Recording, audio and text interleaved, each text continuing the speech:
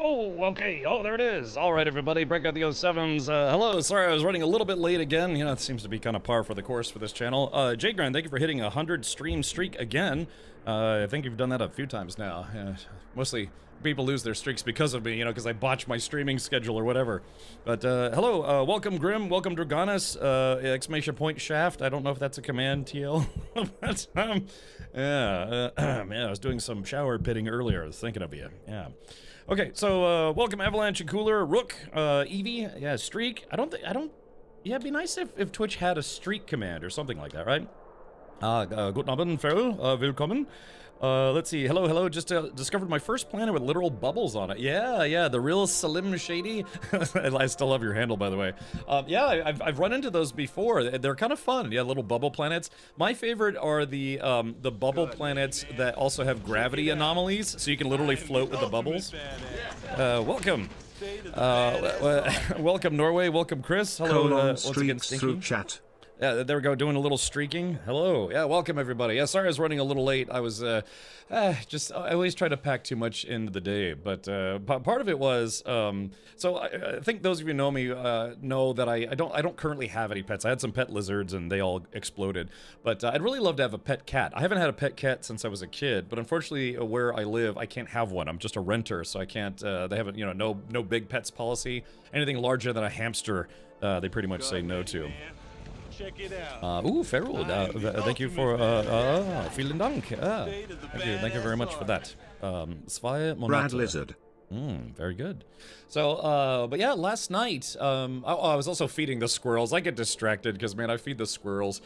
Literally just now, there's like 3 or 4 squirrels. I came home and one of them, like, boop, popped out of a bush and literally followed me to my door because they know I have peanuts. So I keep a big bag, like a 5-pound bag of peanuts by my door. And so I feed one and then another comes over. I gotta feed that guy. And next thing I know, I got like a half dozen squirrels be like, oh, let me play with your nuts, you know, can I eat them? So yeah, so I've always loved squirrels. I like, you know, I know some people have pet squirrels. I understand owning a pet squirrel, which actually I think is legal in Florida, is very difficult because they're extremely hyperactive and they chew on everything. Because, you know, they have these incisors and their incisors keep growing. They grow faster, I think, well, I guess when they're growing up. Anyways, so they have to chew on things, otherwise their incisors would literally like grow out of their mouth, which I learned. Gray squirrels, yeah, just the common, I think, what is it, European gray squirrel. Hey, Doom Guy, welcome. Hello Manchu, hello Ryan, everybody. Man, Captain Denton, from one captain to another, I do salute you. So I was feeding them, but also last night, I was actually getting ready to go to bed last night and just, you know, I was locking my front door. I saw a little kitty cat. There was a kitty cat sitting on my front porch. I was like, oh, I wonder if that's someone's cat. So I tried opening the door, and of course it went and skittered away, but then I was like, pss, pss, pss. Kitty, and of course, you know how cats are. They're like, well, I'm scared, but I'm also a cat, so I got to see what's going on. So eventually, it kind of tiptoes its way back here, and then it sits down and just stares at me.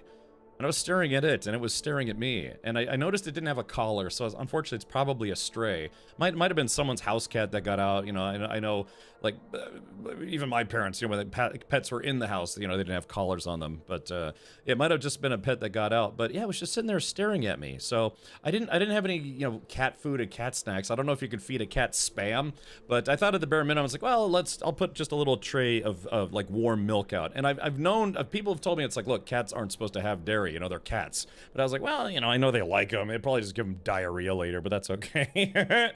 So I put it out there, and as soon as I put it down, it took off again. And I was just like, pss, pss, pss, pss. And I actually waited probably like a good 5-10 minutes to see if it would come back, and it never came back. But I left it out there, and this morning it was licked clean. So yeah, I think it might be a stray cat or something, but it's just chilling out on my front porch. So part of the reason why I was late is I went to go get some groceries. But then I also went and I got some cat food. Yeah, I got some kitty cat food. Morris. This cat's probably been dead for like 30 years. You know, the actual Morris kitty cat. But yeah, I got some, you know, some ceramic bowls. And so what I might do is, you know, not keep putting milk out. You know, it's my milk. But I might put like just little bowls of kitty chow and see if it comes back. Because it's like, well, you know, I can't have a cat inside the house. But, you know, sometimes strays can warm up to you where it's like they might keep coming back to your place. And then some people, what they'll do is they'll build outdoor houses, like an outdoor cat house. And then they just, yeah, it's just like having a pet, but they only live outside and you don't let them in. And if you do let them in, you kind of have to keep them in. You have to give them a flea bath, ringworm meds, all sorts of stuff. So I haven't owned a cat in a long time, but I kind of, from, you know, having roommates that had cats and all sorts of stuff, you know, kind of got some ideas. The cat distribution system strikes again. I know, it probably about, looked like about maybe a 1-year-old cat. So still pretty young. You know, it wasn't like a full-size kitty cat, but yeah, you know, is a nice, cute black cat. Cats can't digest milk after a certain age. They become lactose intolerant. Yeah, you know, I know that, but they love it, though, don't they? So, I don't know. Like I said, yeah, no more milk. I just thought I'd put some warm milk out there because it was not chilly, but a little cooler last night. So, hey, Big Cannonball, welcome. That cat is AI generated by now, yeah. So yeah, I did that, man. I went and just, I was a little bit late because I had to go get some groceries, but I was in the cat aisle. It was like 18 different kinds of cat food, and I was like, okay, well, hopefully this cat has some 9 lives. So I got some kitty cat chow. I did that when I was living in Northern Virginia, right outside of Washington, D.C. There was a stray cat that used to come by my apartment, and I would just leave cat food out, and, you know, I would leave the door open some nights and be like, hey, you know, come on in, meow, and it never wanted to come in. It would literally go right up to the door, sit there, and stare at me, but it wouldn't come inside. Zyphon says, be careful with putting food out. You might attract things you don't want at the house. I live in Florida. We have a little bit of everything here. Yes, there are raccoons, there are possums, there are literally gators. I've been seeing this baby iguana in my front yard running around. Yeah, I'm used to it. You know, we got owls, bats, explosions, you know, pets, just all sorts of stuff. So yeah, I mean, like, I like feeding the animals. I try to be cognizant of, you know, stuff that wild animals shouldn't have. But, you know, squirrels like peanuts. I'm sure cats and raccoons like cat food. So yeah, watch out. Yeah, exactly, for swamp kitties. And I'm not kidding. There's it doesn't happen all the time, but sometimes that you see them crossing over the road, like the little gator guys. If you see me in your yard, just leave a bowl of Johnny Walker Blue. Okay, yeah, it's that. I could picture stinky. I've had Blue Label before. I went to this bar and I'd never had it. And I was like, really? I was like, hey, how much is that bottle of Johnny Walker Blue? The whole bottle. He's like, oh, I don't know, like $200. I was like, really? Gosh. So I was like, okay, how much is just one, you know, like one shot of it or like one tumbler of it? And they're like, it's about $22 for 1 ounce. And I was like, sure, let's do it. You know, $22 for, you know, an alcoholic beverage. I don't know, I'm usually not that expensive. Or, you know, I don't spend that kind of money on booze, because you drink it and then get happy and then pee it out. But I tried it. It was okay. Yeah, it was not bad. I don't think I have a sophisticated enough palate to really enjoy it, or education. And I kind of don't really want to be educated that well in like whiskeys and bourbons, because then I'd probably develop like a drinking problem or something. I don't know. Oh, let's do some sampling. You know, there's a whole thing like with wine tasting, right? You're supposed to taste the wine and then spit it in the wine spittoon. People are like, why would I do that? I could just keep drinking. Yeah. So, but anyways, yeah, so hopefully little kitty buddy, hopefully he'll come back, and if not, then, yeah, the raccoons. Because, like I said, when I first moved in here, I asked the homeowners, it's like, hey, did the previous owners have a dog? And they're like, yes, even though they weren't supposed to. But I was like, okay, but there's like, they haven't lived here for a while now, right? A few months, but there's still poop in the backyard, and I was wondering what was going on, and turns out, yeah, it was like raccoons pooping in the backyard. So, hate to see it. Streamer has hit hard times and resorted to eating cat food. When I was a kid, when we had cats, I used to eat Meow Mix. I mean, I would literally grab a handful of it, put it in my pocket, and I'd snack on it when I was hanging out with my friends. Remember, they're like, "What are you eating?" I was like, "Nothing." You know, I used to eat Meow Mix. I thought it was actually kind of good. We got a black cat who claimed me and my son last fall. He walked up to us when we were outside, and we took him in. He has lived inside our house now. Well, that's what I'd like, but unfortunately I can't. So I'll just have to be. If the cat comes back, it'll have to be an outdoor kitty. When I take walks around the neighborhood, there was also like this kind of like white and orange cat, and you know, same thing, like, pss, pss, pss, pss, you know, to see if it will come over and, you know, pet it and give it some loving. But yeah, you know how strays are. They tend to be very skittish. So yeah. Hearing all that makes me a bit jealous. There are no animals around here. Yeah, I mean, Florida is like Australia light. You know, we have a lot of creatures here. Lots of bugs. There's reptiles and snakes and things. And so after a while, I just kind of get used to it. What was amusing to me at first when I moved here is hearing all the owls. Yeah, there were a lot of owls where I live, and for a while it's like woohoo, woohoo. You know, it gets exciting. Except it gets really, really annoying when it's 2 o'clock in the morning and you hear a bunch of horny owls, not horned owls, but horny owls screeching at each other like woohoo, woohoo, woohoo, woohoo. They literally do that kind of stuff where you know, trying to attract each other and bang each other and stuff. Yeah, where it's like It's like, hey, will you shut up out there? I've gone outside with a light and seen like 3 or 4 owls just up in my tree. It's like, hey, get out of here. You're making noise. I'm trying to sleep. Johnny Walker's fine, but for $200 you can get better whiskey. Ooh, Zyphon, what's your poison of choice? My family adopted a stray orange cat when I was in high school. Gave it all the shots and collar, but only stayed in the house a night. Okay. Well, at least. So, and you know, I know. I actually talked to animal control because there was a business that had caught a cat.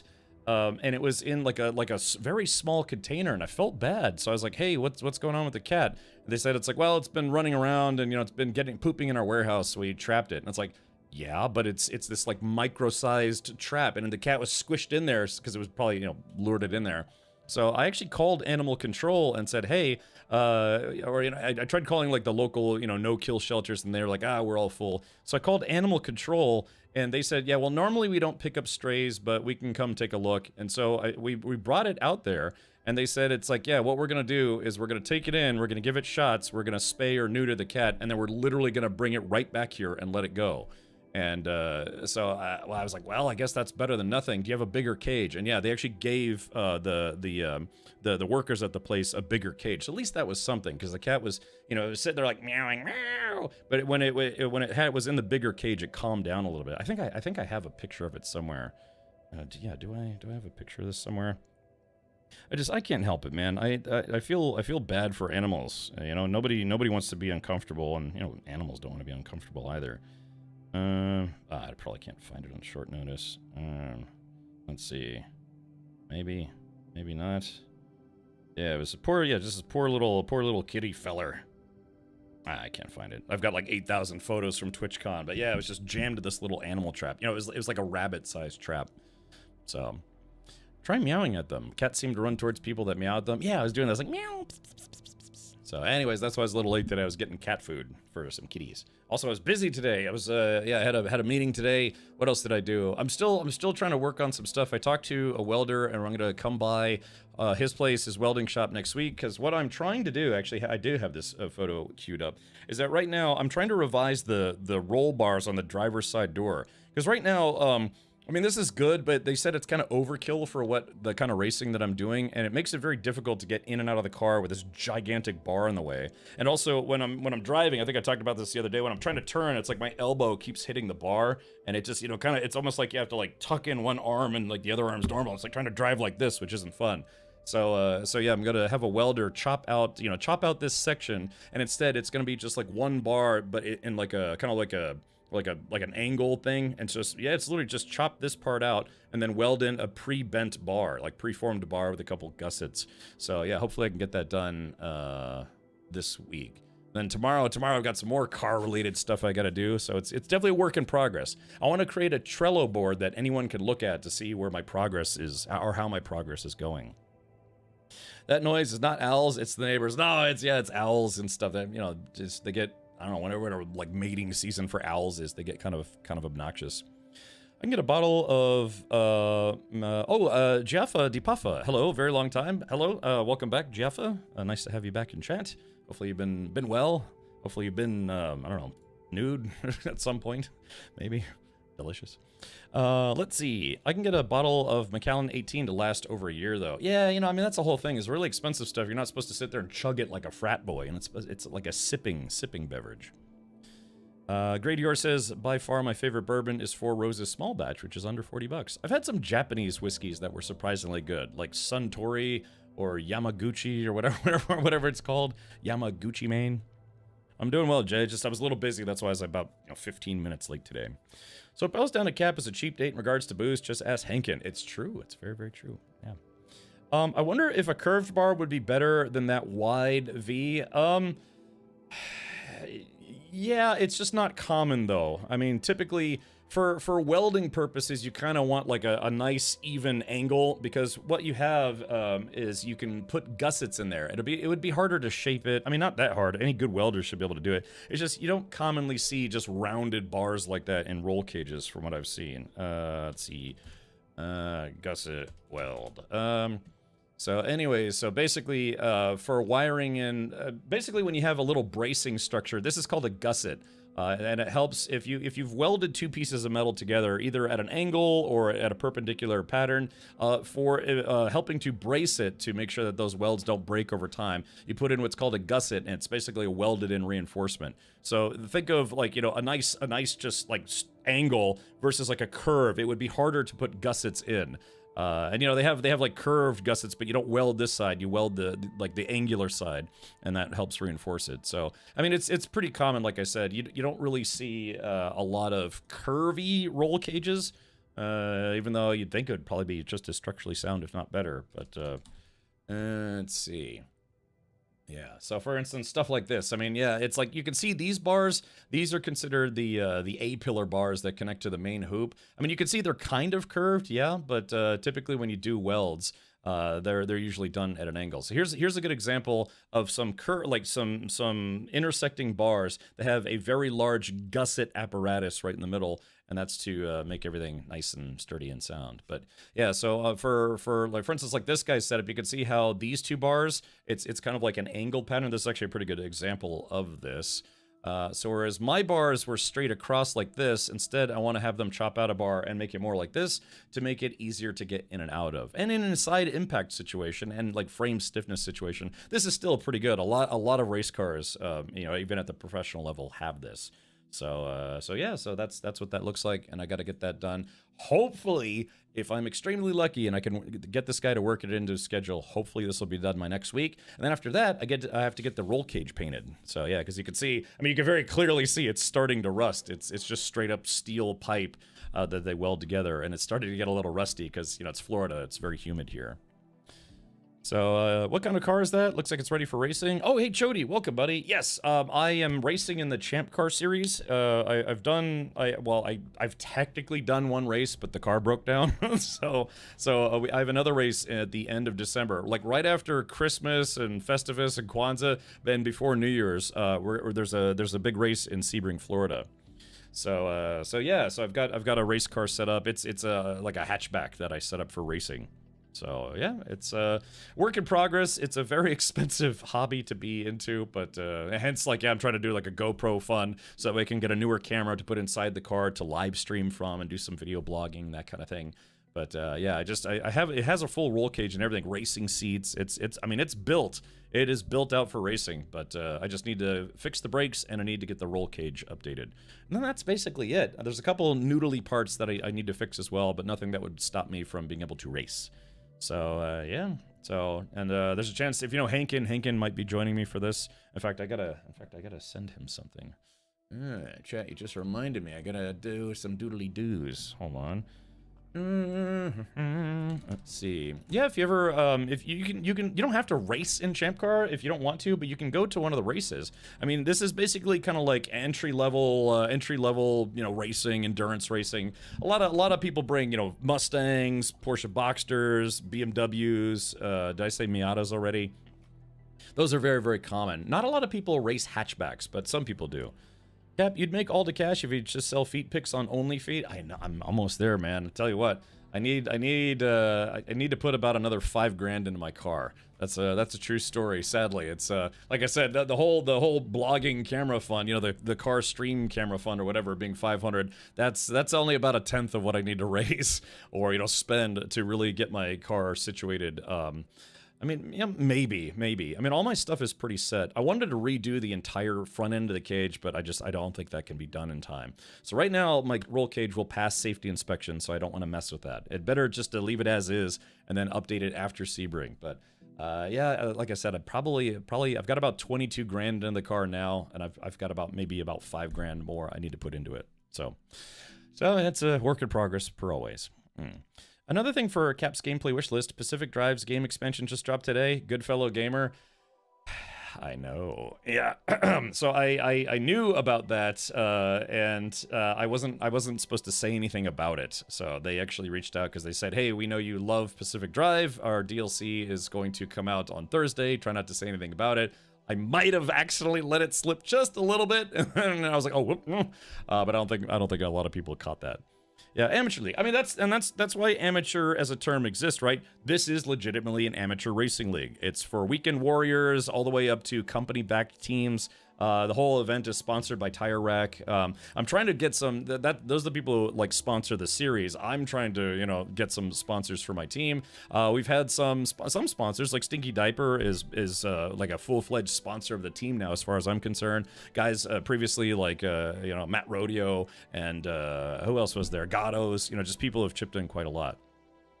Yeah, so Stinky, if you're interested, I was going to try to message you personally about this, but when we have team meetings, if you would like to be a part of that, since you're a sponsor at this point, you're welcome to sit in on those, maybe provide some feedback. So, yeah. Let's see. Jaffa says, huh?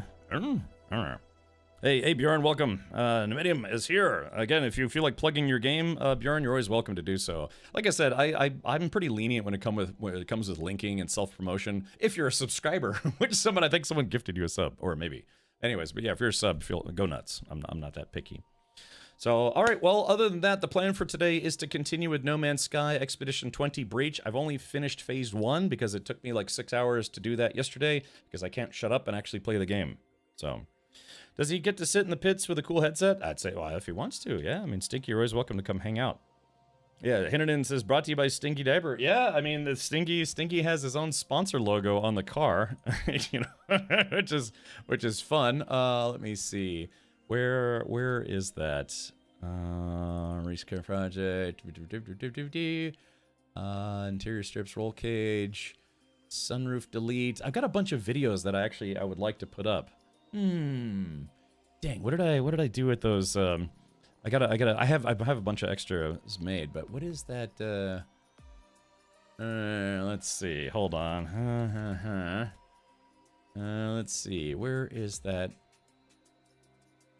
Oh man, I forget which folder I put it in. I gotta find it again. But anyways, yeah. So Stinky has his own logo.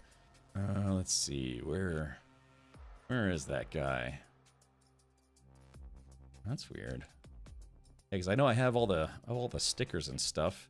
Ah, here it is. Here we go. This is it. So, yeah, there we go. Stinky Diaper Co. Established 2015. Yeah, Stinky Diaper Co. They're the stinkiest. I like how the baby's crotch just says stink. So this was kind of a hybrid of AI generated, but also Mr. Zgaha, who's a graphic designer, helped kind of finalize it. And try not to notice that he's actually polydactylic on his left foot. He's got 6 toes on one foot. Yeah, this was done. Gosh, what? Maybe not quite a year ago. Maybe a year ago. How long ago was this? Yeah, it was like 9 months ago. So yeah, so there we go. And that's actually on the side of the car, on both sides actually. So, I'll take 1 shield per stream. If any of y'all like EVE Combat and Space Roguelites, check out my solo dev game, Cathridge. Cathridge. Yeah. Infinity Wind says, drive faster and turn left. Well, the series that I race in, you turn left and right, shockingly. I know it's American racing, right? But, yeah, the classic AI digits, right? AI is getting crazy now, though. I mean, it's nuts how good AI is getting. Your tongue is tuned. Thank you, TL. Thank you for noticing. It's delicious. Balichi and satisfied. God, no. All right. Well, yeah. So there is that right there. There is that right there. Yeah. Like I said, I got some. I'm checking out some car stuff tomorrow. Also, well, let me click on something here. There's like I said. I want to create a Trello board. That's a Trello board. Trello board is like a project tracker website. I could show you the one that I use for video editing. Let's see here. Wait a minute. Hold on. Give me a sec. Where's my project board stuff at? Okay, I need to get in the game. Yeah, I'm doing that thing that I always do. I get distracted. I want to start talking about cars and butts and stuff. Hold on. Let me click on something here. Let's see. Alrighty. Okay, yeah, let's get into some No Man's Sky Breach. I still have phases 2 through 5 to do, and so hopefully I'll be able to do some of those at some point in time. Okay. All right, very good. All right, so yeah, like I said. Oh, by the way, let's do, speaking of car stuff, man, I'm sorry to bother everybody with this. I do have some small news to share. Show more.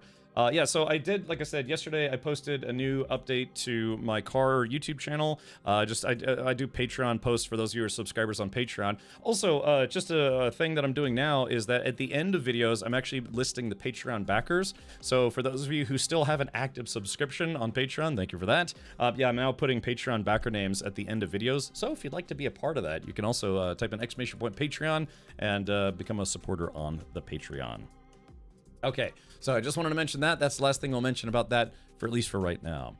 Shouldn't be hard to find local businesses in Tampa that will sponsor you, Richard. We used to have a lot when we raced. Yeah, Xanta. Maybe Xanta, would you be up for chatting about that sometime?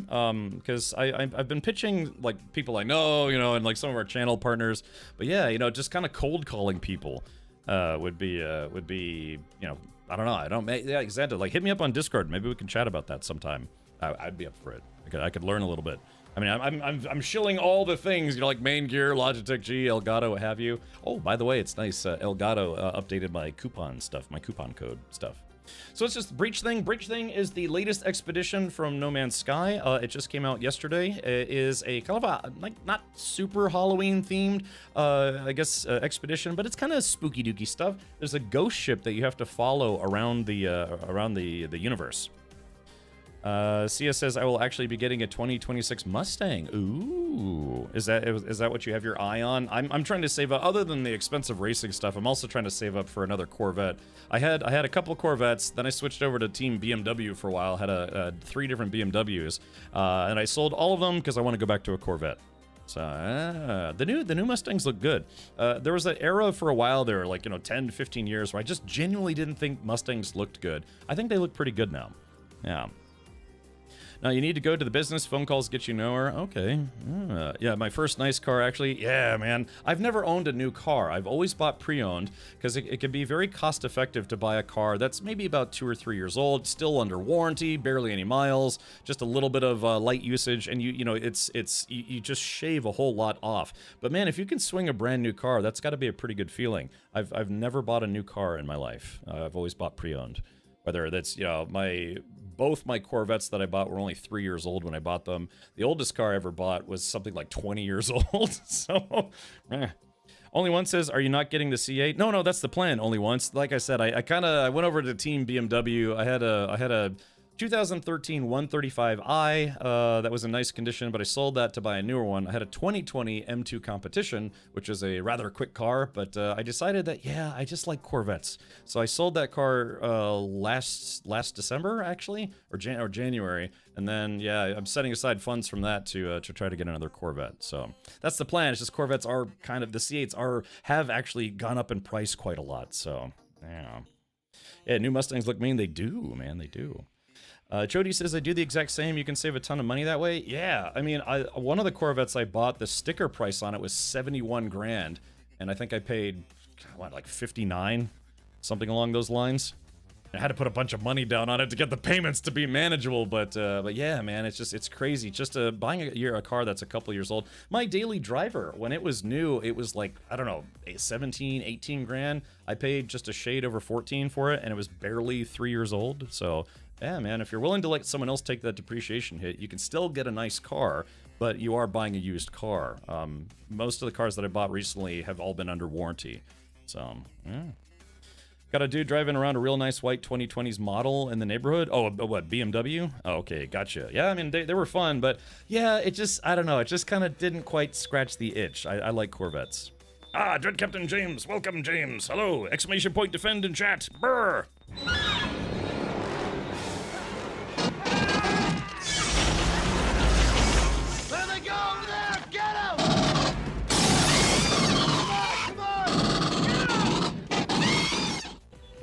They're more affordable than a Corvette. Yeah, man, the C8s, you know, they were just so popular. GM started raising the price on them. But I think a lot of people have suspected that the pricing bubble for Corvettes has kind of popped at this point, because they've been around for, what, 5 years now, and they've gotten to be fairly ubiquitous. So the demand has gotten lower for the base models or the Z51s, because they came out with the Z06, and then they came out with the E-Ray, the hybrid. Then they came out with the ZR1, and then the ZR1X. So base models are actually starting to finally overall come down in price, because there are better models, and there's just so many of them. So Yeah, the prices have finally been coming down, so that's why I'm trying to save my pennies to try to get one.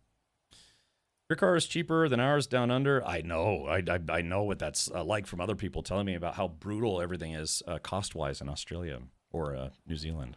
Yeah, but yeah, welcome, Dread Captain James. I don't know if you've checked this out, but yeah, we are doing the Expedition 20 Breach Expedition thing. It's a Department of Redundancy department. So yeah, let's go ahead and jump into it right now. As much as I'd love to have like, you know, we should have like Car Talk Tuesdays or something where I can get it out of my system. And then Wednesday and Thursday and Friday, I just can't shut up about cars. Okay. So yeah, like I said, for anyone who just came in through the raid, if you're into cars, check out my Cars YouTube channel and type in !cars in chat. Okay. Oh, you just finished it. It was a blast. Okay, cool. Yeah, it seems like it's been pretty normal to start off, but we did find that fire ship Arcadia, and we're now officially into phase 2. The Z06s are so pretty. Yeah, I've seen a bunch in person now. I actually, when I was at the Daytona NASCAR race a month or two ago, I actually got to see the new ZR1, and that's a pretty sweet looking ride. But yeah, those cars are, I think they start at 160K or 170K. So that's something I'll only be able to ever look at. It's, you know, in a content creator's income. So, oh yeah, let's go ahead and do it. Right now, I think how many hours do I have in No Man's Sky? I'm just out of curiosity. Let me take a look here. How many hours do I have in this infernal game that I love? Oh, hey, you know, I'm actually pushing 900 hours. Ooh. So I probably won't hit it this stream. I'm at 889.1 hours. So maybe after the expedition, I'll finally, I could say I have over 900 hours in No Man's Sky. Yeah, I'm trying to hit the 1,000 hour mark. Okay, very good. All right, so let's go ahead and jump back in. Yeah. So on my current main playthrough, a lot of those hours are made up with, you know, playing expeditions and other goodies, but my main playthrough has 524 hours on it, which is not bad. Xanta says, have you talked to any car dealers? Well, it depends. In what context? You mean about buying? I would never buy a Corvette in the state of Florida. Florida dealers are some of the worst in the country about add-on prices, like add-on fees, and you know, trying to get you to buy like add-on stuff. They'll do things like they'll put a low jack in your car, do VIN etching, paint sealant, fabric protectant, all sorts of stuff, and they're like, oh yeah, you know, that's only going to cost you an extra $4,000. By the way, we have a $1,300 dealer fee. So it's, if I can ever recommend buying a car in Florida, it's to not buy one at a dealer, because they really soak people with all those extra BS fees and things. So yeah, if I can get a C8, it'll either be private in Florida or dealer out of state. So yeah. Ultimate Gamer says, has a new expedition dropped? Yeah, it came out just yesterday. It's called Expedition 20 Breach. I will link you to the patch notes and like the description for it in chat. So there is that right there. So yeah, there we go. There's all the notes. That's on No Man's Sky's website. It's not like a, you know, like a reviewer website. So no spoilers or anything. But yeah, we're jumping into this right now. I'm currently on phase 2. Hope they come out with a pure EV Corvette at some point. Would be hard to resist. I mean, they do have a hybrid now. They have an all-wheel drive hybrid Corvette. Whap! Try half a city. Try Yeah. half a city with this puppy. I love it, Taylor. Yeah, anytime you want to quote the movie Alien or Aliens, you get brownie points in my book. So yeah, sure thing. Ultimate, the Ultimate Warrior. Yeah. Okay. So let me make sure my audio linker is working. I can't hear the game for some reason. Why am I not able to? Yeah. Why can't I hear the game? Maybe it's because I didn't start my audio linking software because I was rushing, because I was 15 minutes late today. Look, it's for a good reason. I had to feed the squirrels, and I bought cat food for the stray cat that lives in front of my house now, apparently. So, you know, just trying to do the right thing by all the animals. I like animals. Yeah, they're delicious. No. Okay, so yeah, let's see. It didn't take long, did it? Lizard. Lizard. Lizard. Woo!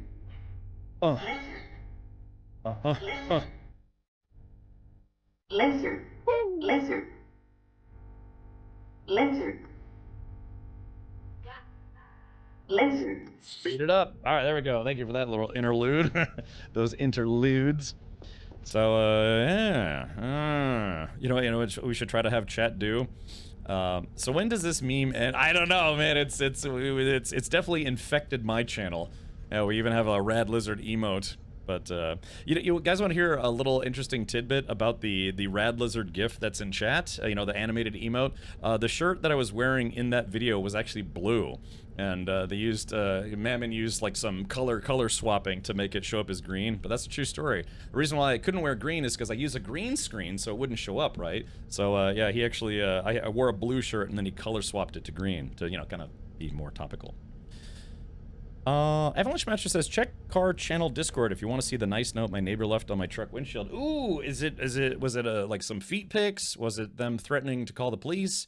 Was it someone asking you out on a date? Okay, let's take a look here. Let's see. If you're gonna park here without a permit, go to visitor parking, or at least, park straight, so that people that are $1,600 a month can at least have a spot to park when they get out of work. It will be towed next time. Ah, so Avalanche, what's the story behind this spicy note? So you have the daily driver and you have the Blazer. I'm assuming you live in an apartment, and then you probably have apartments usually come with like 1 or 2 assigned parking spots. But usually, if it comes with 1, then you have to pay for additional parking, aka a secondary permit. Oh, the tow guy parked my Blazer crooked. Ah, okay, gotcha. Oh, that's unfortunate. You know, actually, I bought some wheel dollies. What you do is you jack up the car, and then you put the wheel dolly underneath it, then you lower it. You have to do that with all 4 corners. And then from there, you can actually move the car. You have to be extremely careful about that if it's on any kind of incline, because you're probably 200 pounds or, you know, 180, I'm assuming, Avalanche. Your car is going to weigh about 3,500 pounds, give or take. And so, yeah, if it's on an incline, you'll find out very, very, very, very quickly how bad wheel dollies can be if you don't have some, like, you know, like wheel chocks or whatever. So, we use those to repo cars. Oh, thank you, Budsack. Thank you for letting me know. But yeah, I bought some, because at the last Champ Car race I did, there were some people who, you know, that your car breaks down, and then if you can't put it in neutral, like the transmission seized up or something, then you have to put it on, you have to jack it up and put wheel dollies on it so you can move it into a, into a garage or your pit bay or whatever. Let's see. It's still crooked, but within the lines now. Yeah, do you have any idea who this was? Because, yeah, I mean, that's a bit spicy for someone, you know. I mean, again, at face value, nobody knows, right? Until you give them context, like, look, I'm sorry, my car broke down, and I had to have it towed here. I'll never forget the time I took one of my BMWs to a BMW dealership, and it broke down in their parking lot. I was getting ready to leave, and I pulled forward, and then the serpentine belt snapped and got wrapped around one of the pulleys, and so I couldn't move it.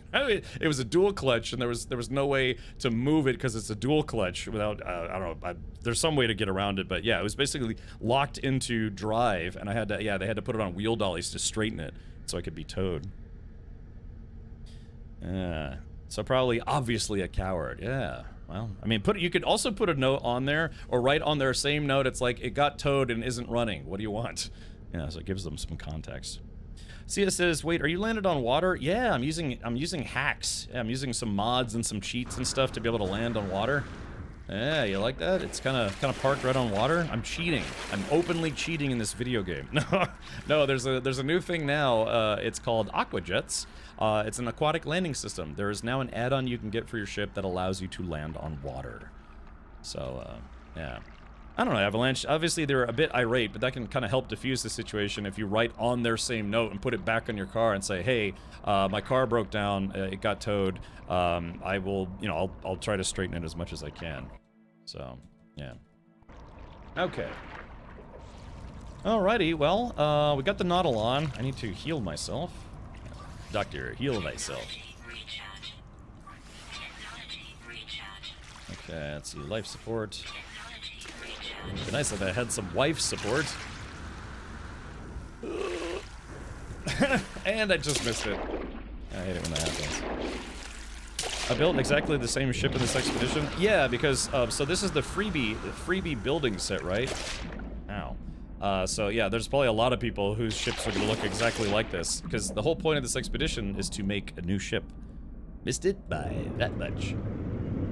Now, normally when you park on water, you're a lot closer to the water, so I wonder if that's something that's unique to Corvettes. By the way, there is an experimental branch that Hello Games published this morning to fix a couple bugs, so you can switch to the experimental branch if you want to.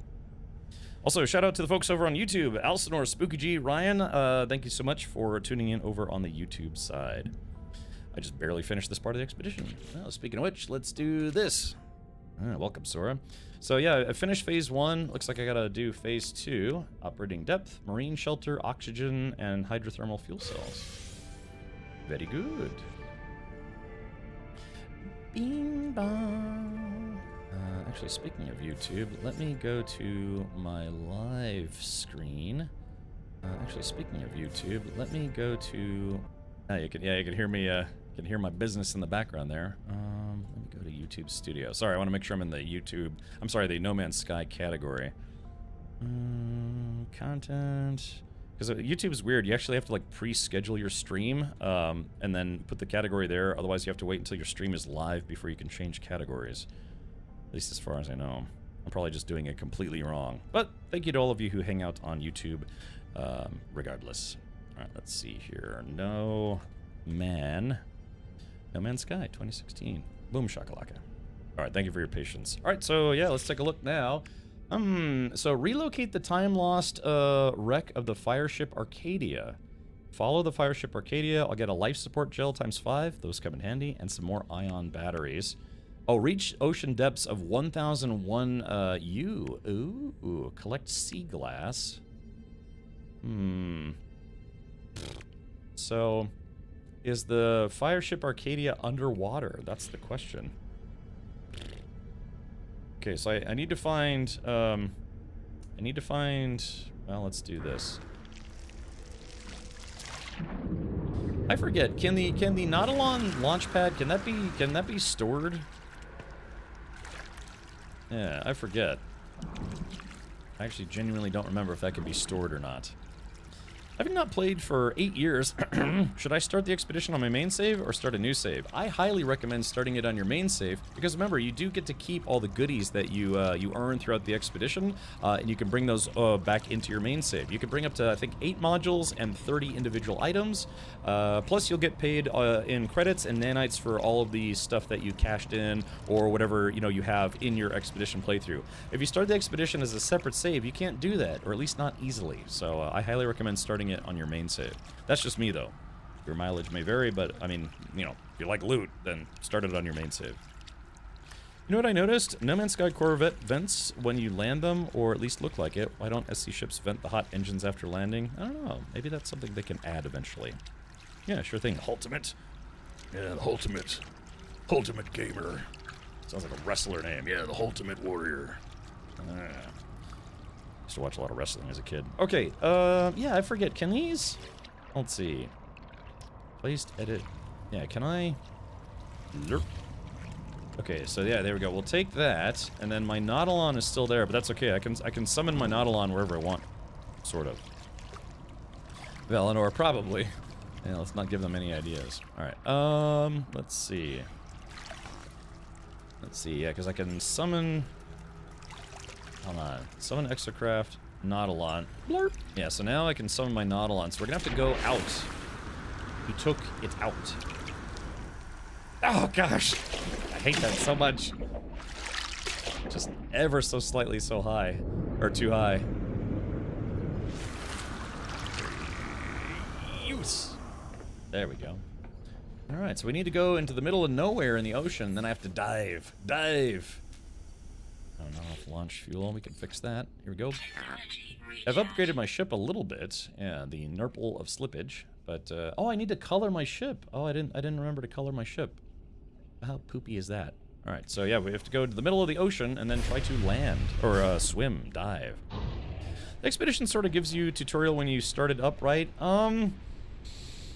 There was a previous expedition that was basically a glorified tutorial, but in this expedition, it'll kind of tell you where to go, but not as much as, say, like starting a brand new actual playthrough of the normal game. So Expeditions can be played by new players, but they kind of make them with the intent that it's people who've already played the main game at least a little bit. Check it out. I am the ultimate Ooh, wow. Jeez, Kiri, can you imagine? Only 4 months, and it'll Once be upon a 5 time, years. I decided to sub, and since then I have been here. Oh, thank you, Kiri. Kiri, any, oh wait, here we go. So let's see. So we're right in the middle of nowhere here. So hopefully... There we go, so coming in for a water landing. For a week streak. J-Grind hit 100 streams today. Okay, did that land any closer? Because normally when you land on water, you land a lot closer, but to be fair, this is a Corvette class ship, so maybe it's a little different. Alright, so let's go ahead and summon my Snotolon. Where's that bad boy at? There we go. Okay, now the question is, do I have any upgrades for the Nautilon? Pulse engine. Oh yeah, here we go. Humboldt drive. There we go. Install that. Let's put that in a supercharged slot. Do I have any other upgrades? Exosuit aeration membrane. I forget, what is that? Does that have a... I guess that doesn't have an adjacency bonus with anything. Wait, maybe? Hold on. No? Yeah, no adjacency bonus. Bummer. Oxygen rebreather. Yeah. Okay, cool. So those are at 100%. Do I have any other upgrades? Pulse engine upgrade. Upgrade complete. Yeah, because normally... Isn't there something you have to add to your Nautilon to where you can, like, dive really deep? Also, I'm having chicken with Chick-fil-A sauce. Someone sent me from overseas. Really? You still have some of that left? That's surprising. Oh, can you imagine? Yeah, it's been almost 5 years since you took a chance on a bearded weirdo on the internet. Jay Grunt says, I'm making buffalo chicken pizza. Remember, you know, I do pizza Saturdays, so I'm thinking about getting some buffalo chicken on Saturday.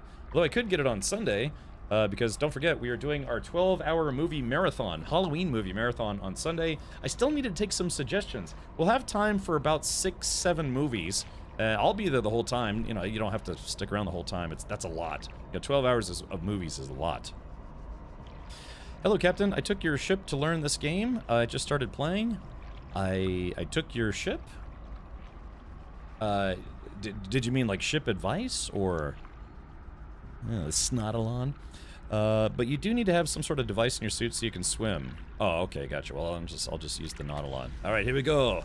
It's time to dive, my friends. Dive, dive. Okay, so we need to get to a depth of 1,001 meters. So let's go ahead and do it. Dive, dive. Into the deep we go.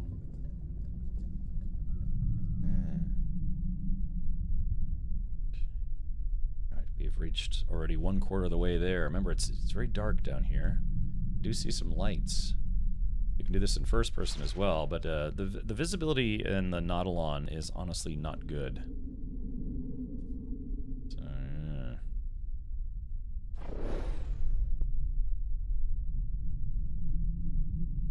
diving. Yes, we must dive deep to the ocean floor. Cooler, the movie marathon will start at 12 p.m. U.S. Eastern.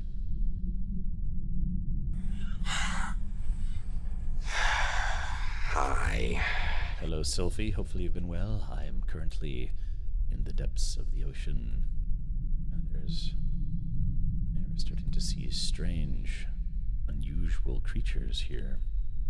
That was the last pack of Chick-fil-A sauce. I tried to spread the fun out as long as I could and not go cheese curds on it. Oh yeah, let's see, deep underwater. Gotta put my rebreather on. Alright, so we are now diving deeper to a depth of 750 meters. Pressure is building. Not that kind of pressure. Man's Ocean. Ugh. We're starting to... There's a little seahorse there. Where's that bad boy at? Seem to have lost lateral control using my mouse. That's okay. So we're coming in. Lots of activity at this depth. 996, 997, 995. And wait for it. Okay, there it is, chat. We've done it. From my bathysphere, I have actually made it to the proper depth, but I could go deeper. Would you like it if I went deeper? Starting to hit some strange creatures. Oh, and I think we've done it. They use bioluminescence. I'm no Jacques Cousteau, but I do know how to get to the bottom of an ocean. I'm like James Cameron. Okay, we are now crossing into deep ocean. Hazardous conditions detected. Life support systems under increased strain. Install a pressure membrane to improve survival chances. Is it the same kind of pressure that squishes billionaires? Yes. And how?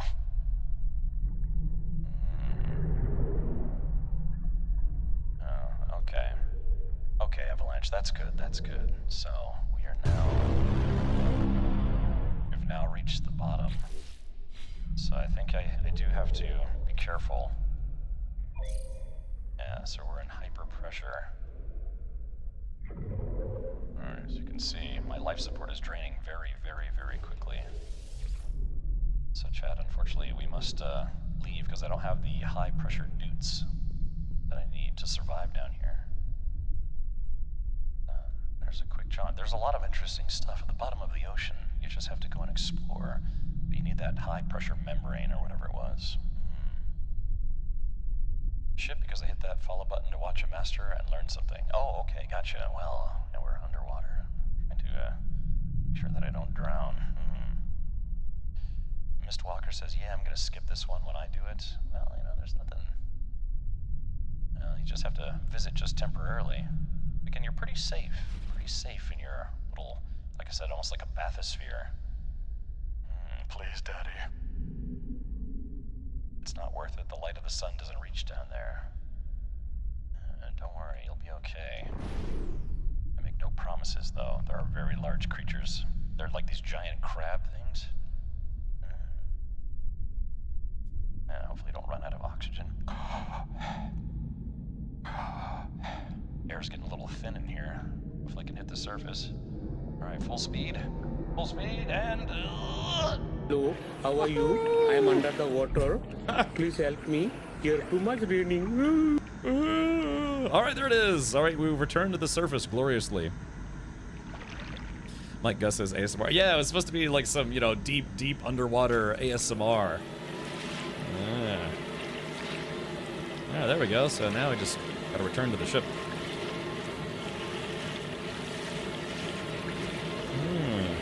Art imitates life. Yes, yes it does. Yeah, the Logitech controller got us back this time. Yeah, that's right.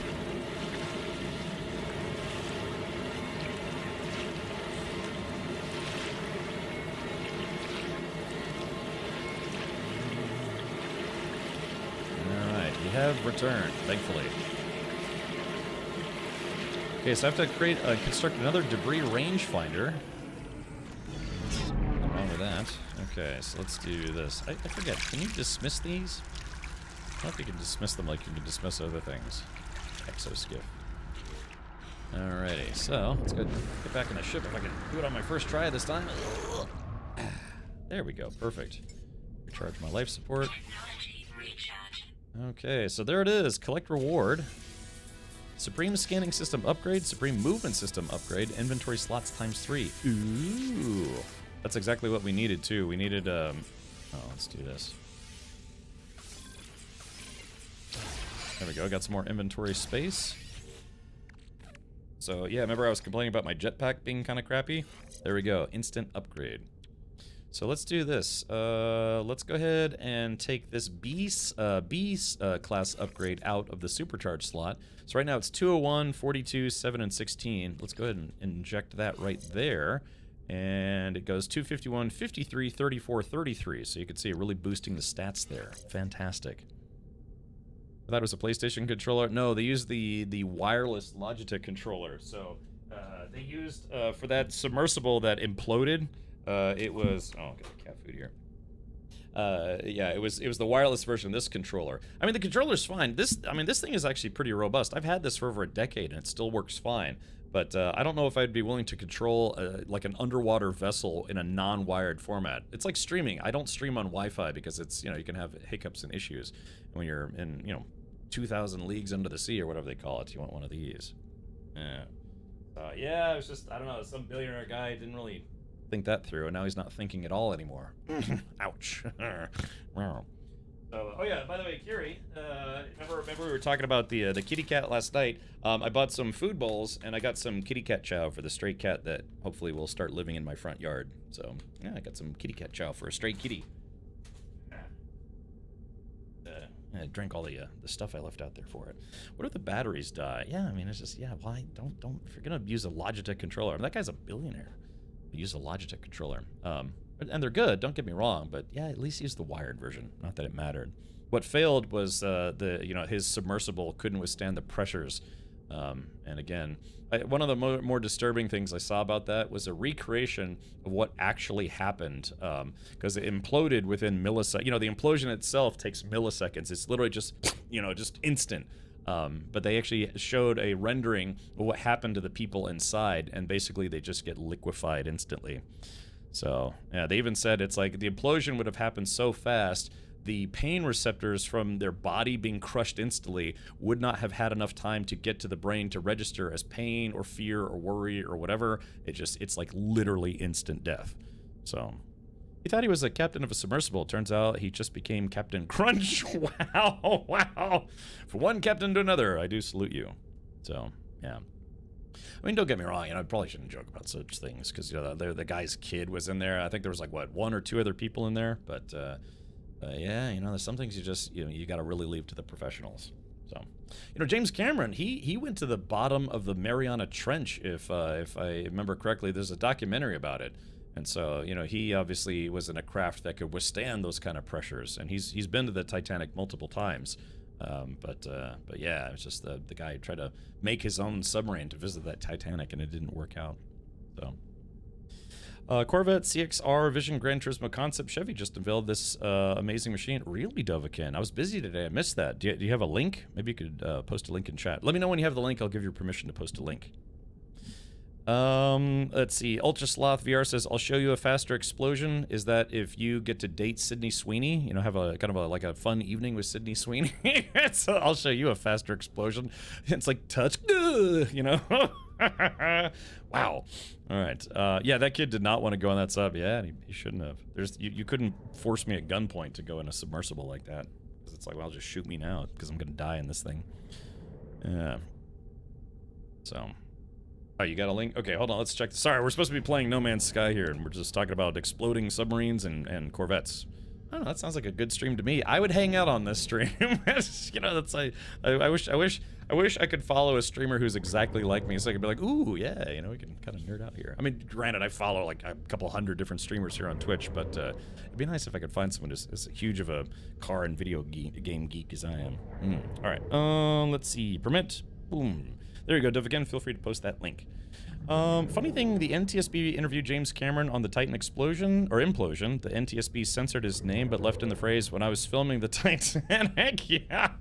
Yeah. Well, I mean, there's other people who've gone to the Titanic and not died, but yeah, like I said, you gotta leave that stuff to the professionals. Okay, so relocate the time lost wreck of the fire ship. So that means I need to make another debris, like a debris scanner. So, and I can't do that on this planet, so we are going to have to go to a different planet in this solar system. So what's a good temperate moon? Perfect. That should give us exactly what. Ooh, a scarlet planet. Webbed planet. I've been to webbed planets. Arid. That's a desert planet. So, a scarlet planet. Ancient bones. What kind of planet type is a scarlet planet? If that doesn't work out, we'll go to rural 18. Yeah, we got to get off this water rock. Hold on, let's see. While we're traveling, we'll check out Dovikin's link here. Talking about submersible vehicle disasters is a good way to sync Captain Richard's stream. Yikes. It's a YouTube vid. Yeah, is there any music in it? If there's music, I might have to mute the volume. The dad wanted to bond with his son, now they are. Jeez, Elsinore, God, that's probably one of the worst things I've ever heard about that. Yeah, he wanted to bond with his son, so he did. Oh, God. Golly, Elsinore. Wow. Holy shit. Oh, that's terrible. God. That's rough, man. Oh, good. All right, very good. Yeah, Jeff is this pain. I know. It's just father-son bonding time. Oh, golly. Wow. God, that makes my palms sweat with how bad that is. That's okay, Elsinore. That's just brutal, man. Wow. Okay. All right. Oh, hey, Zabak. Welcome. All right, hold on. Let's check out this Gran Turismo Vision. So this is a car that's not going to be in production or anything. It's just it's like a concept car. Yeah, emotional bonding, not molecular bonding. Yeah, too late now. All right, hold on. Let's pull this up here. So, okay. Oh, CXR Vision Gran Turismo concept. Let's see. Or did they actually make it in real life, or is this a rendering? It's probably a rendering.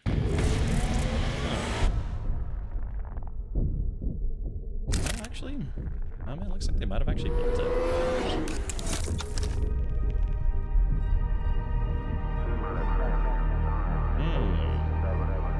A little bit of music, but I think it'll be okay.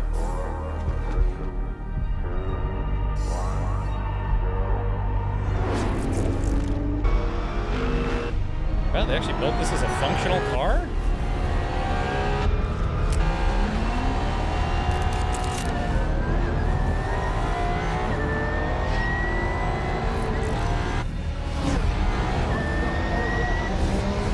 Unless like video games are just getting.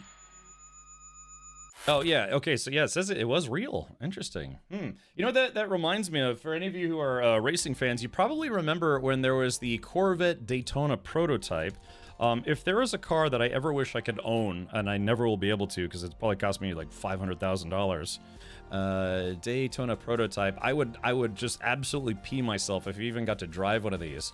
But it was, I forget what series it was raced in. I want to say, was it IMSA that it raced in? But basically, this was a mid-engine Corvette before Corvettes went mid-engine. So it was, yeah, it was this guy right here. And it is basically Chevrolet kind of turned, you know, kind of like a Corvette into a supercar, so to speak, before we now have the modern day C8 supercars. So, yeah, this is, wait, what? It looked like CGI? No, it was a real, like a lot of those Vision prototypes. Yeah, they're not real. They'll do like mock-ups, but they're non-running mock-ups or whatever. But that apparently is a real car. The entire cockpit roof lifts up. I've seen a few cars with that gimmick and didn't do very well on the market. Yeah, I mean, that's okay. But yeah, for some reason I could win the lottery, I would absolutely pursue one of these. Colonel Hogan says, raced with the Saline S7. So you were actually in? I have seen them in person. They're very sleek cars. In the movie Bruce Almighty, he actually drives a Saline F7. Yeah, they're very, very cool cars. I forget, what motor did they put in the Saline? Was it an LS motor or was it one of Ford's motors? Yeah, the prototype is a Ford Pinto. Hey, Indiana Jonesy, welcome. And back to Carta. I know, it's just people tell me things. But yeah, I would die and go to hog heaven if I could actually, yeah, like this guy right here. If I could go find this car in real life, you know, win the lottery and go find this car, I would love to own this car. So yeah, these were mid-engine racing Corvettes before GM started making mid-engine Corvettes. So. It was, and then yeah, they raced these for a number of years. Was it in IMSA or was it in a different one? Colonel Hogan, out of curiosity, do you have any pictures from your days racing with the Saline S7? I'm racing in Champ Car. This is like I guess you could say my rookie season, but I've got a couple races under my belt, and I'm doing another one in December. So yeah. What's the No Man's Sky file size now on PS5? I want to say around 25 gigs, about 25 gigs. So yeah, if you have pictures, I'd love to see them. Like I said, they don't make these anymore, but I'm sure there's collectors out there that have them, and I would like to have one. And again, it's one of those things where I'd probably be able to register it as a Corvette in Florida, because Florida is very, very car-friendly. You know, they don't do safety inspections, they don't do emissions inspections here. As long as your car is not physically falling apart, you can get away with driving it on public streets here. I didn't mean to derail stream. No, I'm glad you showed me that. That's a cool video. I might watch that again after the stream. Are we starting to donate for that car? No, but if anyone feels like chipping in for the GoPro blogging camera fun, again, this is I'm trying to get a newer GoPro to put in my race car for live streaming and also for you know, filming car shows and other events and things. I've got some. I do have an action cam already, but it's like probably about 7 years old, and I'm trying to get one of the newer ones that has better streaming capabilities. So yeah, if you feel like chipping in, like some pocket change to that, type an exclamation point GoPro. All right, so let's see. I have to construct a debris rangefinder, so let's go ahead and mark Egus on the map. It's nice that we have planetary marking now, and let's head on over there.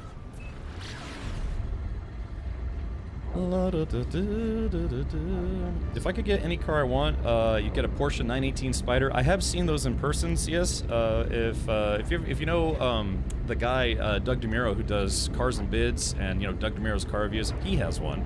But I have seen them in person before. Yeah, they're pretty nice. They're also really expensive. Yeah, car friendly but not friendly car salesman. Yeah, I mean I've talked about my trials and tribulations. I've never worked in car sales, automotive sales, but I've bought and sold a lot of cars. For someone who's never worked in that industry, I have bought and sold a lot of cars. So yeah. Reaping Dragoner asks, is the expedition quick and simple? I'm kind of taking my time with it. There hasn't been really anything terribly difficult, so yeah. I mean, if you enjoy playing No Man's Sky, it's, you know, let's look at it this way. It's something new to do in the game. So yeah. All right, so we're just gonna land on a station. I'd like a red Ferrari Testarossa. I think isn't. Like, you remember how Lamborghini remade the Countach? I think Ferrari is going to do, like, a new version of the Testarossa. Did anyone else hear about that? I thought I heard that they were planning on doing kind of like a modern version of the Testarossa. Can you tell me why the airplane I'm on is broken and hasn't taken off yet? Wrong answers only. I guess somebody clogged the toilet? I actually had a flight delayed for that very reason. Yeah, somebody clogged the toilet, and after the plane landed, they had to fix it, and the toilet system started leaking, and it literally leaked in down like the aisles and stuff, so the flight had been, I think it was delayed for about 2 or 3 hours, because they had to unclog the toilet, and then they had to get all of the sewage, you know, all the poop water, like shampooed out of the aisle. That's a true story. Gross. Yeah. The plane is out of blinker fluid. Yeah, it's true. Let's see. I'm just hopping out to register that I've actually been to this station. I'm not sure if I landed in this one. Did the Redux of DeLorean come out? I don't know. I know they advertised it, but I don't know if that's out yet or not. Hopefully it'll have more horsepower than the original one. The original DeLorean, of course, was very cool. You know, a very legendary car. Was in the Back to the Future movies. They were really horribly underpowered, though. So that's one of those things that looks fast. It isn't. I'd love to drive one, though. I've sat in them, but I've never driven one. You mean the redo? Look, technically it is a redo. Yeah, it's a redux and a redo, sort of. Okay, let's get out of here.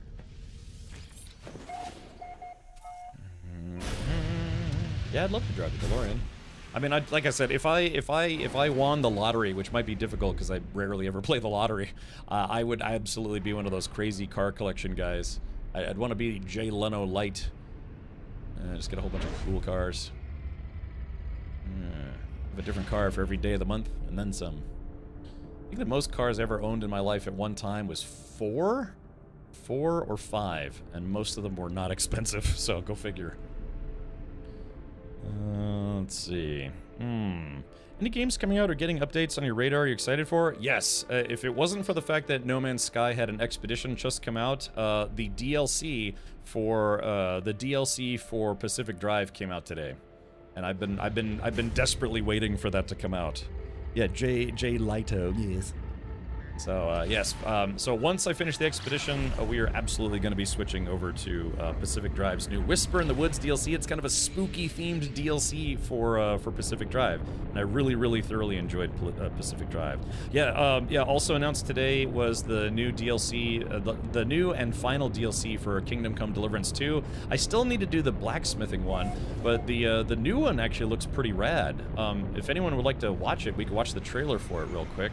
I did enjoy my playthrough of Kingdom Come Deliverance. I sincerely hope it has a shot at Game of the Year this year. Wait, the new DLC for that game? Yes, it just came out today. I am now legally allowed to say that, I believe. Yeah, it's past, yeah, because it was embargoed until 4 p.m. my time. They told me about it like a week ago, and I couldn't really say anything about it. Is the landing pad not working?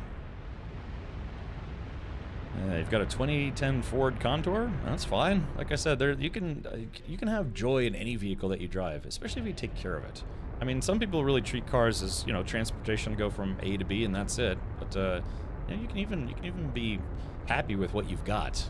I mean, I've driven station wagons. I've driven old crappy trucks, or own them, I should say. And you know, you take care of your car will take care of you. I guess this landing pad's no longer active. Legacy of the Forge is really good. I want to get into it. It's just that we have kind of a massive backlog. It's hard to keep up with all the game launches. Yeah, let's do this real quick. Let's watch the trailer for, let's do this.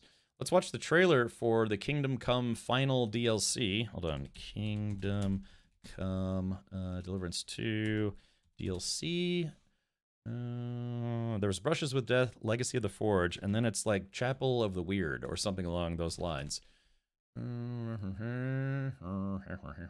This is Mysteria Ecclesiae. This is the Peggy DLC. 18. Yeah, Pegging 18. There we go. All right, here we go. So this is the trailer for Kingdom Come Deliverance 2, Mysteria Ecclesiae. This is the final DLC. Looks like it's going to be awesome, too. Sancta Barbara, Virgo Nicomedie,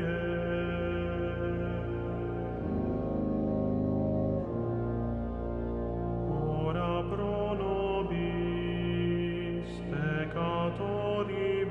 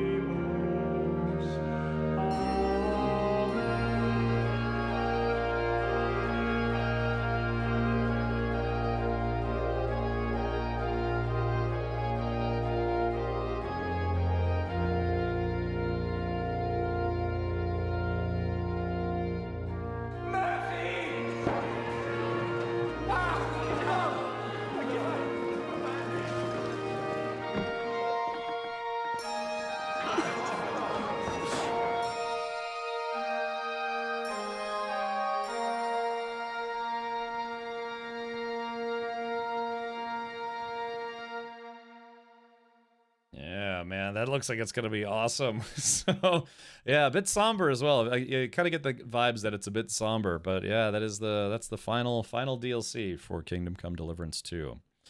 Yeah, maybe the last time we ever see Henry of Skalitz. Yeah, some of the stuff that Tom McKay has said and some of the folks, you know, that work for Warhorse Studios, it does kind of sound like, yeah, maybe that's gonna be it for Henry of Skalitz.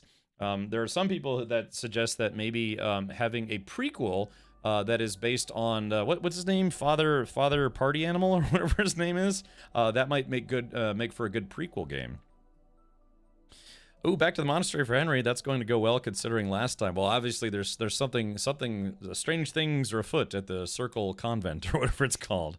Yeah, Father Godwin. So, but yeah, it kind of well, I mean, yeah, from stuff that they said and stuff that Tom McKay said, who plays Henry of Skalitz.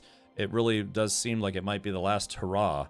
I mean, he's been working with that company on that game. What's it been? 9 years, Jay Grind, that he's just been perpetually working with Warhorse on those games.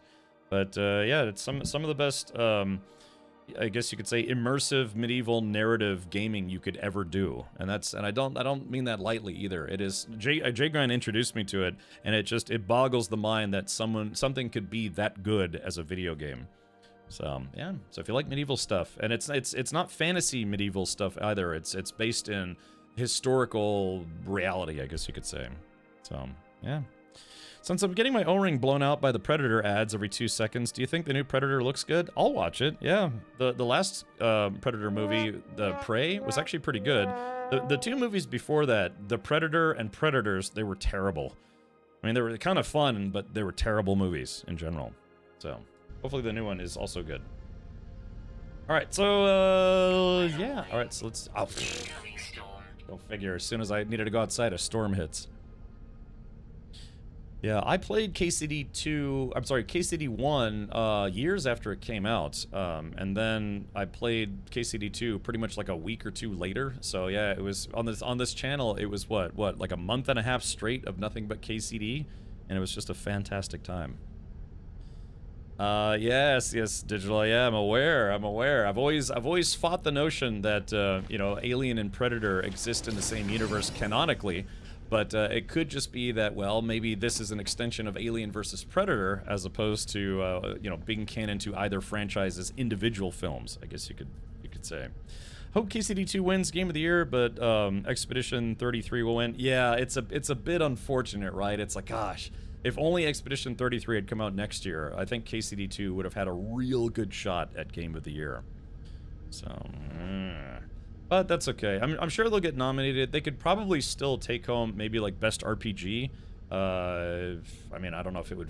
I guess would that count as an RPG? I mean, you have like a skill tree and leveling, I think, or sort of. So I don't know. I'd be shocked if they didn't win any awards. It could be like Best Writing or Best RPG or Most Henry of Skalitz Award or something like that. So, you know what I'm really excited for with Alien is Alien Isolation 2. Yeah, no idea when that's coming out, but I am very excited for that as well. I'll probably end up doing a replay of Alien Isolation before Alien Isolation 2 comes out. Ciderbeard asks, is Expedition 33 pretty good? Up until Hades, it was the highest rated game on Metacritic for this year. So, yeah, it's been pretty much critically acclaimed universally, almost. So, man. Yeah, I watched your KCD2 playthrough, and you had a good time, and so did we watching. Well, thank you, Colin. Yeah, and finally in 2025, I started saving my VODs, so all of my playthrough of KCD 1 and 2 is available on YouTube, on my original YouTube channel.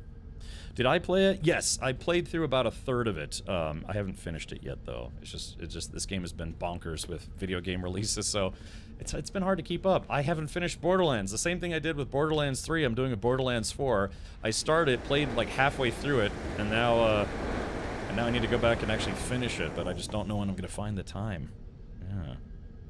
So what are your thoughts of KCD 2? I strongly recommend playing both KCD 1 and 2. Play them back to back. Yeah, you'll have something to play for the next 2 months.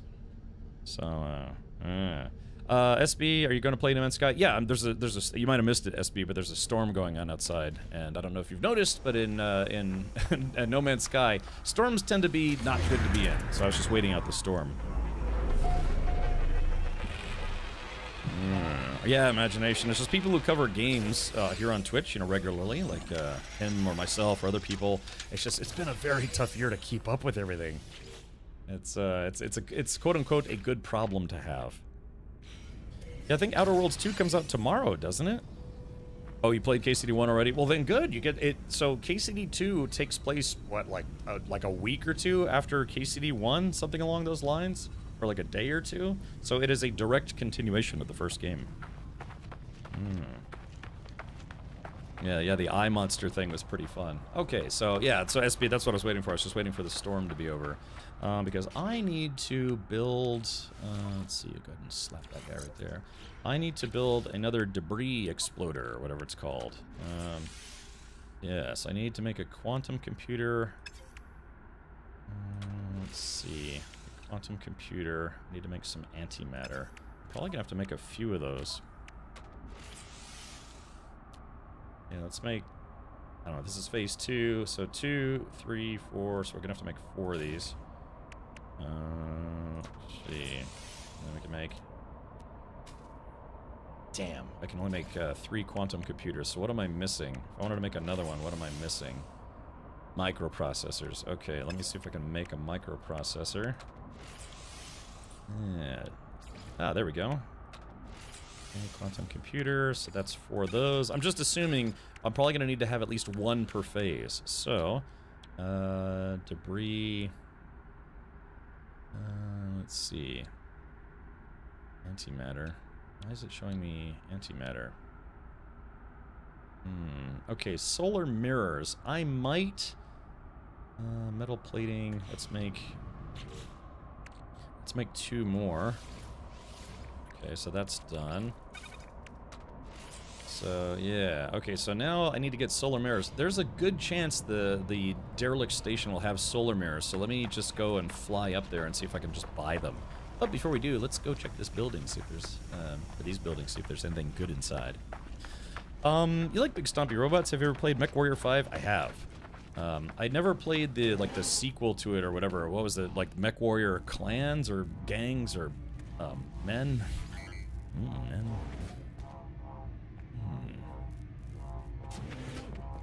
Get Outer Worlds and Outer Wilds mixed up. Yeah, I know that was rough too, right? Because Outer Worlds came out and then Outer Wilds came out, or vice versa. It's like, oh, I can't wait for Outer Worlds to come out. You know, it's that weird RPG. It's like, do you mean Outer Wilds? Yes, that one. Have you played Ghost of Tsushima? Yeah, that's another game I was enjoying playing, and I haven't finished it because it's just it's tough to keep up with games that are long. I mean, you know, it's nice that games come out and it's like a 50, 60-hour game or whatever.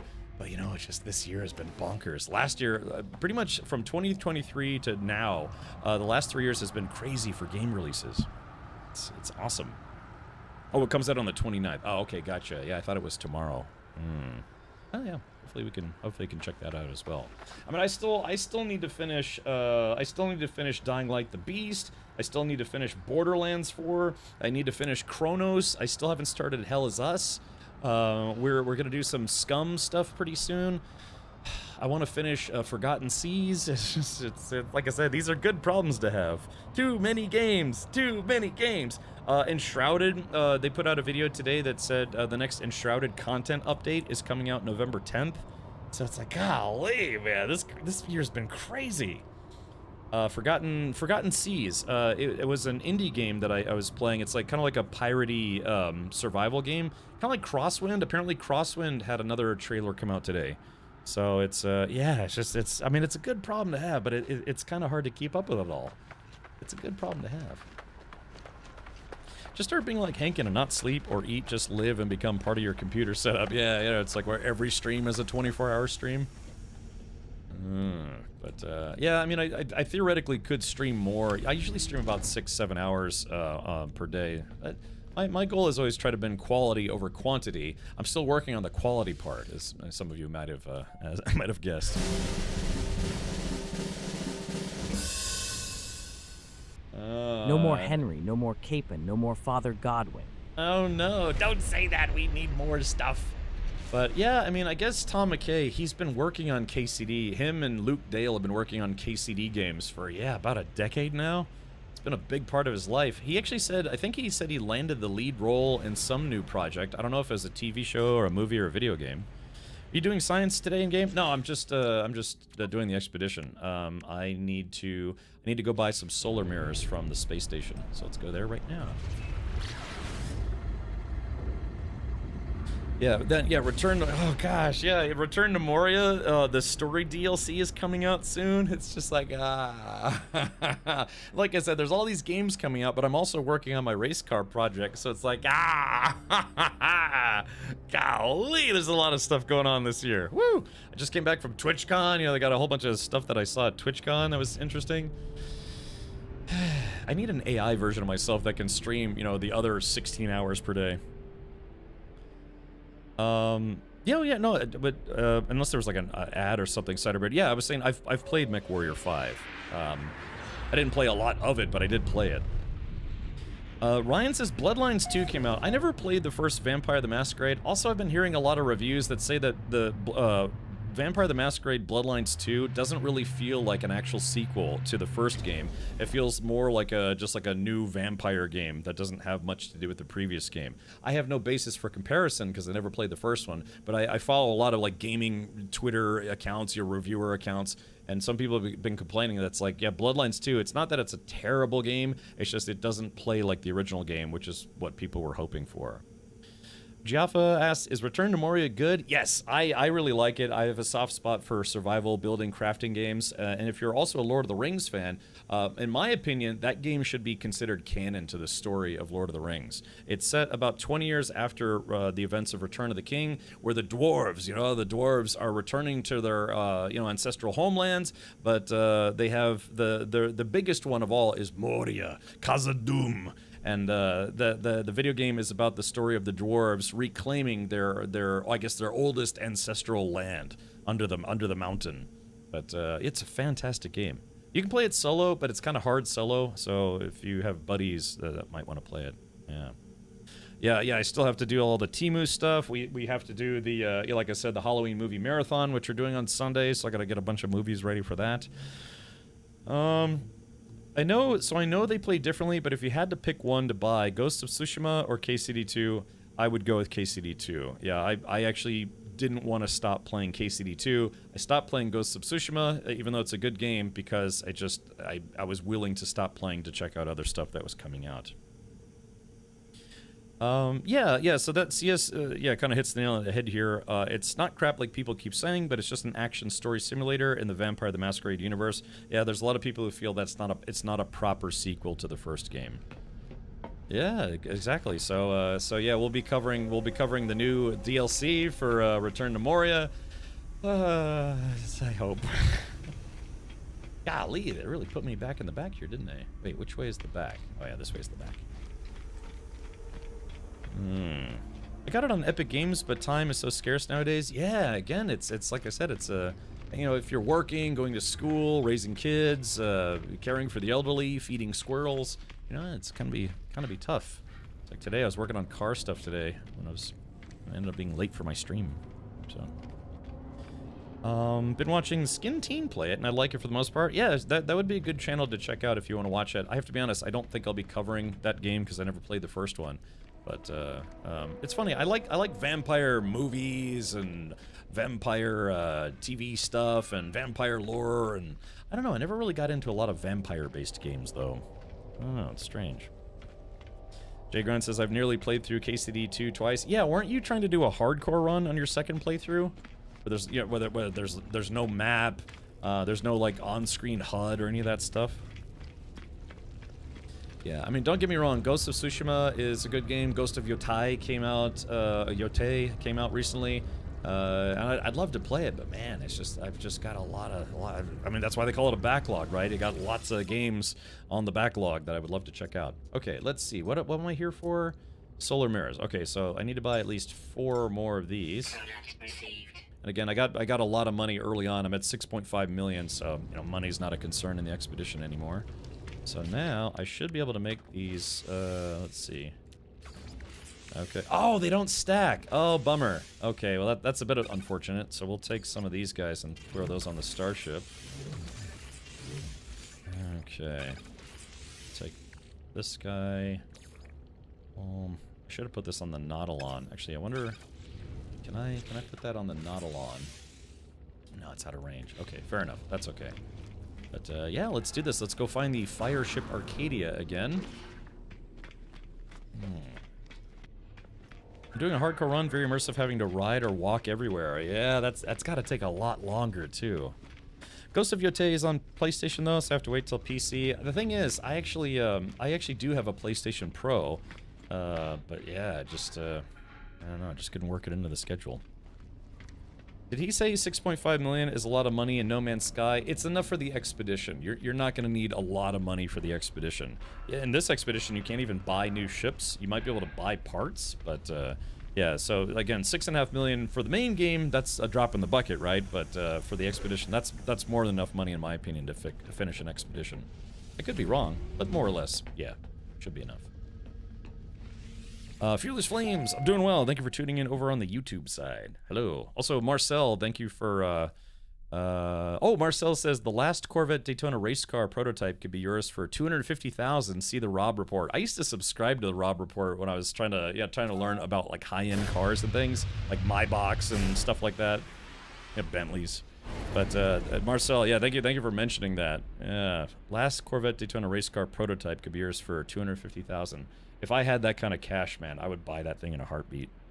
Yeah, the original mid-engine Corvette. They did do some test builds for mid-engine Corvettes in the past, but it wasn't really until the Daytona prototype that they actually made a fair number of them that were used for actual racing. I'm sitting on $4 billion. Yeah. Now, if you're sitting on $4 billion in real life, would you like to donate to the GoPro fund? Yeah, my racing team is looking for a sponsor. Yeah, I was even gonna try to maybe reach out to some crypto companies and see if they want to sponsor my racing team, and just, you know, it's like, yeah, have some kind of stupid meme coin advertised on the side of the car. Yeah, try Butthole Coin as a meme coin alternative to BTC, and have everyone yell at me. All right, here we go. Let me just smash my way through these asteroids. Blarm. Yeah, there we go. My ship can take it. But thank you, Marcel. All right, so. Let's see. We need to do this. Let's go ahead and use one of our scavenger, our rangefinder dudes. Okay. Sweeping, activating pulse drive. Alright, scanning. We need to find the wreck of the fire ship Arcadia, something along those lines. Alright, here it is. Hopefully I don't have the same bug that I had yesterday. Okay. Maybe it'll rebuild itself over time. So yeah, like I said, it's supposed to be a little Halloween spookiness with this ghost ship you have to find. How much is one BHC worth? About 1/1,000,000th of a Bitcoin. What do they call those? Sats? Satoshis? It's like you have $1 and then you have cents, like Bitcoin Satoshis. Is Bitcoin still tanking? I saw that as of late, Bitcoin's price has been tanking. Not really bad, but yeah, it's been tanking. Here we go.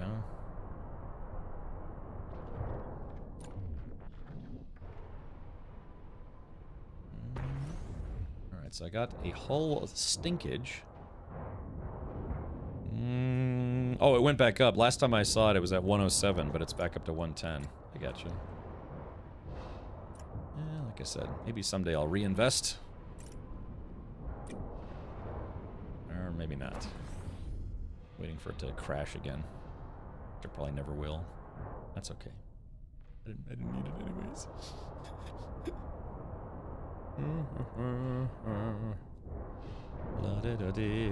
Okay. Alright, I found the crew log. Yeah, it says going from bad to worse. Can't wait to get home. Navigation, nothing but static. Warping, but just empty systems. Lost in some abandoned sector. The fire ship Arcadia. Okay, it looks like we found the second part. Relocate the time-lost wreck of the fire ship Arcadia. Okay, so... well, we've done it. And there it goes. Yeah, recovered the logs. We basically have to follow the ship as it teleports from sector to sector for some strange reason. Gold lost $300. So, but yeah, like 1 pound of gold is still worth $80,000 or something, right? Or like more.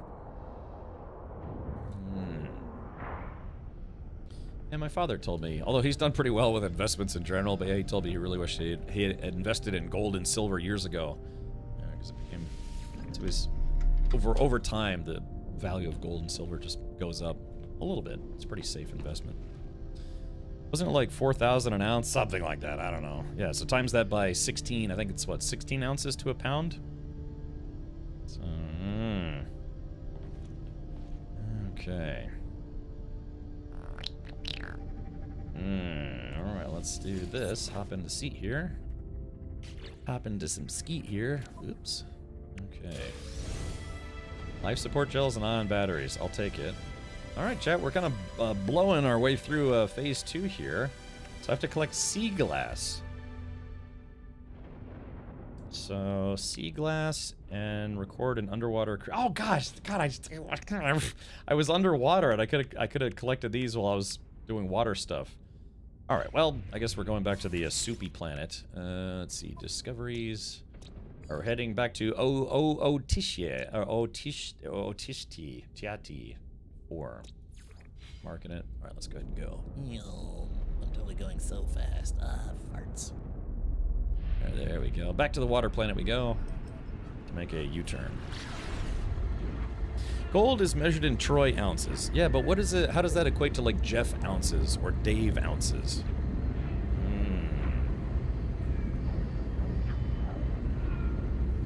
Yeah. Very good. Very good.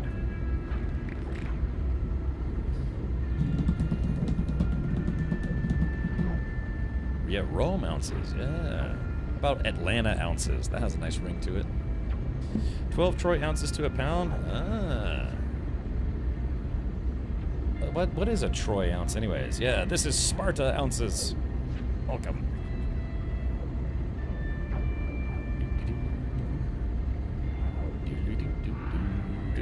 Oh crap.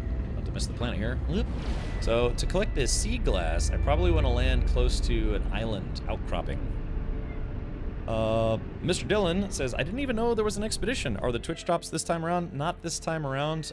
They kind of just did them recently, so, well, semi-recently. They only do them about 2 or 3 times a year, usually about 3 times a year.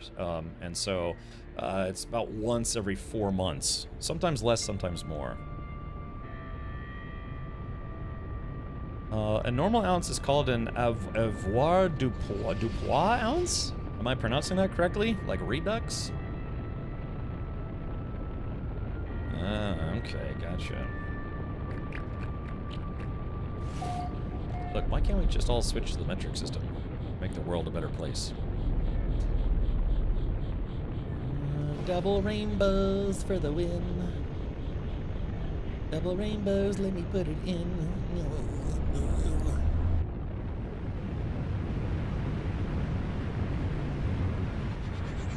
Okay, there we go. Coming for a nice easy landing here. Oop. Clunk, clunk, clunk. Our landing not clear. That's fine. These things do happen. All right, let's see if we can land right about. There we go. We'll land on this plant and squish it. Remember the Corvette Expedition was pretty recent. I'll have to check this one out soon. Yeah, the last one just came out less than 2 months ago. So, whole Expedition is like one big Twitch drop, only cosmetics to require. Yeah, some people are saying it's like, really, all it is like shipbuilding parts? But people who love shipbuilding are like, wow, shipbuilding parts. Nice. Okay. Yeah, right, Jen and Tonic. I just won't use half the letters. Okay, let's see. What do we got here? Ooh, projectile ammunition. Alright, so I need to find some she-shalt. There we go. Alright, so, let's do this. I need to find some sea salt. So let's target. I guess we are targeting this. Sea glass shards can only be collected from the deepest oceans. These highly valuable crystalline structures await those who explore the abyss. Use the analysis visor to locate harvest sites. Use a Nautilon submarine and exosuit pressure membrane is highly recommended. I guess I was thinking of crystal sulfide, which is different. Sea glass. Okay, so... Okay, do I have the plans to make the pressure membrane? Or I guess that would be a technology item. Oh, here it is right here. Yeah, I just need 3 hermetic seals. You know, seals, man. Quiet, you. I'm busy. Alright, let's see. Hermetic seals. I need condensed carbon. Okay, so let's go ahead and... How many do I need? Okay, hermetic seals. And then, so I need condensed carbon. So I need 90 condensed carbon. So let's go ahead and take this guy, put that in there. Blorp. Watch that. Oh, good. That's going to make 96 right on the money, almost. I was wondering if I could maybe join Fearless Flames. So you can. I have all the commands for, yeah, like my friend code and all sorts of stuff on Twitch. I really need to get a bot for YouTube. If you are, I don't know, are you, would you say you're ahead of me in the expedition or behind me in the expedition? Again, it kind of helps if people, when they're together in the expedition, if they're kind of in the same spot. So for me personally, I kind of have to make sure I progress through the expedition in a reasonable amount of time. For me, you know, anyways. But so if you're like, oh, I'm just starting out, I'd have to do a lot of backtracking to join you on your quest if you are. But if you're ahead of me, then you know you'd be more than welcome. I don't want to make this sound like, you know, it's like, oh well, you know, you help me, but I can't help you. It's just, yeah, in the interest of time. If you're just starting off, I'm already mostly done with phase 2. If you're like maybe halfway through phase 2, then yeah, potentially I could come back and try to help you a bit. So, but yeah, my code, if you use Fearless Flames, I know I'm on YouTube. I really need to get a bot for YouTube, but you can find my friend code if you switch over to Twitch chat and then type in !NMS code, or if you really want to, I can show it on screen so you can see it. Do you want to see it? Oh, my starship's out of range. Go figure. Okay, so let's do this. It is up to you. I tend to be pretty flexible, except in real life. Although I can touch my toes. I'm not at the point in my life where I can't touch my toes anymore. I actually can touch my toes. Okay, so let's see. Alright, so high pressure membrane. Zerp. Okay, so there is that. Now, is this... Okay, so yeah, it has an adjacency bonus with the hazard protection. Okay, I guess that works for now. Yeah, there's my code. I think you have to add my code, and then I have to add your code. And then we could touch helmets in space. Let's see, exocraft. Let me do this. I'm going to summon my exocraft. Oop, that's the wrong ship. Let's see. Where is this guy? There we go. Set that guy there. And then we go to the exocraft. So, yeah, the marine shelter. Let's put the marine shelter in the exocraft because it's just taking up room in my inventory. Hey, Flying S, welcome back. Got Java says, yikes, no touching helmets. Welcome, buddy. Yeah, if I have mats, I can give you Fearless Flames. Yeah, I'll just give you some spare mats. Spare Jeffs, spare Daves. Oh, crap, I'm putting this in the wrong ship. Let's see here. Okay, so I need to find sea glass. So that is... What is that? Target sweep. So, okay, those are oxygen sacs. Yeah, see, if it was crystal sulfide is a lot easier. Yeah, these are thermal vents, and you do have to be careful when they do that. You need to back away, otherwise you start taking heat damage. Yeah, see, that kind of hurts too. Okay, let's see, analysis mode, sea glass. Target sweep, location service unavailable. Alright, well I guess I don't have a choice. Yeah, I'm gonna have to dive back to the bottom of the ocean again.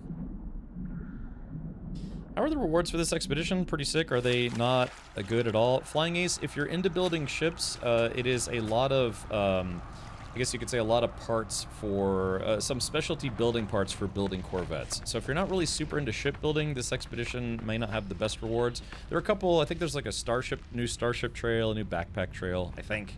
Maybe one of those two, something like that. But yeah, if you want, I can go ahead and link this in chat for you. Here is the article for what explains that what all this expedition has as rewards. But yeah, the big thing is it's got Corvette customization parts. I don't know why I always link that 3 times, but I guess it makes it easy to find. Okay, let's go to options. We're gonna go to network. Let's go to No Man's Sky friend list. Let's add a code.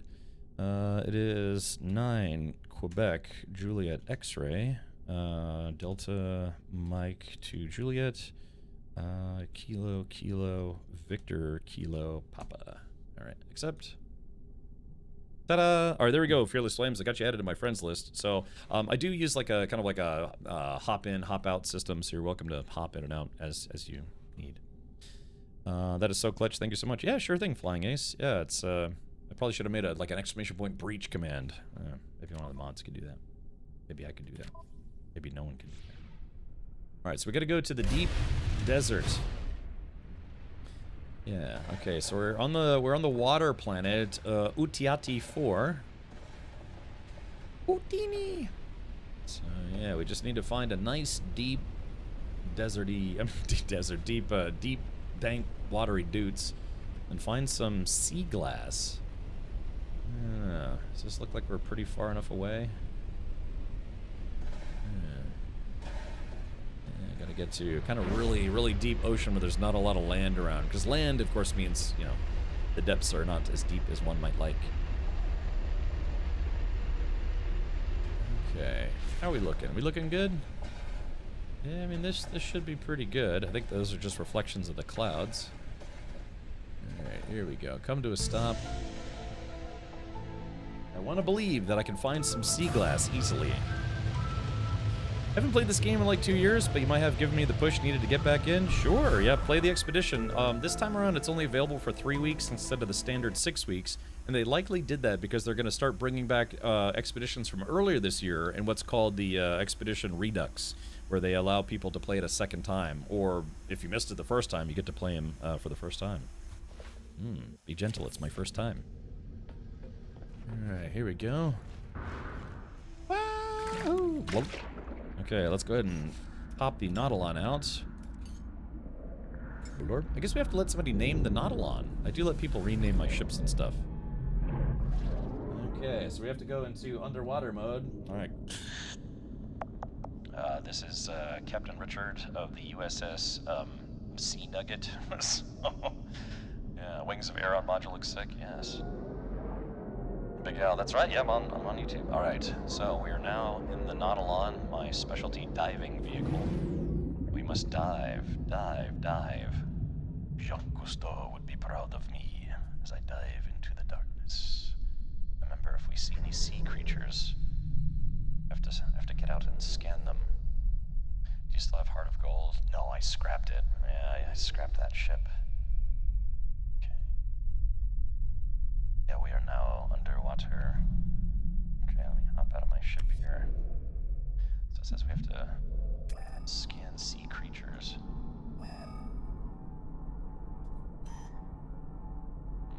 Okay, it says sea glass.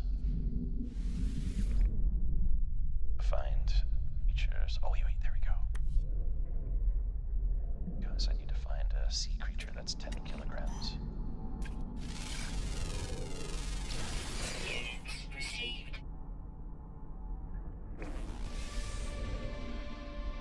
I have done it. I have found the gentle giant under the water. This is deep. Okay, so that is now done. But my friends, we must find at the bottom of the ocean the sea glass. We are going deeper now. Into the dark abyss. Strange bioluminescent creatures. Jellyfish. So we're... Now this is not a very deep part of the ocean. We're already hitting the ocean floor. Again, we're down here to find sea glass. And nothing more. So you can see there's quite a lot living down here. Okay, so let's see. Right, there we go, chat. I have to keep eyes on my hyper pressure and my hypercolor t-shirt. It's a strange, undiscovered world down here at the bottom of the ocean. Sea vents. Yeah, that'll ruin your day very quickly if you're not careful. Now protection fully. Alright, as we swim deep under the ocean, we'll find strange, unusual alien underwater life forms. It's my rebreather.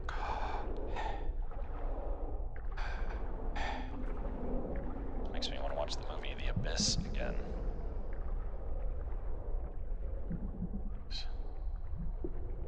Crossing over into deep water, which is a bit more dangerous, as one might imagine. Okay, so let's do this. We're gonna put a little bit more module into my life support system. So we just need to find...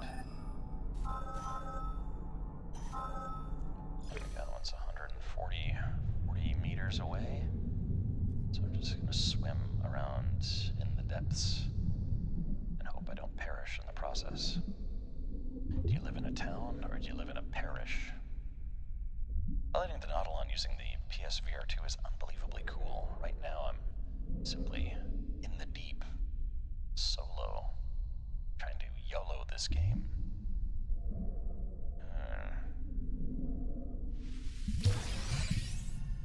This kind of reminds me of when we watched for Sunday movie night, The Life Aquatic with Steve Zissou. It was an interesting movie. Technology recharge. Okay, so I just have a couple more shards to go. Target aligned.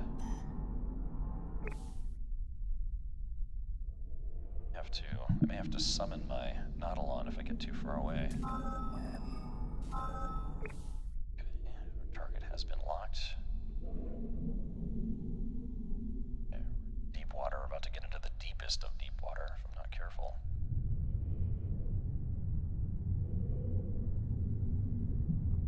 Okay, life support systems at 50% and falling. It's okay, we're almost done.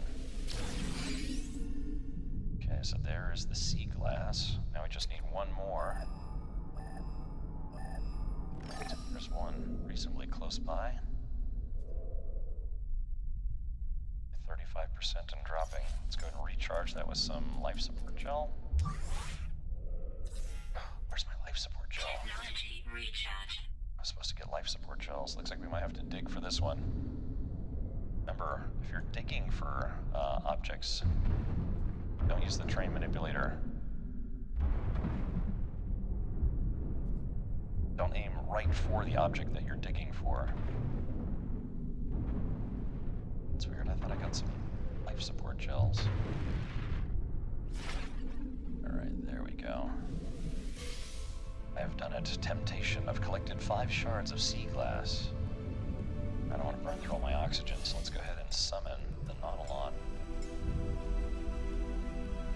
And my friends, we are done. It's time to return to the surface.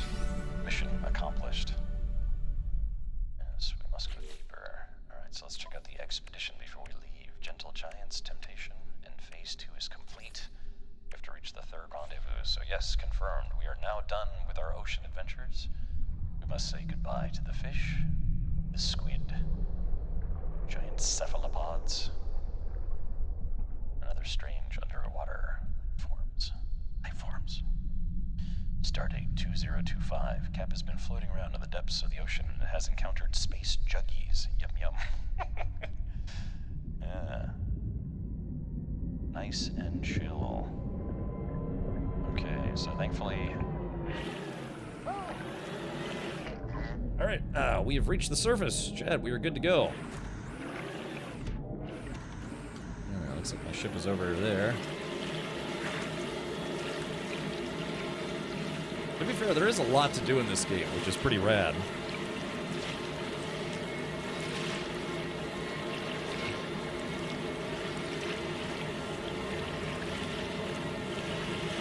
Nice if you could put like jet thrusters on this thing and just kind of take off.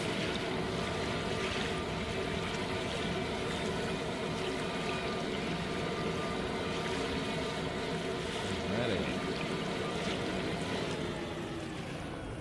Okay, there it is. Up the top of this guy, and we aim for the ship's back door. If there's anything I love to do, it's aim for the back door. There we go. Alright, chat, we did it. The Nautilon will remain there for the time being. Where's the Sea-Doo jet boat when you need it? Yeah. Apparently you can order jet boats off of Temu. I saw this video on YouTube, you know, random video, about a bunch of guys ordered... Oh yeah, it was Jay Grind. I think Jay Grind linked it, and he was telling himself, I don't need a jet boat. I don't need a jet boat. They had these like cheap Temu jet boats you could buy. Hey, Buifk, welcome. Buifk. I want one of those boats. Do you live close to a lake or anything? I mean, I live near the ocean, so go figure, but, they do look fun. Okay, let's see. Alright, here we go. Supreme mining being upgraded and multi-tool inventory slots. Yay! incoming storm. Yeah. So here's something you may not know. It says it wants to give me multi-tool inventory slots. Now you don't actually have to spend those if you don't want to. You can choose to not spend them, and you can bring them back with you to your main save. Because if you use them, it's only good on this multi-tool, when you're, I guess, playing through the expedition. Then you can pay to get this multi-tool in your main game, but you can save your multi-tool expansion slots for your main multi-tool in your main save if you want. They are a huge nuisance where I live. Tennessee is full of lakes and rivers. Oh, okay, gotcha. They produce a huge amount of wake for such a small vessel. Really? So they're, you think they're a nuisance, but you still want one. I can't say I blame you. They look fun. No lake, but the neighbor has a pool. Wouldn't that be neat? Florida is low, swampy land. Yeah, but we have a lot of lakes here. And I thought Florida had more lakes than Michigan, but Michigan really does have a lot of lakes. Or is it Michigan? Was it Michigan or is it Minnesota? I can't remember. It's one of those northern states. Chattanooga. Ooh. You're gonna do the Chattanooga choo-choo. All right. Yeah. Do not apply upgrade. So, let's go to my inventory. Where are those life support gels? I was supposed to get life support gels. But yeah, see here, multi-tool expansion slots. You don't have to spend those in the expedition if you don't want to. Same thing like these mining beam upgrades. You can simply save them and bring them into your main save. Minnesota. Okay, gotcha. Yeah. So, but yeah, Florida has a lot of lakes, a lot of swampland. I mean, most of the state is just barely above sea level. Hence, there being a lot of swampland. Last year, just not even a few miles, there were entire neighborhoods that were flooded. I mean, like 3 or 4 feet of water. It was pretty bad. So, but thankfully it's weird, my neighborhood is kind of on an incline, and I'm like halfway down the incline, so there's very little chance that my place will flood, which is nice. But I have, unfortunately, for some reason, my garage sometimes floods. I gotta get some sandbags or something. My dad is a bass fisherman. We have had a boat since I was a child. He hates those mini boats. Oh yeah, yeah. That's how my family has had boats pretty much my whole life, but just small boats. Like a small fishing boat or pontoon boats. In fact, just earlier this year, my father sold his pontoon boat. He actually sold it for a profit too. He sold it for more than he bought it for because just they're popular, and he got a good deal on his. But yeah, he just decided that he didn't want to own one anymore. He's just gonna rent. He had an RV as well. He actually had an RV for a while. Well, an RV trailer because he has a truck. And same thing, he used it and then ended up selling it for a profit. Just because buy cheap, sell high, that kind of thing. So. In the wake zones, those jet skis would still drive wild. Yeah, I've been on a jet ski, and it really is a motorcycle for the water. Jet skis are awesome. I'll never forget the time I rented one. I was like, yeah, this is so awesome, woo, yeah. And I took a turn too hard and I flew off. But it's in the water, and I was like, yeah, this is fun. I did lose a pair of nice sunglasses though, because after a while you forget that you're wearing them. You're like, yo, wow, and then yeah, I lost my sunglasses in the ocean. So some fish somewhere is wearing some cool shades. Yeah. Alrighty, well, let's see. Oh yeah, I was supposed to get life support gels, but did they? Oh, they went in my ship inventory. Okay, that doesn't belong there. They don't need that there, though. Alright, so let's see. These mining beam modules, unless I need them for the expedition, I may try to save them. Save them for my main playthrough. Okay, I got a decent amount of inventory space left. That's good. Oh. Okay, well, yeah, let's go ahead and collect this reward now. Gentle Giants, Wonder Projector, and Creature Pellets. Okay, a Wonder Projector. I think that's a decorative item? It's mostly the rude behavior of the people driving them. Do you need a boating license to use a jet ski or to own a jet ski or like a jet boat? Does it need to be licensed like regular boats do? Used to go down to Rogers, Arkansas as a kid for the summer. Dude had a cigarette boat with a dual 454s on it. It would fire it up at the crack of dawn on the lake. As long as the sun was out, you could let her rip. Oh, very nice. I'm getting expedition rewards from the old one? Oh, that's interesting. Just have to register them with the state. Okay, gotcha. Boating license aren't hard to get. I used to, what was it? Like I said, I used to work a gun counter, but we also sold fishing and hunting licenses, so it's not hard to do. Okay, there it is. All right, so chat, officially phase 2 is complete. Aeron Starship Trail customization, Aeron Starship Trail plans. Awesome. I think it requires a little bit of ferrite dust. So let's see. Oh, I'd have to go collect them, which I haven't done yet. All right, well, chat, we're already on to phase 3. Reach the 3rd rendezvous, so let's go ahead and do that now. Relocate the time-lost wreck of the fireship Arcadia. Kill biological horrors. That one shouldn't be too hard. Adopt an anomalous floating companion. Completely explore a derelict freighter. That's going to take some time. Yeah, Fearless Flames, if you want to do this one with me, that would be a good time to partner up, because doing derelict freighters with a teammate kind of helps. A hungering tendrils, that shouldn't be too hard, and crush a vile grub, so those won't be too hard. So yeah, I think we'll be able to knock through phase 3 in about 10 hours. Yeah, you know, given my timeliness. If you're born before 1988, you don't need a boating license in Florida? Really? That's interesting. I'm only 21, so that doesn't count for me. But anybody crack open their weekend yet? I mean, it's only Thursday, so you still got a little bit of time. I mean, there's certain people I know that are kind of on a a very, very long weekend, because politicians can't agree on anything. But yeah, so yeah, kind of a long weekend. All right, let's do this. We got to go to the 3rd rendezvous point. Yeah, you Stinky. Yeah, Stinky. It's tough stuff. Yeah, my sister's been she was affected by the government shutdown as well. So, I mean, if anything, she's like, yeah, I can spend more time with my kids. So, hopefully she'll get some back pay or something like that.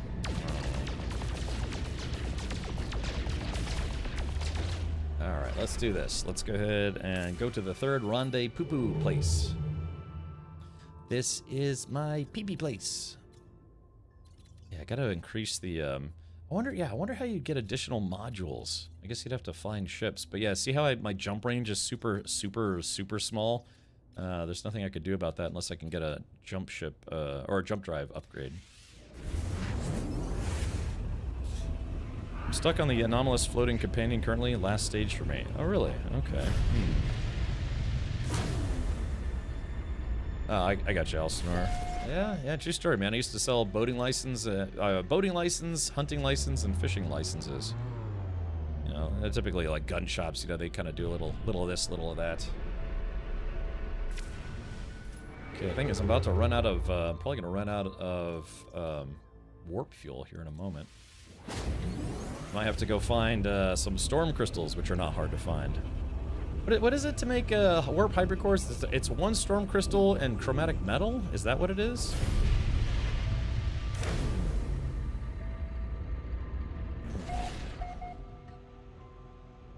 Okay, let's go ahead and land. I heartily recommend landing on any space station that's in a rendezvous point, because you never know if you're gonna have to backtrack to the rendezvous area. Like maybe you missed a planet where you needed to find a weird fish. Shaw says antimatter. Oh, is it storm crystal and antimatter? Okay, thank you. Sorry, it's kind of hard to memorize all those many recipes in the game. You can also see if they have anything useful for sale here. I gotta go with.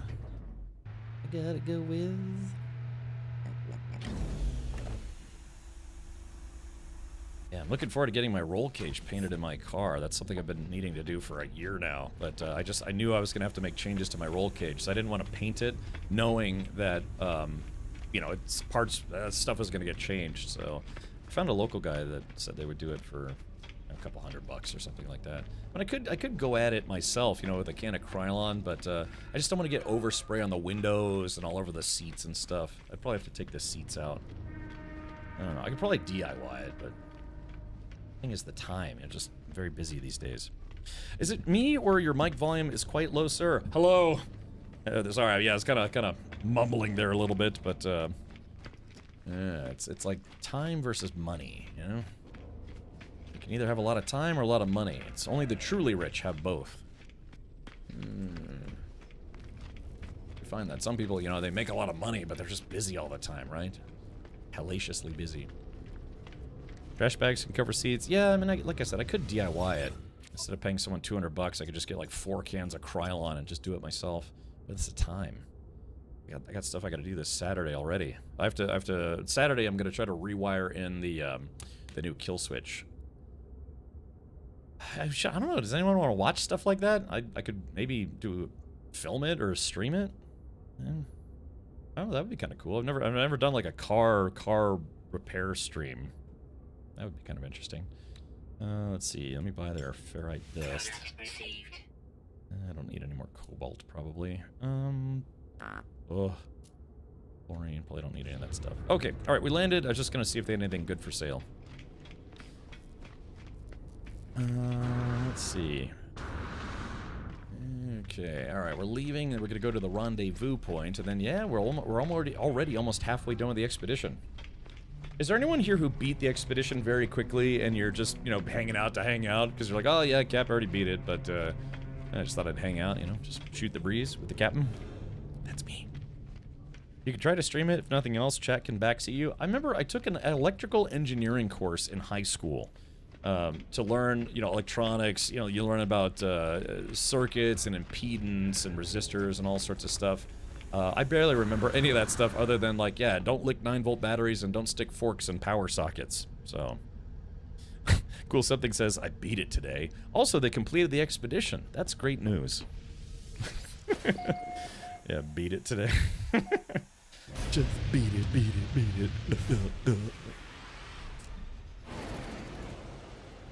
I gotcha. Oh, you've been living on... Oh, you got a stomach bug, LJ? Oh, man. Yeah, sometimes it's weird. Sometimes I think about the time that I got food poisoning really bad, man. I was tore up for about 3 days straight. That was the worst food poisoning I ever had. I went to this, kind of like this Chipotle Baja Fresh knockoff restaurant. The food was only okay, but yeah, I got really sick from it. That's the worst I've ever had food poisoning. And learned about impedance. Yes. Pretty soon I'm gonna learn about impotence. Aw. Let's go. Jen and Tonic says, are you in the third rendezvous system? Yes, I am. Caps lock. Whee! Uh-oh. Oh man, I'm starting to get kind of a dry mouth. Hey Chad, I'll be right back. I'm just gonna go grab some water. I think I left my water in the fridge. It will be right back.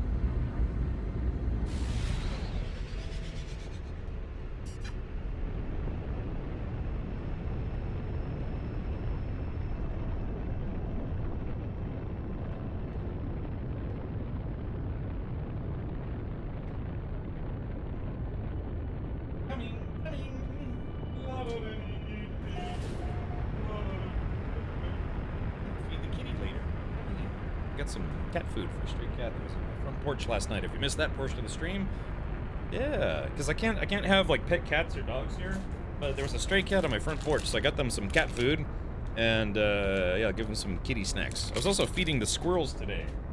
Yeah, I got a bunch of squirrels that, well, it was so cute, man. One of these squirrels, when I come home, it literally like followed me to my door, so because you know it knows that I have a big bag of peanuts. Yeah, I got peanuts. Ugh, that's terrible, LJ. Do you want to hint about something you need to do on that planet that's not obvious? Yeah, sure. Yeah, I do enjoy a little bit of backseating. I know some streamers really hate it. I mean, spoilers are never, you know, welcome as anyone could guess. But yeah, actually, I tend to be kind of a backdoor friendly streamer, backseating friendly streamer. Okay, and let's see if we can find the rendezvous point. Freudian slip or intentional joke? You decide. Wonder if iguanas will eat cat food? I don't know. It's a good question. Like I said, there's a I don't know where it came from, but there's a baby iguana that I've been seeing in my front yard as well. Been seeing some new stuff. Like I said, I live in Florida. There's lots of weird creatures here. But yeah, iguanas are common to Florida, but mostly southern Florida. We don't see a lot of them. I have seen, it's like parrots. We have wild parrots, wild iguanas. You see them a lot more in southern Florida, but I've actually seen them here where I live in the central Florida area. Search for a tittle layer and kill some tendrils, 5 of them. The planet's not properly marked. Oh, Titan. Oh, okay. Let me hop out of my sheet here. Gimph. We're in Gimph 7. Okay, we're only 300, a little less than 300 meters away.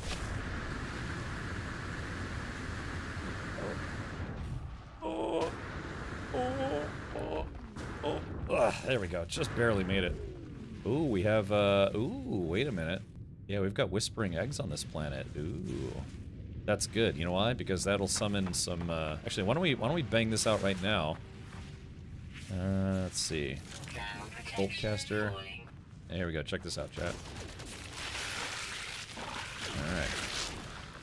Yeah, just gotta kill some of these biological horrors.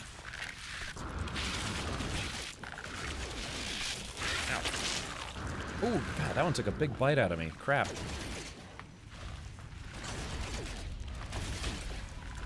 on, reload, reload.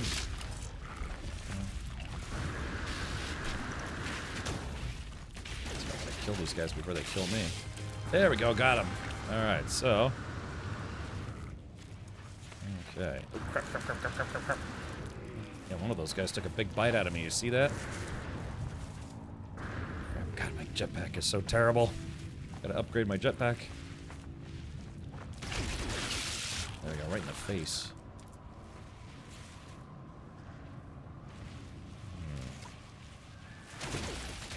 There we go, swarm is subsiding. Alright, there we go, I knocked that out. Ooh, speaking of which. There we go. Woohoo! Yahoo! Alright, that should be it. Oh, yeah, look at all these whispering eggs. I've been searching for tittles for quite some time. Yes. Okay, timestamp 3, reach the 3rd rendezvous. Yeah, reach the 3rd rendezvous. Okay, so let's collect reward. Prepackaged personal force field unit, supreme boltcaster upgrade. Okay, yeah, I'll take that boltcaster upgrade.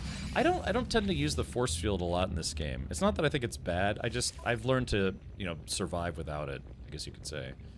Let's do this. Okay, let's move that guy here, that guy here. And damage potential is now 2440.9. Still not great, but better than it was.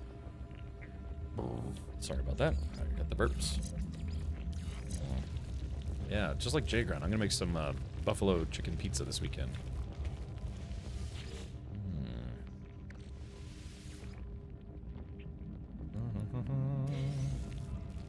I got some nanites. Some manites. There's also a Forsaken Terminal. Ooh, there's like, it's like the black goo from the X-Files movie. So what's new, cool about this expedition, and when do you think No Man's Sky might go on sale again? Rusty Beanyard, it's on sale right now. It's, if you go to Steam, it should be on sale at the moment. No NMS Steam. Yeah, 60% off. I think it comes out at like 25 bucks, 24 bucks. So yeah, it's actually on sale right now. The game is playable in both VR and non-VR. I've got close to 900 hours in the game, so it's okay, I guess. But yeah, the new expedition, you can find information about that on the link that I'm about to post in chat right there. Yeah, there's just a rundown of the things you could do. It's kind of a Halloween, it's their Halloween release, if you will. But yeah, the game is on sale now for 24 bucks. Remember, if you play this game for 24 hours, you're only paying $1 an hour to have fun. If you play it for 900 hours, well, then do the math. Yeah, it's a game you can sink a lot of time into for not a lot of dough. So skip a couple Big Mac meals, maybe I don't know, you know, skip one dessert this week, and the game will pay for itself. So yeah. I fought these on the edge of a cliff, then I took a step back while my shields were down. Ugh. Doesn't sound. Das ist nicht gut. Alright, so let's go ahead and see what the computer has to say. Let's do this right. Yeah. Okay. Let's check out this Forsaken Terminal.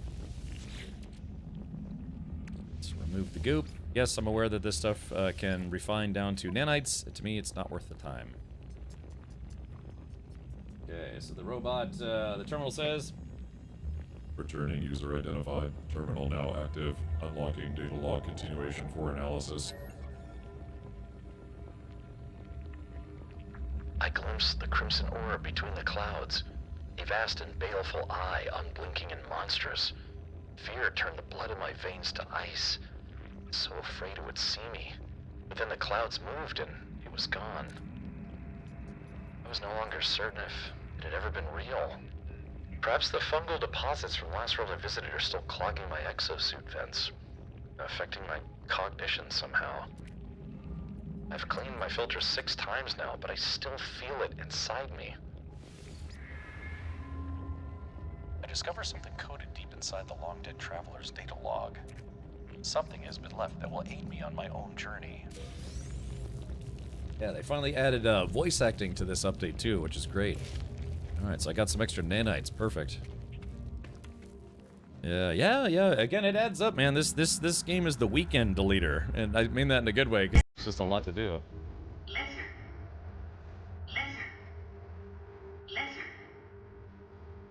Lizard. Lizard. Lizard.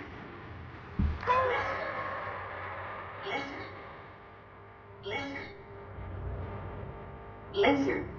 Lizard. Lizard.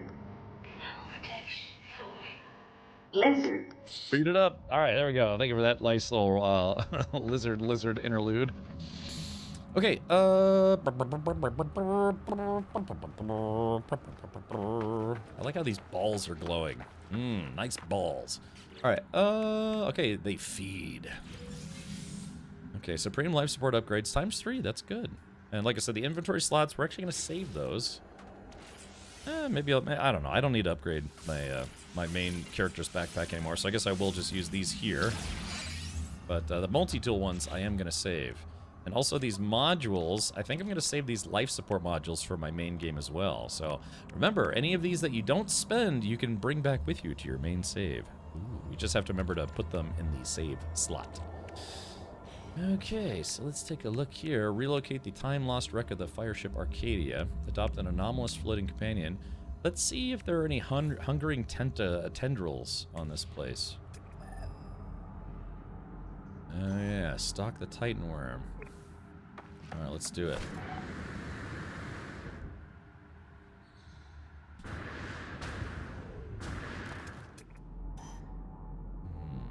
Okay, target aligned. There's no telling how far away it is. Just says target aligned. Usually, if it says target... What the hell is that thing? If it says target aligned, but it doesn't have the actual distance, it's probably because it's over 1,000 meters. I just have to get closer.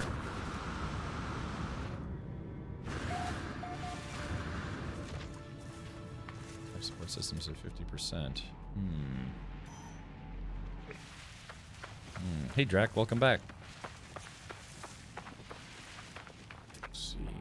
Stalk the Titan worm. Hopefully it's not setting me off at some kind of wild goose chase. Also, let me double check to make sure my ship can pick me up. Okay, so that should be enough to, wait, hold on. Launch... I was looking at the wrong thing. Launch thrusters. Oh, look at this. 8%. Yeah, chat. So that's one of the things. Because remember, you can summon your ship to come to you, but if there's not enough fuel in the launch fuel thing, then that doesn't work. Ooh, so we have to go back to the ship. I had to find that planet on Reddit and backtrack. Thought I'd save you that headache. Okay, so this planet should have the worms. Good. Ready, man. Check it out. I am the ultimate badass. I got worms. State of the badass art. 1 month until our beautiful stream baby CPT. Ah, that's right, Goonie. Yeah, I gotta think of a name. No, I didn't see any of the meteor stuff. I was honestly, after the stream, I was working on stuff. So the only thing I did do is I tried to make friends with a stray cat that was hanging onto my front porch. It does, even though it's not marked. Okay. Also, when the ping frequency is very low, the target is still far away. Yeah. So we're stalking the worm. Big worm. Big perm. Come on, Damien, just get over there. Alright, so yeah, like I said, that's why I wanted to check to make sure my ship had launch fuel. Or maybe even lunch fuel. Delicious. There we go. Okay, so what we're going to do is we're going to go to the ship, and we are simply going to put some launch fuel into it. Boop. So now, when I'm stalking the worm, when I finally find it, I can summon the ship to me. Woohoo! Really like to get airburst engines. Ouch. Because airburst engines, while you're you're gliding, you actually recharge your engines a little bit. Wait. Oh wait, hold on. Ah, there we go. There we go. We're onto him, chat. Well, that's not great. Picked a bad time to do this. Alright, so there's the, Alright, there it is, but there's a flame wall coming in, so I'm probably gonna have to hide for a sec. You see my cape just, yeah, kind of like swinging off to the side there. I don't know, maybe I can... What's my heat protection like? I don't think I have any heat protection. Let's see, use an ion battery to charge that. Guess we'll wait until my life support's a little lower. Dude, it kind of looks like the Eye of Sauron over there, doesn't it?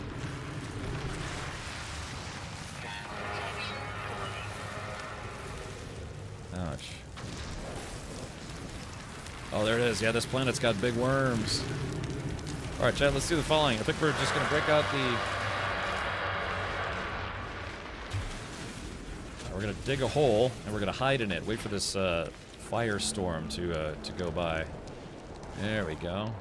So, yeah, we got a little bit of time to kill. Anyone have any questions? Any thoughts on your mind? Something completely off topic? Yeah, we're going to sit in here for about 3 minutes, so... If you walk without rhythm, you won't attract the worm. Retro Raven says, I'm thinking about playing this game for the first time this weekend. Yeah, Retro Raven, the game is $24. Again, I've got almost 900 hours in the game, and yeah, it's there's a lot to do. And don't feel overwhelmed knowing that there's like hundreds of hours of gameplay. It's really kind of a go at your own pace kind of game. And this game is really it's more about the journey, not the destination.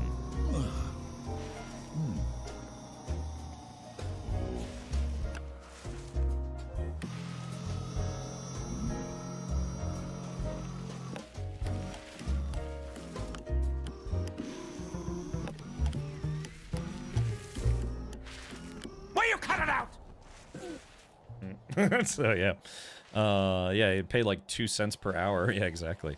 How are you liking the update so far? So no drops. I was hoping drops this update. Ah, yeah, Moosey Geek. They kind of did drops fairly recently, and they only do them about 3 times per year. So yeah, expect to wait 4 to 5 months before they do drops again. So yeah, it's a marathon, not a sprint. Yeah, that kind of thing. Yeah, like I said, it's a lot of fun. If you feel like you're overwhelmed at the beginning, just remember, on the right side, that's where the game gives you tooltips. And also, if you're trying to find what you're looking for, make sure to go into your log and, click on the thing to focus on what you actually need to do. What that does is that adjusts the tooltips to show up on your screen based on whatever you have selected. So, yeah. Rookin says, are you going to race anywhere close to Tampa? Sebring. Sebring is about an hour and a half away from Tampa. But yeah, it's only a 1-day race. Sometimes endurance races are broken up into 2 days. So Saturday is the test day and Sunday is the actual race day. If you feel like coming down to Tampa, I think tickets are only like $20 because it's amateur racing, but it's still very interesting. Uh-oh. Hmm?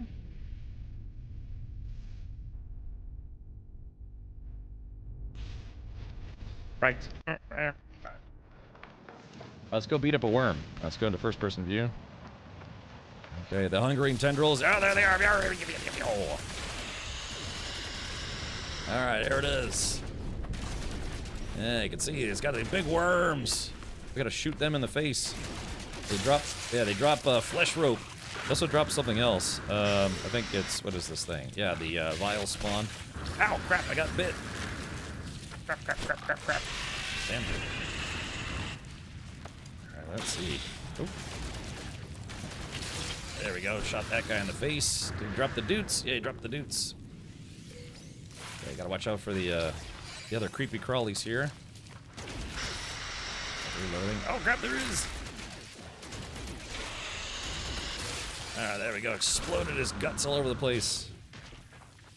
Got some vile spawns. Ooh, I got 2 on this one. Those are worth some cash. Okay, so there we go. We killed that nest, but again, there's still these little creepy horror things come out. They're like parasites. Worm parasites. Okay, so now we just need to find another one. Oh, here we go. I got some free oxygen. Nice. So let's see. How far along in the expedition are you? About halfway through it. Yeah, right now I'm about halfway through it. So I might be able to finish it today, but probably more likely tomorrow. But maybe today. I don't know. Depends on how hard the last 2 phases are. Like I said, I'm halfway through, almost halfway through phase 3.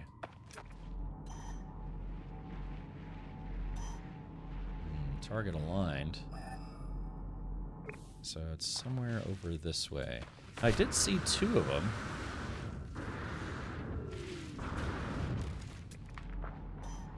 Alright, so we're gonna keep going this way. Super.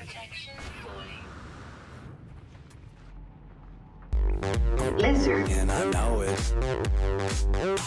Girl, look at that. Lizard. Girl, look at that. Lizard. Girl, look at that. Lizard. Lizard. Girl, look at that. Lizard. Girl, look at that. Lizard. Lizard. Lizard. Lizard. Lizard. Lizard. Lizard. Lizard. Lizard. Lizard. Lizard. Lizard. Alright, so.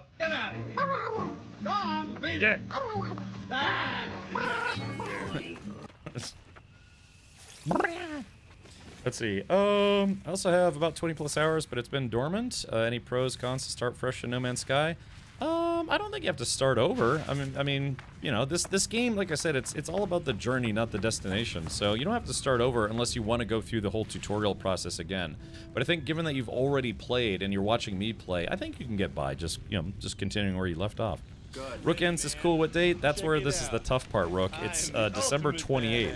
So it's like after Festivus and, you know, Christmas, all sorts of stuff, and then before New Year's.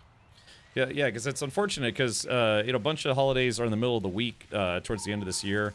So so they booked a race right between 2 major, you know, kind of events, right? Holiday events. So it's after Christmas or Festivus or Kwanzaa, whatever you celebrate, but it's before New Year's. So it's the Saturday and Sunday, but the test day is on Saturday. So if you come out on Saturday, you could still say hey, but it's not the actual race. The actual race is on Sunday. So.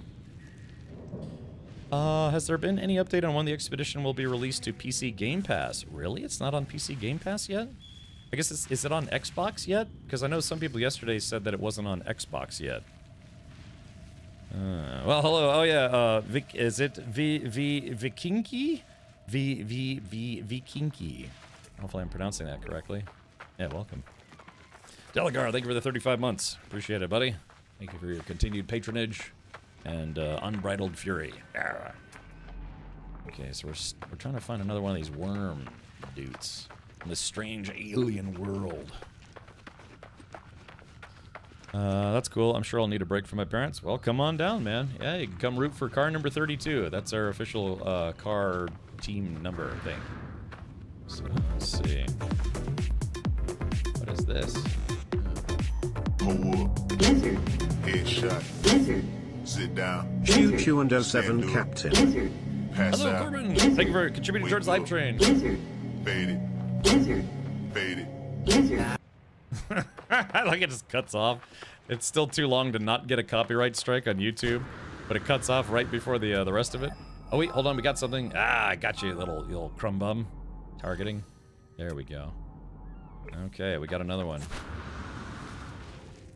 They're over on Boynton Beach. Not too bad of a drive. How far is that from Sebring? Like, just go to Google Maps and then just punch in, you know, Sebring International Raceway, and then, I guess, yeah, your neck of the woods.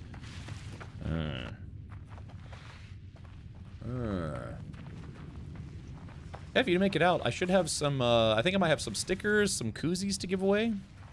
Maybe. I might have some shirts. I could bring extra shirts. Oh. I'll try to have some freebies to give away. All depends on whether or not I get more sponsors. God, it's so expensive. Oh, buddy. It's fun. It's a very fun hobby. Just, yeah, it's a bit on the expensive side. Like I said, I'm probably going to try to do 2 more endurance races and then see if I can do sprint racing instead. Sprint racing is shorter, and by the very nature of it being shorter, it's a little cheaper. Oh, it's a little over 2 hours. Okay, man. Well, if you do decide to come out, I'll try to make it worth your while. It's an open invitation from anybody. Now, like, unfortunately, I can't give people free tickets to come to the event, but it's cheap. I think it's like 20 or 25 bucks. And that helps, and just know you're supporting grassroots racing, helps keep Champ Car alive. They just celebrated their 15th anniversary. Feet pics. Yeah, we'll put some feet pics on the car. Yeah. Here we go. All right, it's time to attack. I'm not doing this for my health, chat. I'm here to fight some bugs. Remember, the only good bug is a dead bug. Oh, there go the horrors. Ah, crap. Sorry, I'm trying to get that vile spawn. Hey, I got a worm skin folio. Yeah. We just circumcised the worm and we took the leftovers for laps. All right, there it is. The tendrils are done. Let's just kill one more. These guys are a galactic infestation. I think there was an expansion and an expedition all about, yeah, the worm people, and crap. And yeah, I think it's like a galactic infestation. There was an expedition where you had to kill as many of those things as possible. Hold on, see if I can get some condensed carbon while I'm here before those bitey boys bite me. Ow! Speaking of which.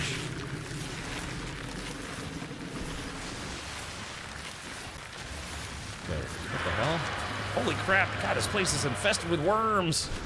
Let's get the heck out of here. I have my fill of worms for today. Uh-oh. Uh-oh, critical damage. Crap. Yeah, my shields are down. Now, it says I took critical damage, but it doesn't show any of my plus signs have been used up. You know, so you have shields, and then those little dudes, those are your hit points. And you can get a lot more hit points.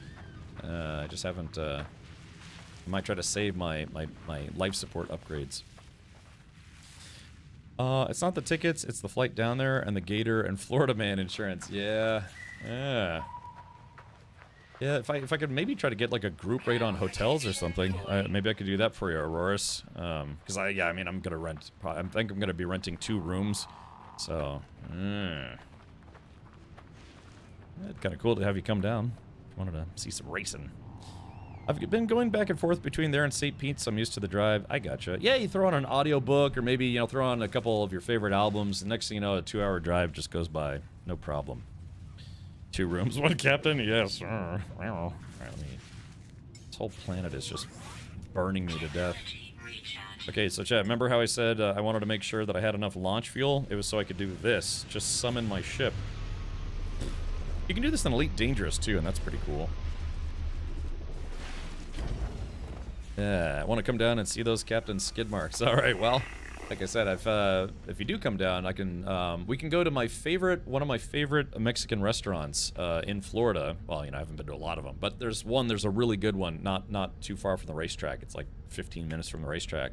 Their birria tacos are sublime. They have really good food there. I've been there maybe like a half dozen times. Very good. I've yet to find a really good Mexican place where I live. I'm not kidding. I've actually driven all the way down there just to eat there. So their food is very good, and it's not like a really expensive place either. They just, you know, they just make good food. Yummy. Okay.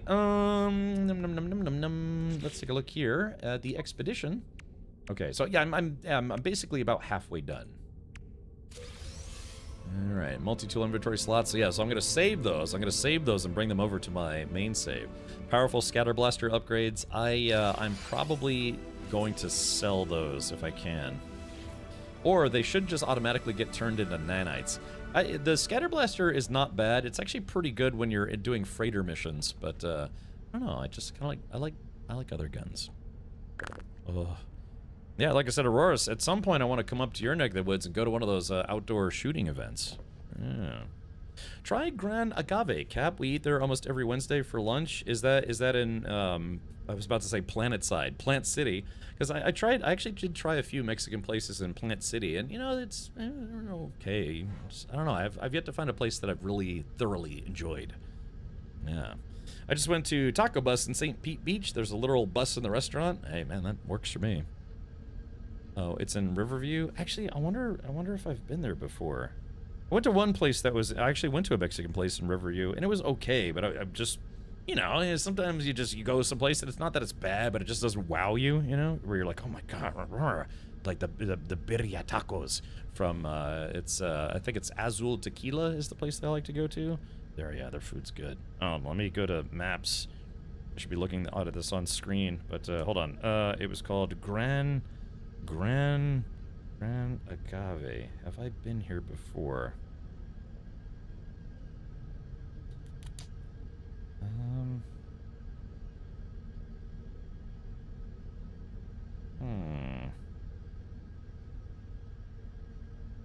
You actually make that drive all the way down here? Yeah, maybe I'll go check it out. Oh yeah, it's right next to Moe's.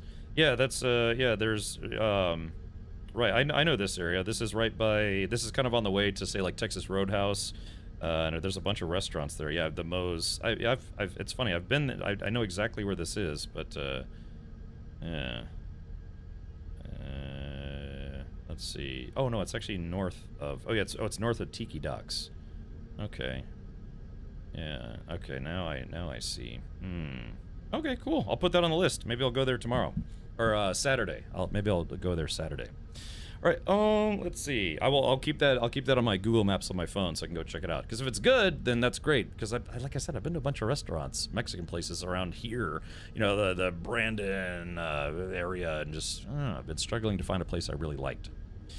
How do I do this mission? I stopped there. Which mission? The Tendrils, the Biological Horrors, or Anomalous Floating Companion? So if it's Friends in Odd Places, so if you select it and then go outside, we should be able to scan for it, but it might not be on this planet. Yeah, location service unavailable. It says adopt an anomalous floating companion. So we might have to go somewhere where there are floating companions.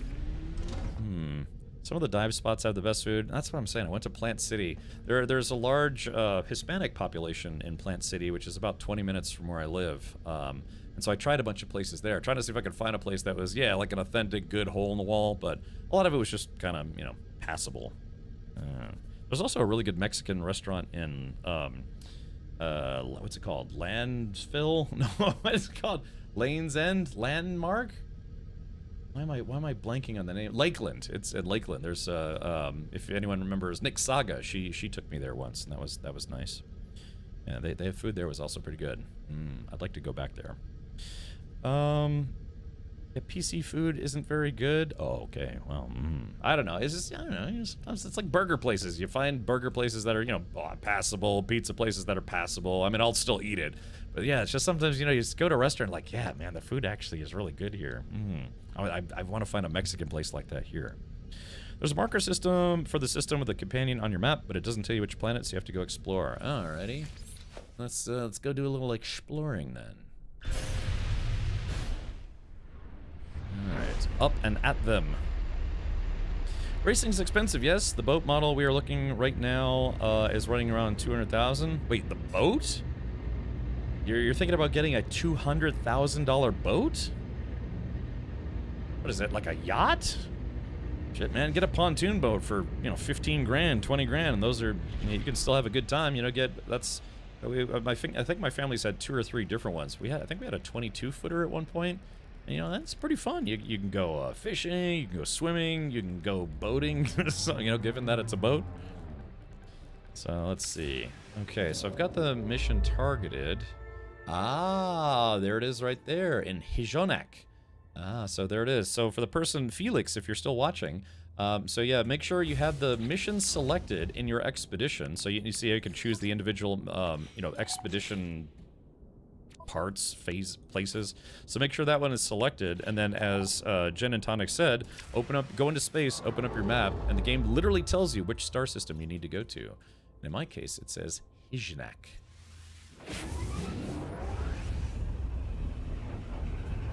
I, of course, looked on every other planet in the system before I found it. It was literally the last planet I hadn't explored. Well, you know what they say. It's always in the last place you look. I hate that slogan. I mean, I say it all the time, but I hate it. It's like, well, duh, you know, of course. Makes sense. You're like, wait a minute, but... Alright, so let's see. Discoveries. How many planets do we have here? Ah, okay, so we only have 3. Oh, and someone actually put a base here called Floaty Friends and 14 other bases. Empty planet and Breach Bravo Runaway Mold. Marine planet. So now even if we didn't have this this somebody saying Floaty Friends, this being a marine planet means it's mostly covered in water and it might be hard to find a floating entity. And then this is an empty planet. If it says empty planet, there's probably not a lot there. So you can click on it and I guess I can't click on it just yet. But anyways, yeah, so you can use your powers of deduction if you have any. I struggle sometimes myself, but yeah, we can just kind of deduce that this scalding planet probably has a floaty friend. So let's go ahead and mark that planet right now. And also, you can look at a planet and see if you can find player, I guess you could say player bases, player base names. So if there's a base called Floaty Friends, which is right there, we might be able to find a base for it where there might be some located there. I went motorboating just for purchasing a couple margaritas. Fun. Dev says, Mon Capitan, how is the expedition so far? It's good. It's not particularly difficult, but, you know, it's a new adventure to go on in No Man's Sky. Hey, Cap, Breach Expedition just arrived in Brazil. Excellent. I don't know how to say have fun playing in Portuguese, but, well, have fun in Portuguese, I think. Yes.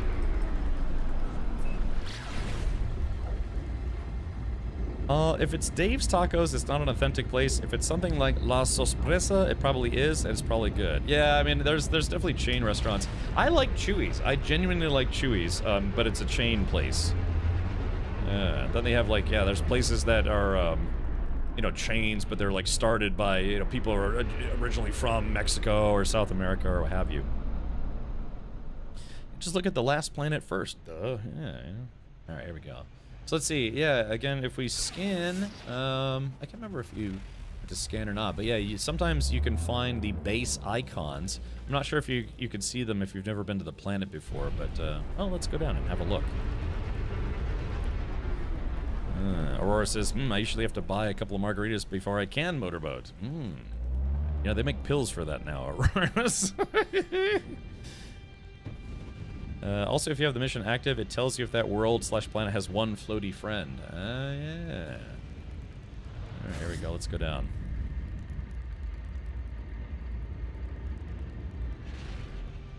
Se diverta. Have fun. Oh, okay, cool. Yeah. Learn something new every day. Deutsch, you could say, macht Spaß. Having fun or making fun. Oh man, Zyphon, I'm sorry to hear that, buddy. Yeah, it's never fun. Yeah, losing a family member. Yeah, I'm sorry to hear that, man. Maybe we can get some rad hearts in chat for Zyphon. Yeah, because all of my father's, he's the only one left in his family, period. You know, he's literally the oldest person on his side of the family because all his parents passed away, his brothers and sisters passed away, and so yeah, you know, he says it's kind of a weird thought knowing that you were literally the oldest person on your side of the family. So that's yeah, sorry to hear that, man. If you can, I would recommend going. I grew up in a military family, so growing up, I didn't really get to know a lot of my extended family. And the last time I saw my cousins was probably something like 15 years ago, 20 years ago. And the only time I saw them recently was because of a funeral. So if there's family that you haven't seen in a while, it can be nice to catch up with them, depending on your situation. But, I mean, I had a cousin where the last time I met him, I was 12. And now I'm 21, so my math might be a little off, but yeah, just again, just didn't really get to know my extended family except really for funerals. So we're doing our best, but money's tight. I got you, buddy. All right. Well, if you can, maybe I mean, you know some tech, as iPhone. Maybe you can set up like a video call, get a tablet, you know, use WhatsApp or maybe Discord, and just at least do a video call with some of your family members to let them know. A phone call is one thing, but there's, you know, video call really does make a difference in my opinion, because, you know, you can actually see and converse, and it just makes it at least a little more personal when you can't be there in person. May I ask why you're landing with a vet? I don't know. I have a lot of launch fuel, so I know you can teleport, and it does like the little landing teleport thing, but let's see.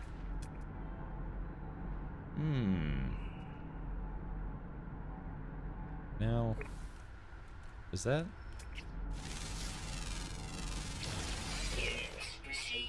Okay, so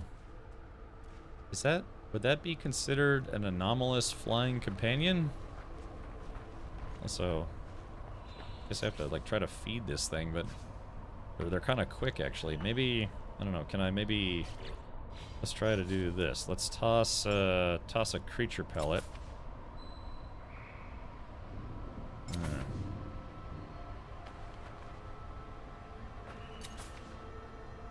Let's see if I can. Okay, so we're getting the dead dinos. Oh wait, hold on. Let's see, is there? Wait. Oh god, that was right there. Hold on. Got him. Okay, there we go. Adopt as companion. Okay, new creature. Kofui. We've got these. There it is. Okay, so that was pretty easy. So we also have some zombie mammoths, mini ponies or whatever they are. Okay, cool. Uh-oh, incoming fire. That's no good. But that guy's actually kind of quick. Let's see, give it a treat. And then we will gently pet it. Yeah, there we go. And then we'll watch it die in a firestorm. That sounds great. Alright, well that was relatively easy. Yeah, I thought that was going to take a while, to be honest. So Felix, if you're still watching, there you go. This planet is called, or this star system is called the Hesianak system. That's Eovist Prime is where we found those just then. An anomalous flying companion would be little Captain Richard after too many bean burritos. What's it like to ride that thing? Oh, I don't know. Yes, if a creature's big enough, you can actually ride it. And it's almost like with certain creatures, depending on how it flies, you can get a flying mount. You can get on it and fly around. It's kind of cool. Yeah, was it big enough to ride? Hold on. Oh, that's what she said. Let's see, where is my little buddy? Oh, it took a dump already. Oh yeah, I fed it. Oh, it is big enough to ride. Okay, here it is. Whee! Wahoo! Alright, there it is. This might not be a controllable flying companion. Wahoo! Whee! This is so stupid. Uh-oh, it's flying away from my plane. Yeah, like I said, some flying creatures you can ride them, but then yeah, you can't really like tell them where to go. It's kind of just whatever they want to do. Yeah, whee! They see me spinning, they hating. All right, let's see if we can go down to the ship here. All right, there we go. So we'll watch this thing. I'm assuming though these creatures probably evolved to be able to withstand the heat. You know, 199 degrees Fahrenheit, which is pretty hot. That's hot. Okay, so let's go to their expedition. Yeah, looks like we're almost done with phase 3. Just got 2 more things to do. Emergency signal scanner, so that's going to help us find the next thing. Supreme Defensive Systems upgrade, prepackaged scatter blaster unit. A couple other goodies. Alright, let's take off, eh? Get off this burning heck hole. You spin me right round, baby, right round.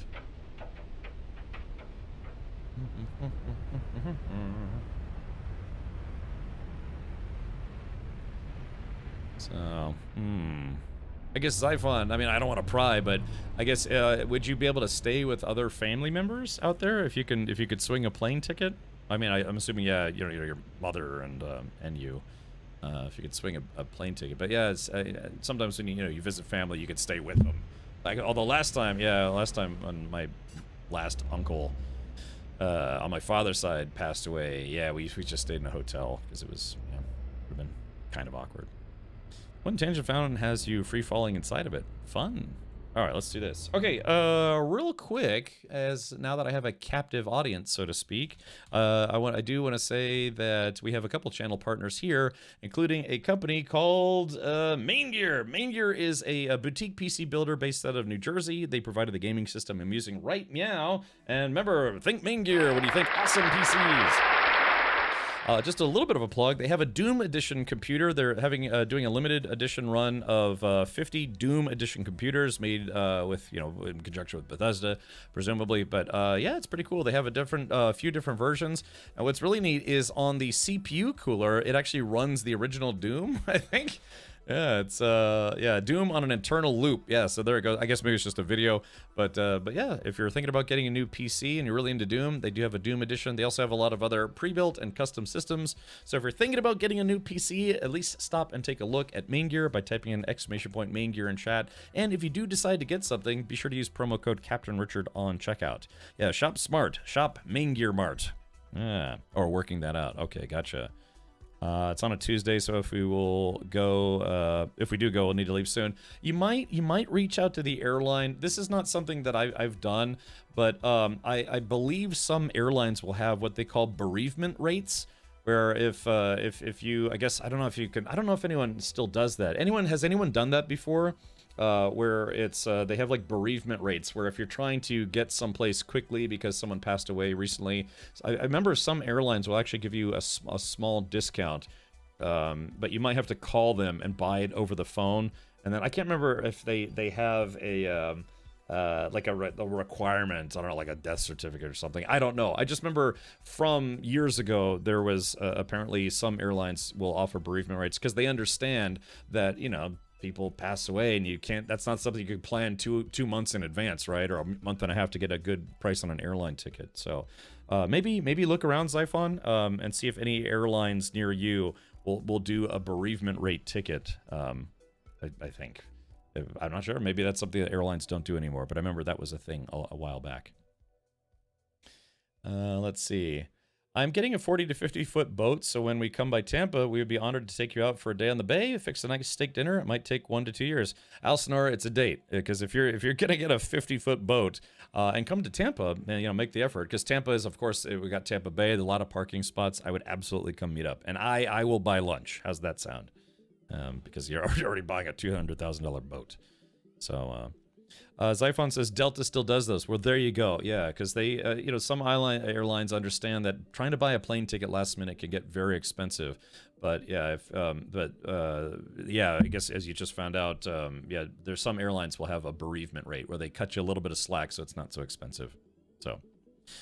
Reminds me of Seinfeld episode George tried to pull this off. Oh, I get the bereavement rate on a plane ticket. I don't think I've ever done it myself, but I think my family looked into it when family member passed away. So bereavement rates were a thing. Not sure if they are anymore. Definitely check. Well, yeah, Zyphon I guess already looked, and yeah, Delta apparently still does those. So yeah, let's do this. Oh yeah, so anyways, yeah, go check out Main Gear. Use promo code CaptainRichard to get a free 1-year warranty that is already included. Yeah, but yeah, use that promo code. Okay, let's jump back into the game. We have, what's next on the agenda? Explore a derelict freighter. So yeah, let's go ahead and do that right meow. And I have a bunch of cold protection, so I should be okay. Alright, that's the debris rangefinder. Wait, did I already... oh, I guess I still need to do the wreck of the fireship Arcadia, so let's go ahead and do that. Meow. We're gonna scan for debris. Let's see. I used my debris searcher thing, went for a spacewalk to try to loot something, then got shot off into the blackness of space. Madarkadonk, I had the same problem. Restart your game. Try to park your ship. Oh, well, I guess one of the things that's unfortunate is if you restart your game, you'll have to build another one of those debris scanners. But if you restart your game, that should fix it. It fixed it for me. So, Yeah, exactly. Promo code Captain Richard on checkout, and you'll get a free high five from me on the internet. They used to do a thing where if you use my promo code, you get like a free front panel or maybe like an extra warranty. I gotta work out a new deal with them. They are going to be building my new computer though, so I'll be at the Main Gear headquarters live. November 7th, they'll be building my new PC live on stream. So yeah. I restarted, flew back to my ship, and the wreck was gone. Yeah, so unfortunately, you're gonna have to build another one of those scanners. I recommend if you just knock it out, build some extra ones. Okay, so let's do this. That would be really cool. Yeah, Elsinore. I remember, I'll never forget in the early days of my streaming days, there was a guy who said he downloaded a bunch of my VODs. He was like, hey, Cam Richard, you know, thanks for making your VODs available. I downloaded a bunch of them because I'm going to be sailing from, I think he said Florida to Boston? He's like, yeah, you know, I'm not going to have any internet, so he just downloads a bunch of episodes that he has a motor, you know, to charge all the tablets and stuff. So he's like, yeah, I'm just going to watch a bunch of streams from your channel and other channels. I thought that was really cool, man. You know, just kind of pass the time. You know, you just pretend that it's live and just kind of hang out. So, yeah. Delagar also says try turning off multiplayer. Yeah, that's not a bad idea as well. But, okay, here we go. The fire ship Arcadia. Blarcadia. Look, man, I've got some leftovers in my fridge and I'm going to eat them. And they're going to be good. Yummy. I wonder what happens if you try to use a train manipulator on these.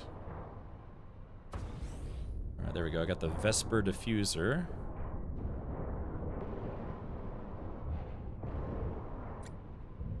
Component housing. Getting housed here. Okay, so now we need to find the... Let's see. There we go, the crew log. The captain, gone. Tried to wake them for their watch. No sign of them. Nothing on the cameras. Door logs are normal. No kit missing. Where are they? Where are we? Yeah, so this guy, maybe he doesn't know he's dead. Yeah, there it is. Could be a situation where this guy is trapped on this ghost ship forever and they don't know that they're dead already.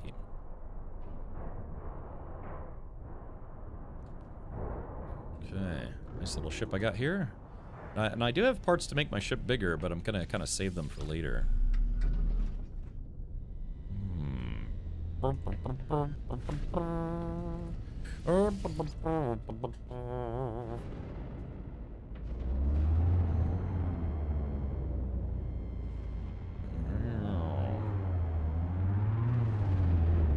Okay, so here we go. Alright, prepackaged paralysis mortar. Ooh, paralysis mortars are good. I do like those.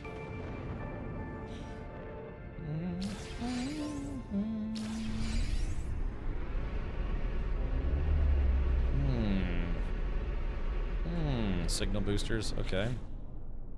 Alright, so let's do this. We need to activate... Oh, my inventory's getting full. Grrr. Wormskin folio. Ancient words are carved in this living document. They read, "The Wormlord towers above the dusty earth. Its flesh becomes the sky. Our pathetic shells cannot follow, cannot reach its height, cannot reach its depths. We offer ourselves to the ground. We beg our sacrifice accepted." So there was a worm-based expedition that kind of explains the story of what these creatures are and how they're infesting the universe. But there was a cult. There was a cult that actually became worm worshippers. And, yeah, so this is, or they felt it was in their best interest to feed themselves to the worm. Which is, strange but true. Okay, one of the things I do recommend is if you are going to be doing a derelict, freighter, make sure you have room in your inventory, because you do get a lot of stuff. Let's see, quick transfer. Yeah, you do get a lot of stuff while doing these. So let's, scatter blaster. Let's go to a space station and sell a few things, if we can. Shell greaser. We'll take all these. Let's go find the nearest space station. I'll sell some stuff to make some room. Also, thank you everyone for tuning in. We have a lot of people hanging out tonight, watching some more No Man's Sky gameplay, so thank you for that. Sorry if it's a little pixelated right now. But yeah, you know, again, if you happen to be new here and you're lurking, consider following. I do stream every Monday through Friday, starting at 4 p.m. U.S. Eastern. Sometimes when No Man's Sky does Twitch drops or what have you, I go on a little earlier, you know, stream for about 8 hours or 9 hours or 10 hours. In my recent September subathon, I did my first 24-hour stream. The longest I'd ever done prior to that was, oh yeah, the worm. Pulse engine's out of fuel. But yeah, I did about 18 and a half hours doing XCOM 2 many years ago. But yeah, actually, I finally did it. I did my first 24-hour stream ever. Ooh, I'm just thinking about it. Makes me sleepy. Yeah, it was good. I probably could have kept going too, but it's just I had to run movie night later that day. I'd stayed up for 24 hours. I slept for 4 hours, got up, and then ran Sunday movie night. So thank you, Tactical. Appreciate that, man. Starlink Marine is a thing. Yeah, but yeah, this was back in like 2015, Alsnord, or 2016, something like that. So, yeah, the whole Starlink thing wasn't really. I don't think it was around back then. At least I don't know, when did Starlink start?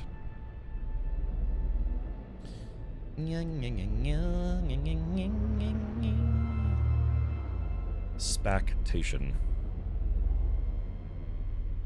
Just coming in for a nice easy landing here. XCOM, the original squad rage quit game. Yeah, I've played through. I played through XCOM, the original XCOM. Yeah, Terror from the Deep. I played XCOM 1 and 2, like the newer, like the series reboot. I didn't beat the first one, but I did beat the second one. And my goodness, those last couple of missions are brutally hard. That's why that stream took 18 and a half hours. And I thought, dude, I was so concerned because I thought I'd kind of, I don't know, boxed myself into a corner with some stuff. But I just, you know, just the random RNG hit finally, and I was able to beat the final boss. XCOM UFO Defense is one of the best games ever made. Yeah, I think you could probably find it on what, maybe GOG or something.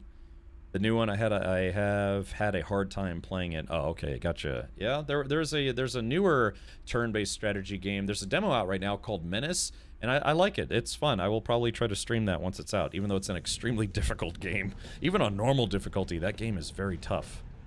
But I don't know. Maybe it'll be different when the main game comes out. Yeah, so, yeah, check it out sometime. What I like about it is that even though it's a turn-based game, it still makes you feel like you're in a real-time battle. Because, you know, characters will be, like, shooting at each other, NPCs will be lobbing, you know, grenades at you and stuff, even when it's your turn. And so it really makes it feel like a battle. And then the damage, like losing characters, it's kind of, they make it more realistic, where it's like, oh, my character took, you know, a full machine gun belt to the chest, but RNG says it only did 2 points of damage. It's not like that in Menace. It's like, yeah, when your dudes get hit, they go down, which is very realistic. Looked very Commando-esque. Which Commando? Because there were a couple, I think there were a few different Commando games. You can buy it on Steam, plays through DOSBox. Ooh. Yeah. Well, like I said, it's, GOG is kind of awesome as well. They keep those old games alive. That's the one, that one's from the Battle Brothers people. What else have they made? I used to name all my team members in XCOM after my friends and then tell them all the horrible ways they died. Yeah, that's what we do with subscribers here. Subscribers get to be a part of my games and, you know, name things in my games. So, yeah. Siphon says, I have a Guinness. Color me envious. I actually haven't had a Guinness in months. Months and months.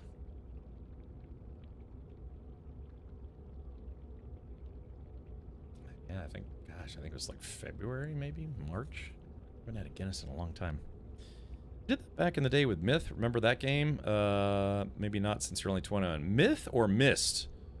It comes in pints. A pint of the black stuff. Alright, let's do this. What are we selling? We are selling... I guess I could sell these logs. They're just kind of taking up room, but I might need them for some reason. Sea glass. Wow, sea glass. 1.3 million. That's not bad. Alright, we're gonna sell the rancid flesh, the mordite, the flesh ropes, the vile spawn, Corvax casing, worm skin folio, and the crystal sulfide. There we go. That should create a little bit of room in my inventory, so it's not filled with junk. Myth Tool, Soul Blighter. Oh, okay. Yeah, I don't think I ever played any of the Myth games. I may have made a mistake by not playing them.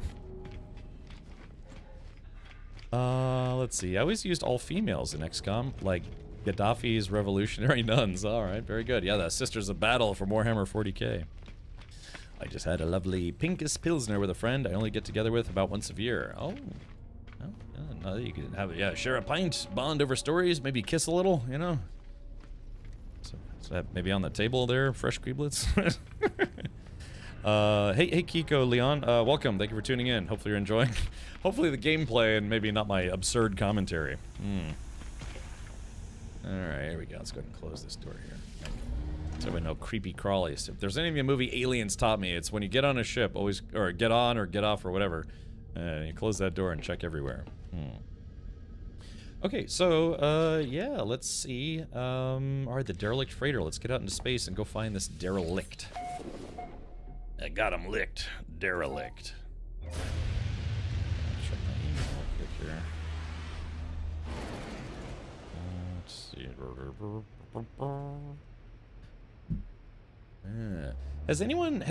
I still get spam calls, but has anyone tried using Google, if you have a Pixel phone or any other phone, Google's AI screening?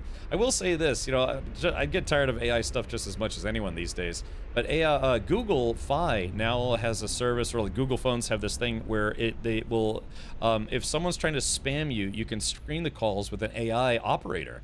It's kind of like a business. When you call a business, it's like press 1 for sales, press 2 for derps, or if you'd like to tell us what you'd like, please say in a complete sentence what you need. And then it does like a text summary, and that sends that to operator. But yeah, my Google phone now, they've added a thing now where they can do AI screening for spam calls. So you just type in, if you get a call, if it's not marked as spam immediately, you just hit screen, and they have to talk to an AI operator. And that's actually really cool. I mean, if there's a valid use finally for AI, it's certainly that. No, he's married and the wrong sex for me. Not that there's anything wrong with that, as the Seinfeld episode put it. Yeah, well, you know, a little experimenting over one too many beers. Not that I would, but, you know, I'm just saying. Did the update drop? Shabadio, it's on PC, but apparently some console players don't have it yet. Yeah.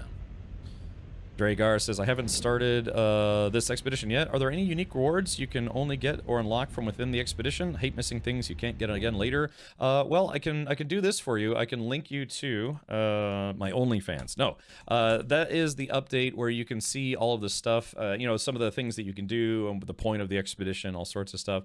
The big thing is yeah, they have new Corvette modules, and they have some module parts that are only drops from the expedition.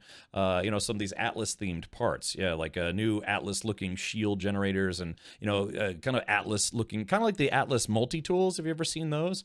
Yeah, it's Atlas-themed parts and some other fun bits. You can almost make ships that look like Sentinel ships. You know, for people who really wanted to be able to build their own Sentinel ships, you can build a Sentinel almost-looking Corvette. So there you go. I use that screen button all the time with Google Fi. It's pretty great. Yeah, it's really nice. And that way they don't leave you ever, because sometimes if you decline a call, they'll still try to leave you, like, you know, a voicemail or just some garbage, or it'll be a voicemail with nothing in it because their auto dialer hung up or robo dialer hung up. Screening forces them to waste their time by talking to your AI instead of to you, and that's fantastic. So yeah, see if your phone carrier or if your phone itself has an option for AI screening now. And that's which is awesome. There's nothing I love more than the concept of, yeah, some junk mail or, you know, phone spammer having their time wasted by AI. It's like, yes, now you know how it feels. Awesome. Yeah, it's like a personal operator. Only issue with that use of AI is if the end user is either aware or of another AI that could initiate prompt injection and potential circumvent your AI operator, get your details, or install malware or rootkit. Half Nelson, something to consider for sure. But I can imagine Google would probably jump on that pretty quick. Maybe. Yeah, that's all it takes, right? Is somebody figuring out, it's like, okay, how can we get this guy's information or take over their device simply by talking to their AI? Yeah. As far as I know, all it does is if the AI approves it through, you know, AI, it actually lets the call go through to you, if that makes sense. So, Having my AI waste other AI's time seems like an excellent use. Sure, why not? Let's party. Okay. But so far, I've really been enjoying it, man. It's great to just have somebody, you know, talk to an AI operator instead of bothering me directly.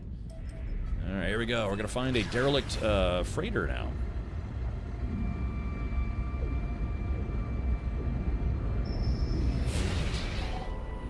Oh yeah. Okay, so it's a little itty bitty freighter, but seems like they may have fallen on tough times. Yeah, press 1 if you agree to pay $3.99 a minute after the first 5 minutes. Heck yeah. Yeah, inject via Gibber, AI talk, which is binary based. I actually am familiar with that. I've seen videos of that on YouTube, where people can get AI to converse, and to save time, they just use basically like a auditory binary language. Instead of just be like, hi, I'm an AI. How are you? Oh, I am also an AI. I acknowledge that you're an AI.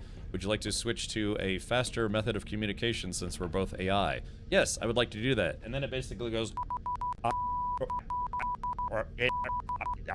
you know, and it's kind of like that, so they can communicate faster. It's interesting. It's actually interesting tech. All I know is I just want spammers and telemarketers to get very upset with me by having me waste their time. There's an auto screening which I don't use, and one where you hit the screen button and you can see what they say if they stay on the line. That's what I've been using, yeah. So if they stay on there, and let's put it this way, I don't want to demo this, you know, I don't want to like dox myself or whatever, but yeah, when they start talking, it converts its speech to text, and it writes their text on there, and then if it's spam, you just hit mark as spam, and it blocks their number. Not that, you know, spammers, you know, care. These people have like 1,000 different phone numbers, right? But at least it's one of those things where it's like, yeah, you know, I don't have to actually bother talking to them. I just mark it as spam and blocks their number.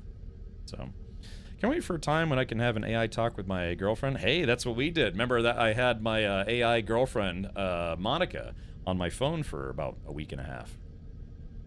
Need an assist cap? Free now if you'd like help? Yeah, sure, if you want me to wait for you. I just got here, so... let's see. Wonder, can I just fly over to this? Ouch. Ouch. Okay, Chad, I may have made a mistake. I was gonna just try to, like, fly over to it, because I thought I was gonna go into EVA mode. This is Sentinel Insurance calling about your Corvette's extended service warranty. The scam calls that I've been getting a lot is those places that, you know, tell you it's like, oh, you've won a free vacation, you know, 3 nights, 4 days, and some hotel in some tropical island. All we need is your credit card number. It's like, well, if it's free, why do you need my credit card number? It's like, because, you know? So, okay, I'm just waiting for my force field to recharge here. Derelict, yeah, hold on, so how do I... I don't know what to do now. I can't, my jetpack is this, oh god, I broke the game. Alright, here we go.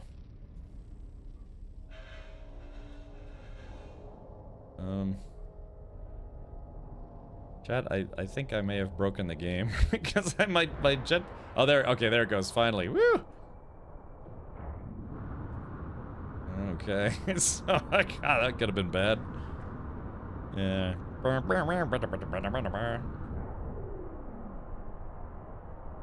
We have elections next year. The numbers I had to block rose sharply in the last few weeks. I've started getting those too, like the political spam calls. And people that want to register you for a political party you have no affiliation with, simply by talking to them. Okay, so let me do this.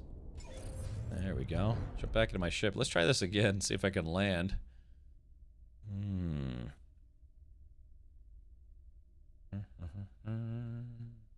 Yeah, I'll use the teleport function this time. I was just gonna jump over, but yeah, I gotta use the teleport function. Make sure I do this right. Ow. What the hell was that? Maybe this ship is deadly. I gotta wait for my... I don't want to do anything until my shields recharge. That's the same thing happened to me. After you park, use the button on the left side of the door to teleport to the freighter. Right. I was gonna just fly over, because, you know, I like doing EVA stuff in the game. Alright, we're gonna wait for Erdy. Erdy's gonna show up and give us a hand. All we have to do is explore this entire freighter. Yeah, I don't even know if we need to, So the thing they have now is, what is it? If you beat a derelict freighter, you can get a custom ship part? Because normally they would give you a freighter module or something, but I think now they will also offer you a ship part, if I'm not mistaken. Yeah.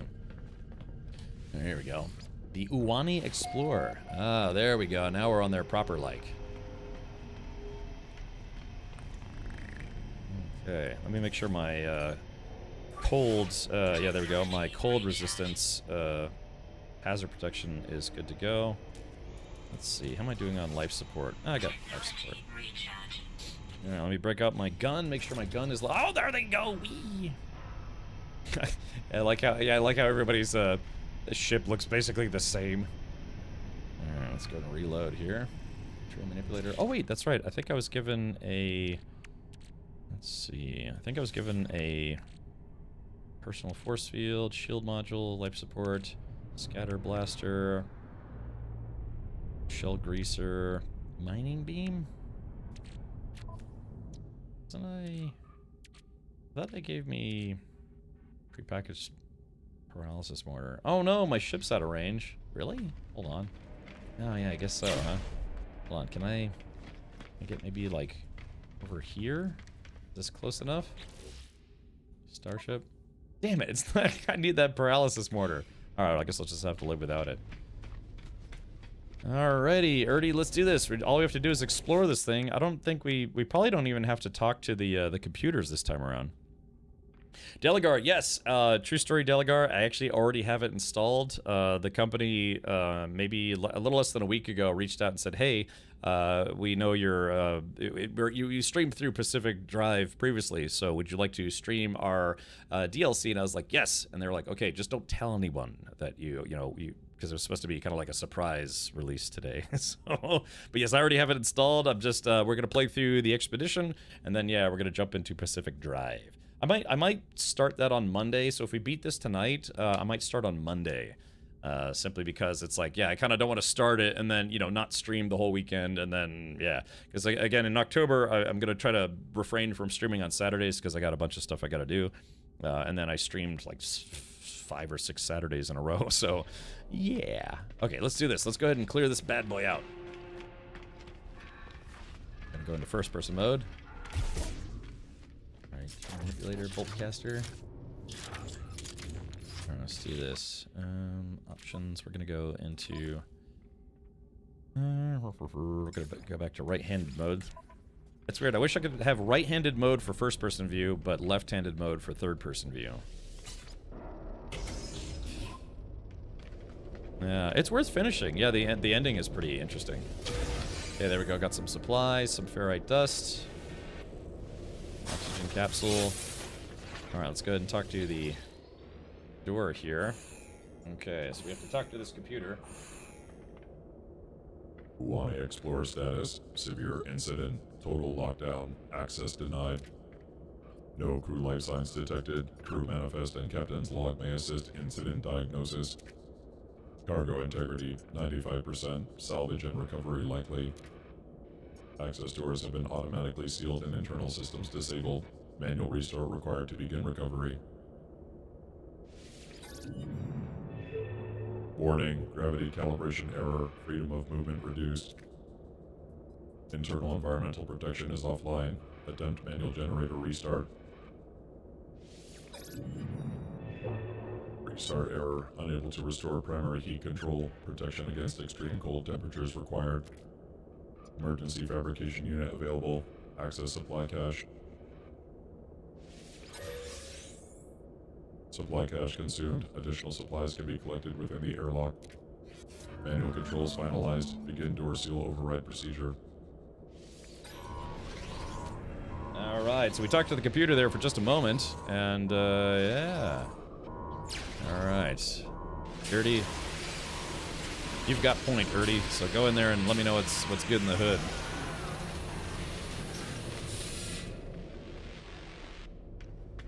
Question is this going to be one of those infested ones?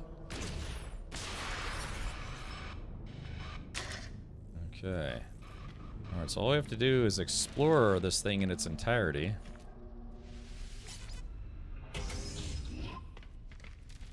so yeah. Full protection is hopefully up to date. Yeah, I might personally, I mean, I could do the whole thing where it's like, yeah, you find all the captain's logs and all sorts of stuff, but, Erdy, I got bad news, man. This is one of the infested ones. Let's see, let's fall back a little bit. Hold on, is this a dead end? Yeah, there's a lot of, crumbling papers. Ah, there it is. Okay, gotcha. Alright, so, yeah, so this is actually my favorite kind of derelict freighter, but it is also a little more deadly, and, my bolt caster isn't exactly where I would like it to be, damage-wise. Oh, you finished ball pit. Oh, okay, well, that's good. Now, you have two ways of doing this. You could simply tiptoe your way past all the creepy crawlies. This is where that paralysis mortar might have come in handy. Or you can simply just shoot everything. Yeah, let's do it. Yeah, let's rock. Yeah, get him. Gosh, I really wanted that paralysis mortar. That would have helped.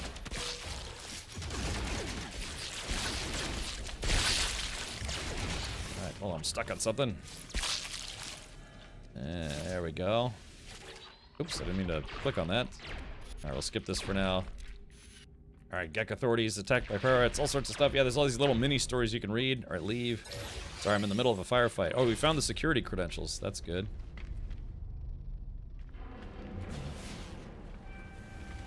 Alright, we'll keep pushing forward.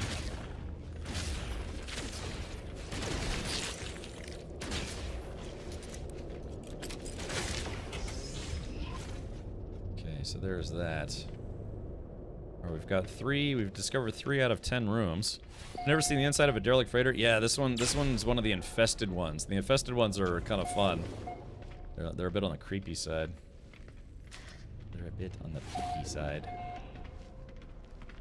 Okay, so this is a dead end. You have to watch your temperature too. Now I have some freezing protection.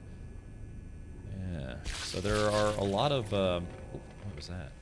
There's a lot of loot on freighters. That's why they told you, the loot is basically still good to go. There's a lot of stuff. So if you do a derelict freighter, make sure you have a lot of inventory slots available, because there's a lot of loot to collect. Alright, yeah, all these blue boxes. Yeah, so you can scan. Oops, wrong button. You can scan, and all the potential loot chests will show up in purple, as you are seeing right now. But, I don't know, I've got a lot of loot, man, so I think I'm just gonna skip it for now. Some sodium. Yeah, if you ever wanted to kind of pretend you're in the, doing the movie Aliens. This is how you can go about it. But yeah, if you scan, everything marked in purple is stuff you can loot, so there's a lot of goodies to get. There are a lot of goodies to get, so to speak. Okay, we're already halfway done, so this might be on a little bit on the smaller side. Yeah, so again, you can do this without getting into any combat. But we do combat here. Yeah, we gotta shoot all these creepy crawlies. And again, if you let them swarm you, you can get into some serious trouble. Uh-oh. Oh, Erdy. Oh, I think Erdy got eaten. Where's Erdy at? Can't be happening, man. This can't be happening. Yeah, I do kind of wish the creatures were maybe a bit scarier. They're kind of like basically just little parasite bug things, but yeah, like I said, if you let yourself get overwhelmed, you can actually die in here. It's more like kind of like, it's gonna be a stand-up fight or another bug hunt. It's a bug hunt. Let's see. There we go. So as long as yep, there's a lot of them. Yeah, because what happens is they start shooting like, acid spitball things at you. And if too many of them start doing that, you start taking a lot of damage. Paralysis mortar is kind of fun. Even the plasma grenades are kind of fun. You can blow up a bunch of them all at once. Yeah, exactly. Yeah, just scan, press C. Kind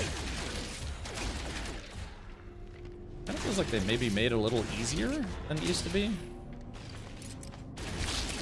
There it goes. Let's turn the heat on.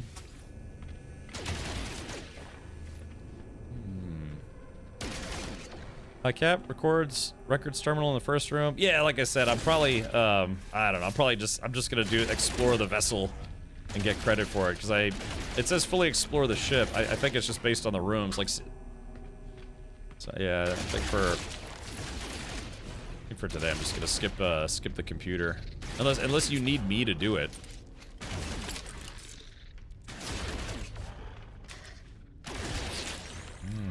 They don't seem to be very aggressive. Yeah, and I wonder if they toned them down a little bit because normally they're a lot more aggressive than this. Yeah, because again, if you blow up all the nests too quickly, yeah, you'll start getting swarmed by them, and then it actually kind of hurts. Yeah, it kind of seems like they maybe toned it down a little bit. Wasn't sure if you needed to complete the mission. I don't know. We'll check. We'll see if it does or not. Let's see. Life support gel. Yeah. Now I will admit the scatter blaster is actually pretty good for the infestation missions because yeah, you can kill a few of them. Kill a few of them at a time with just one scatter gun hit. It's basically, you know, this game's version of a shotgun. Now I just kind of feel like an exterminator more than like we're in a dangerous mission.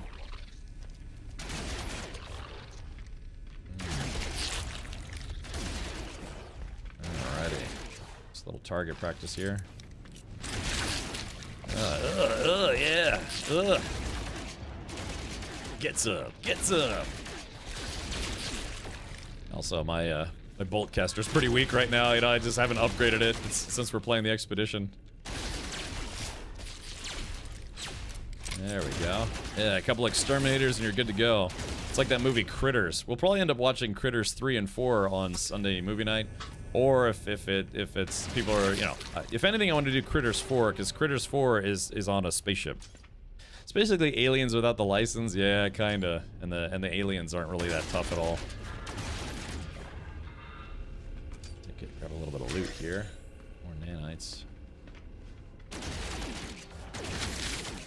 Okay, we found 6 out of 10 so far. I don't know if Birdie, if you wanna take point, you can go inside the room. Or I guess they're looting. That's okay. Scatter is my choice. Yeah, like I said, the scatter gun is actually a good choice for doing this specific mission. There's like 3 different kinds of derelict freighters. One is this one. One is the automated sentries. And then one of them is just like there's honestly really nothing there. There's all these like pustules everywhere.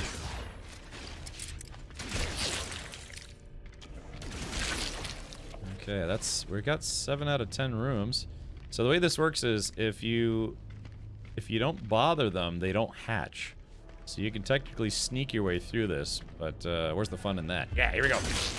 I recommend, like I said, paralysis mortars or plasma grenades can also make this go a little faster and a little more fun. Because you just sit there and go boom, you know? Kind of like Vasquez did at the end of Alien. She's like boom and blew up a bunch of xenomorphs. Yeah, like critters or ghoulies. I don't know. We could watch ghoulies because they made like 4 or 5 ghoulies movies. They made 5 critters movies. I still haven't seen the new Critters movie, which is apparently terrible. So, I mean, it's literally got like a 3.5 out of 10 on IMDb. But I've never seen it, and I do like the Critters franchise, so maybe we can watch that on Sunday as well. Yeah, we're probably gonna show like Critters 4, Critters 5, Chud, the new the Greasy Strangler, the new Toxic Avenger movie. You know, just some fun Halloween movies. I meant that game I mentioned Space Beast Terror Fright, a small indie thing. Oh, okay, gotcha. The Neutron Cannon. Yeah, Neutron Cannon, right? Probably be a good touch. But yeah, they should make some creepier enemies. But you know, to be fair, this game is pretty kid friendly, so maybe they don't want to go too hard on it.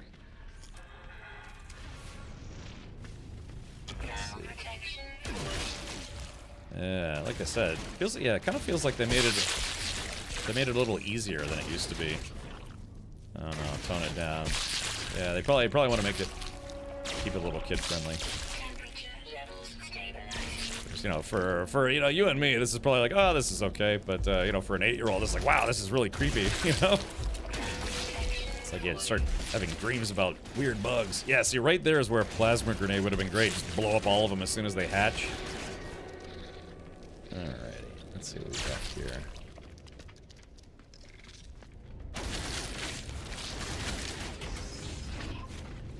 Oh yeah, there we go. One of them hatched already. They're everywhere. God, there's too many of them. Yeah, see, I remember in the past, yeah, because more of them would shoot at you, and if you didn't kill them fast enough, they would all start spitting, you know, acid blood at you, and you'd die. You could die. I've actually died doing this mission before. Just to show them some feed pics. Oh, okay. Yeah, I mean, you can see there's just I think they made them less aggressive.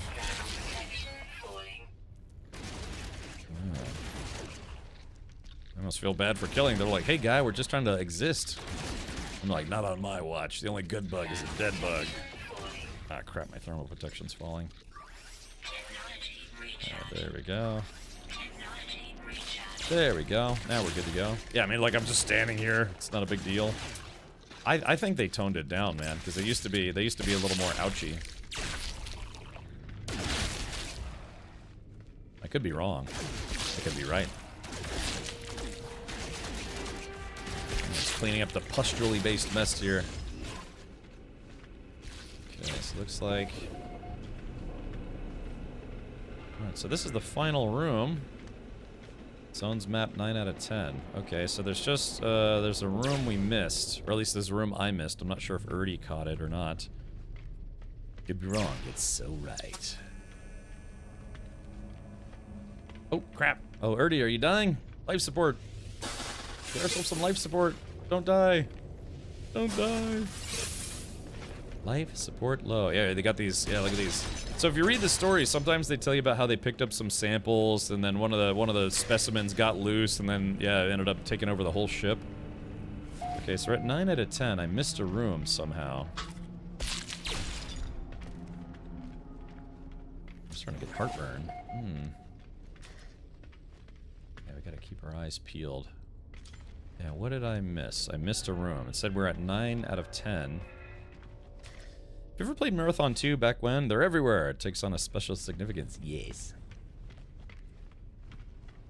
Let's see, where are we at here?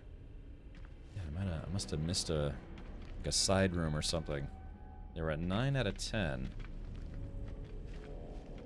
So yeah, like I said, it says, expedition-wise, it says completely explore a derelict freighter. So I don't know if it will have to also go through the computers or if it's just the rooms. Losing life support.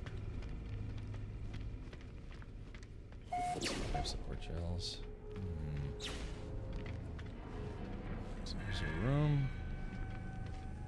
There's a room I missed. Gorillas in the mist.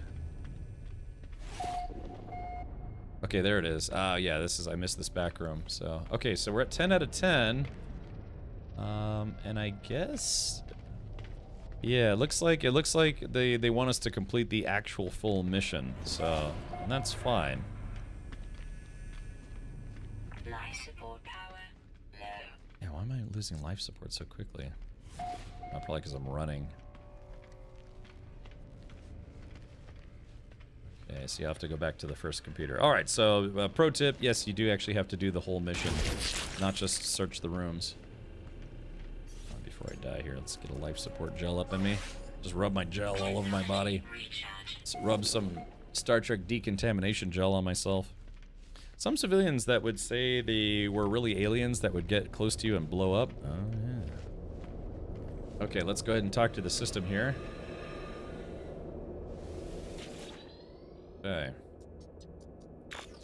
Records terminal accessed. Searching. Biosecurity records encrypted. Emergency transmission records encrypted. Crew manifest accessible. Crew status as of last shipwide bioscan 13 days ago. Commanding officer Captain Vino. Duty officers Junior Navigator Urals. Quartermaster Drinstevs. Navigator Berdins. Crew status report. Crew first class 108. Crew second class 99. Supernumeraries. Work entity Inuon. Captured en route. Convergence entity Robinskoid. Asteroid Dig Crew. Analysis entity Osaid. Company accountant. Scanning ship for biological traces. No detected biological trace matches crew records. Retrieving last known crew positions. Captain Vino, redacted area, Junior Navigator Orals, this terminal, 2 days ago. Quartermaster Drenitz, emergency transmitter, 4 days ago. Navigator Berdians, primary transmitter, 4 days ago. Okay, so we got the crew manifest. Now we need to find the captain's log. How did they come up with these names? Ah, they're all randomly generated. Okay, so I think that was the first terminal, so we need to go back and find the second terminal. I'm sorry, it's terminal. Chewing through my ion batteries here. Yeah, I think that was the first terminal. Check the toilet. Yeah. Okay, so captain's log. Stardate 1, 2, 3, 4, 5. Okay, so that's the dead end room. Yeah, I got mag boots on. That's why it's hard to walk in here. You could use the teleporter? Oh, yeah. I guess. Got a little time to kill. Okay, I think that's the second computer there. Question is, second mainframe. So we have to salvage the engineering unit. Let's talk to the computer. Private mainframe access denied. Captain's DNA required to access personal log. Shipwide bioscans indicate severe incident status. Override available. Indicate captain's fate to begin. Input accepted. Log will record captain's fate as extinguished. Duty officer may take command. Authenticate as duty officer to continue. Security credentials required. Credentials accepted. Welcome, Navigator Berdians. Log will record U.S. Temporary Commander. Last significant entry from Captain Vino follows.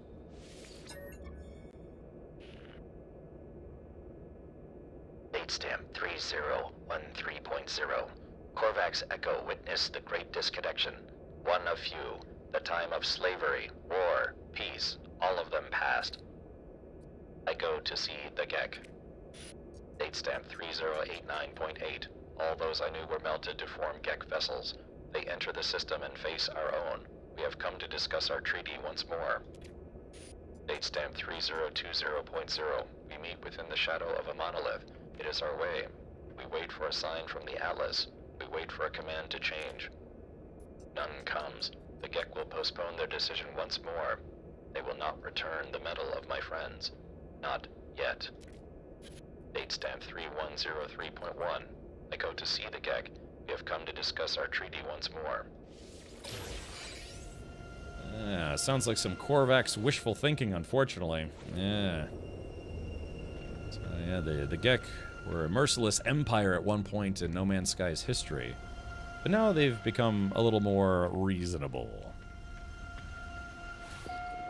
I can hear my suit voice through your system. Oh, really? Okay. Alright, so let's go to the final system here. So we just need to retrieve the engineering unit or salvage that guy. Alright, the final system.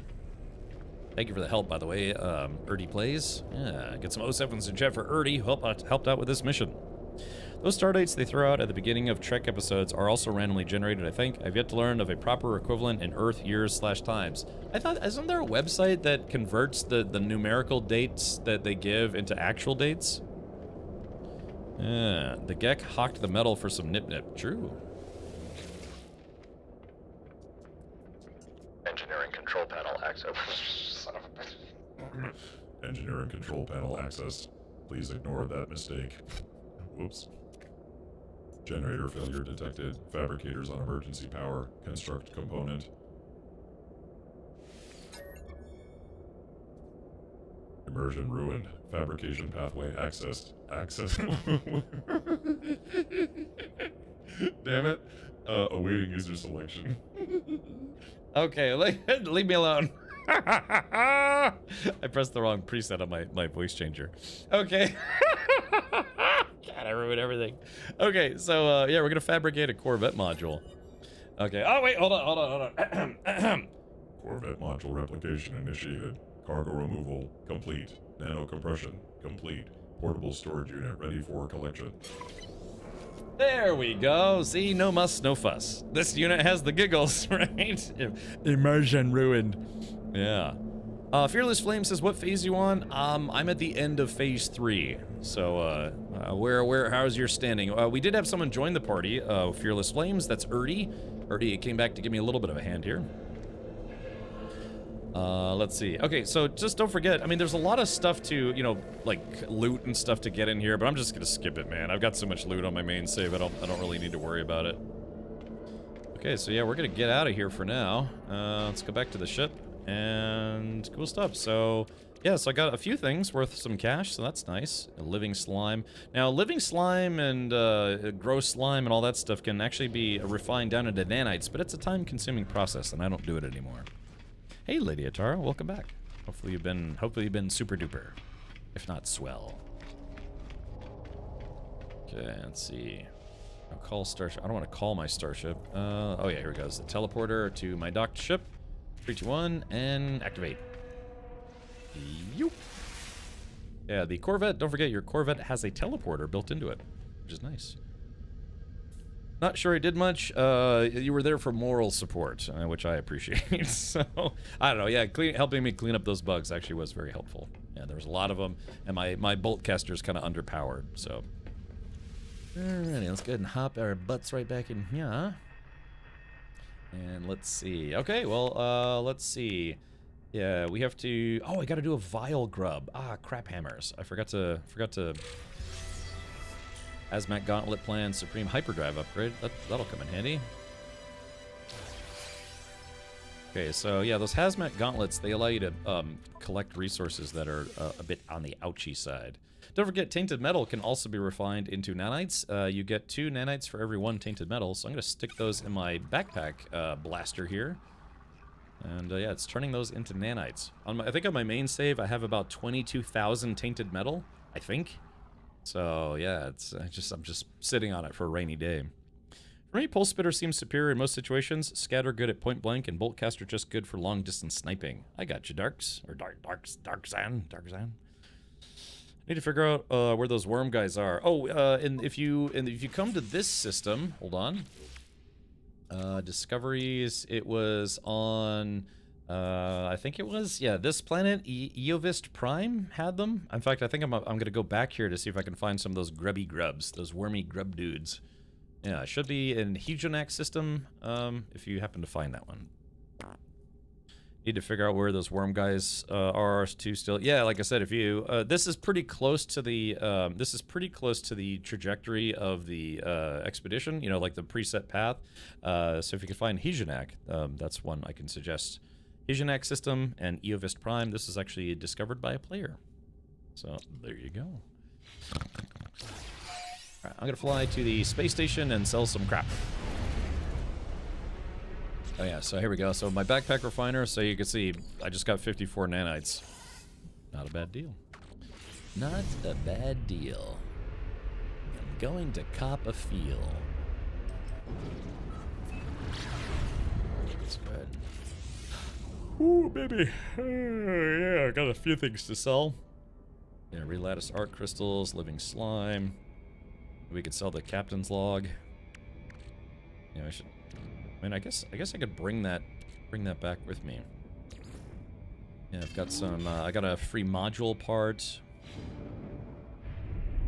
There already. I can't gain any more currency other than the nanites and quicksilver. Ah, Shabadio. That's why I've always long contended that nanites and quicksilver are the real currencies of the game. Because yeah, it's not hard to make money in this game. Got some Mordite or Phesium to sell. Do you need it? You're gonna sell your log? Yeah. Well, actually, I can't. I could sell it for cash, but it's the logs that you get from derelict freighters are useful for either getting more tainted metal or to get faction reputation points. But considering this is an abandoned sector of the galaxy, yeah, I think I might just hang on to them for now. Let's see. Oh, you said you were selling crap. Yeah, maybe a little fecium. Delicious. Okay, let's do this. All right, here we go. Alright, so we got Erdy over here doing some stuff as well. Normally the hangars have portal or teleporters, so you don't have to run all the way back, but and abandoned space stations, I guess they don't have them. There's nowhere to sell them in the expedition. There are no NPCs. Right, so I guess the concept would be I would bring them back. If it lets me bring them back. I mean, they're worth a little bit of cash. Let's see, this captain's log is worth 915 credits. The crew manifest, captain's log. But I'm going to see if I can actually bring them back with me, and then I could sell them for tainted metal. Okay, am I going the right way? I'm going the right way. Yeah, but it might not actually let me bring them, so we'll have to see. If there was a better way to spend the money, I wouldn't be capped out. Yeah, Shabadio, I'm assuming you've probably got a S-class freighter all maxed out and everything.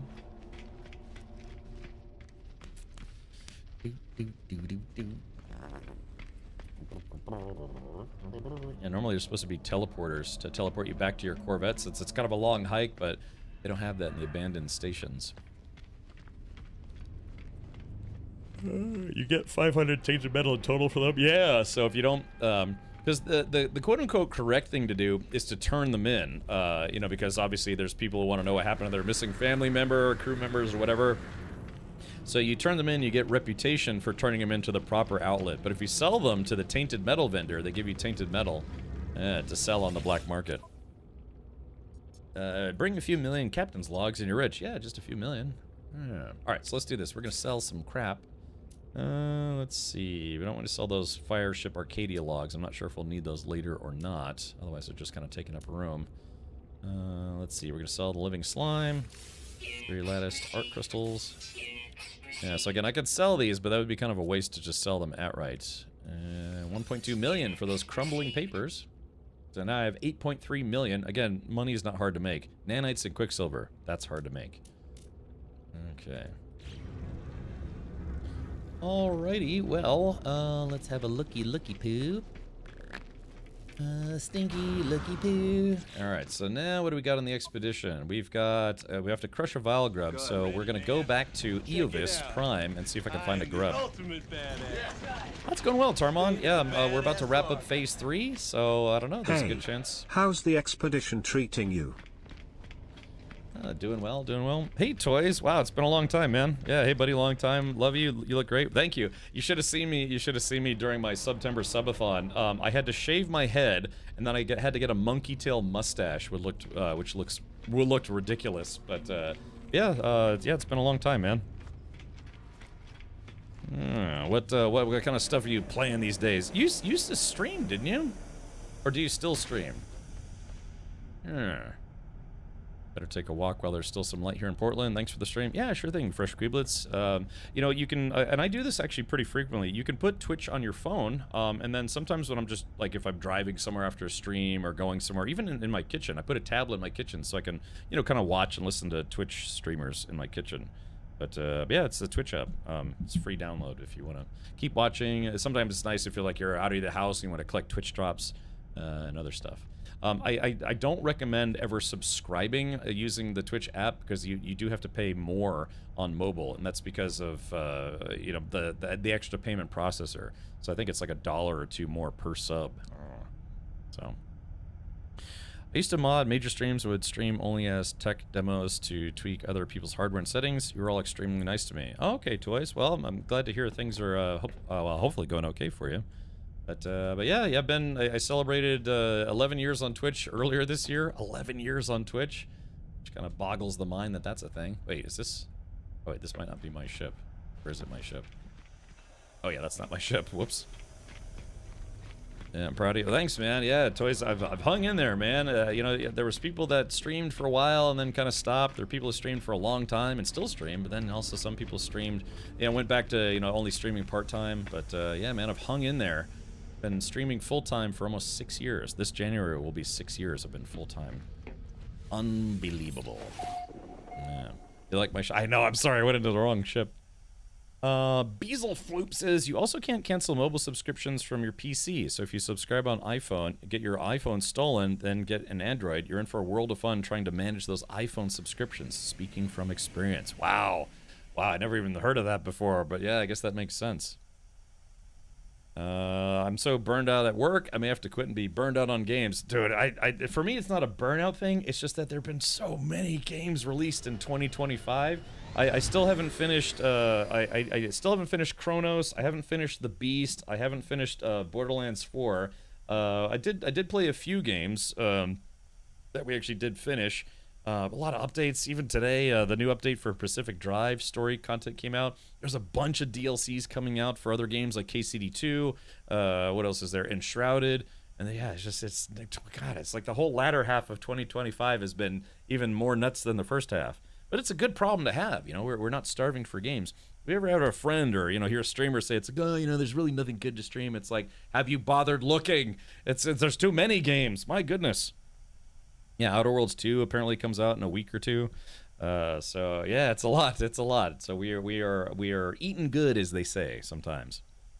Beazle Floop says, I love Enshrouded. Yeah, I'm looking forward to continuing the playthrough. I know one of the last major updates actually added a real world boss. Some of the bosses kind of felt more like mini bosses, but then they added a real world boss. And that was great.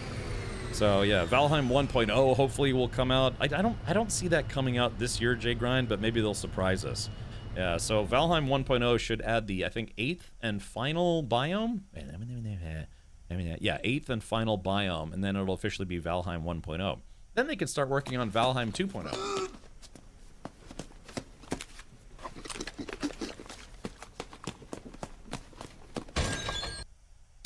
That's how I feel, trying to run around just to, eat all the goodies. Yeah, they just announced the anniversary edition of Fallout 4. They announced a new addition to Fallout 76. Apparently, they're doing an anniversary edition of Fallout New Vegas. Yeah, today was like Fallout Day, so they made a bunch of announcements. They showed the posters. Oh, yeah, you guys want to see the posters for the Fallout TV show, which I finally watched. When I flew to TwitchCon and back, I finally watched those. I finally watched the rest of season 1. It was tough, man. It's tough to work in time. When you're on a plane, there's literally nothing to do on a plane except maybe, I don't know, fap a little. But let's see, movies and TV. Yeah, they showcased the posters for Fallout, and then they talked about season 2. Season 2 starts in December, which is kind of surprising. Where did I put those? I think I might just put a knife in it. I think that's a really good idea. See if it works.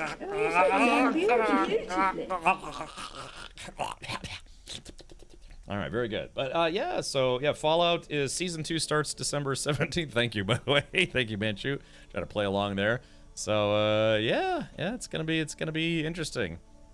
Yeah, it's like Lucy and not Titus, and the ghoul, and then of course Dogmeat. It's nice that they gave Dogmeat their own poster. So yeah, okay, Stinky. Maybe not on the plane. Yeah. So anyways, and again, I've never been a big Fallout player. I never played a Fallout until Fallout 4. I actually kind of want to play more of it now. Now that I've actually seen the show and learned more about the backstory, I actually do want to play more Fallout. Maybe give Fallout 76 a first time try. Because I know Fallout 76, a lot of people said it was like a horribly buggy mess, but it's been out for a few years now, right? So maybe it'd be a good time to jump in. Fallout New Vegas was a 10 out of 10. I don't know. I kind of slept on the Fallout series for way too long. So yeah, thank you for being a good sport. I know. So yeah. I just finally watched it just a weekend ago, and it's a good show. Yeah, it's a good show. So should really do Fallout New Vegas. It'll have to go on the backlog. Maybe, I don't know, are they doing any Fallout sales? I guess I should wait for all the anniversary editions to come out, right? Because they probably go through them, try to spruce them up a little bit, make sure everything is good. Yeah, now that I've seen the show, it's like, yeah, I actually genuinely want to learn more about the Steel Brotherhood and the ghoul virus and all sorts of stuff. There's a sale on them right now. Well, yeah, that's what I'm saying. But they did announce, what was it? They announced the Fallout New Vegas 15th anniversary bundle. You can get a statue, a Victor statue. Fallout 4 Anniversary Edition is releasing November 10th. And then, of course, they have a Bounty Hunter DLC. I guess that's coming, or expansion for Fallout 76. So, and if I'm going to play, maybe I should wait for the Anniversary Editions. By the way, if you feel like discussing games between streams, come join the Discord at !Discord. I am the ultimate badass. Hey, Fat Puppy. Thank you for the 27 months. Okay. Next rendezvous system has a Vile Brew planet. Okay, good. Thank you for letting me know. So I guess we'll head on over there. Yeah, so just the game industry is just crazy on fire over the past few years. And I'm guessing it's because of the pandemic. You know, most devs were staying at home, and it's like, what else are you gonna do? You have to stay home, so let's work on video games.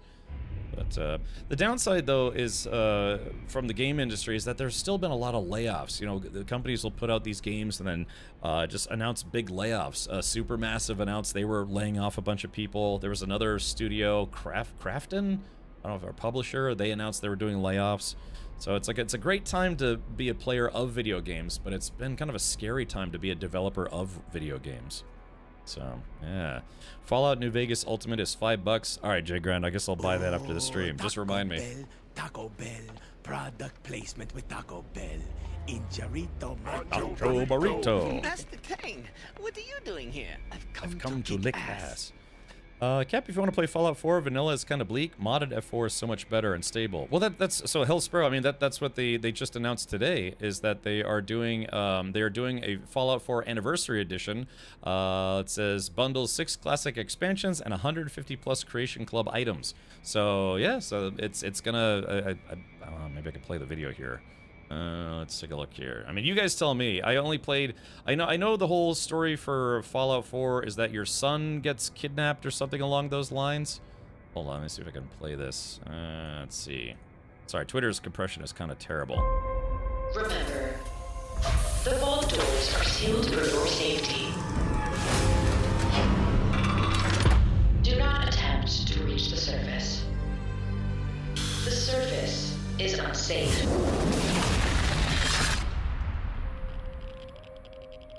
Breast of.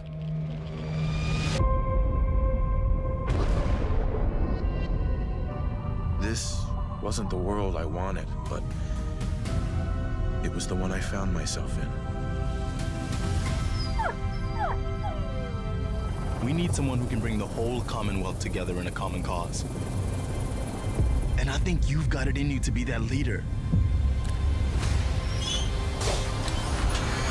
What do you say? Yeah, see, I wanna join the Steel Brotherhood. Get a knight suit. Meat_shield donated $6. Oh, thank you, Meat Shield. Buy that So, I ultimate know you're from a version of vault. Fallout New Vegas How would you now. describe your time on the inside?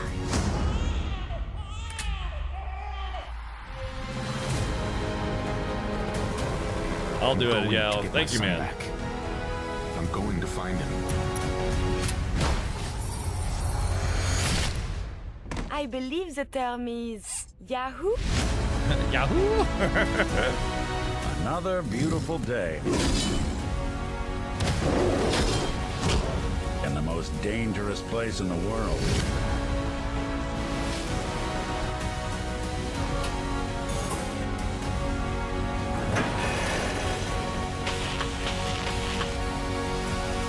Nuka World, nice.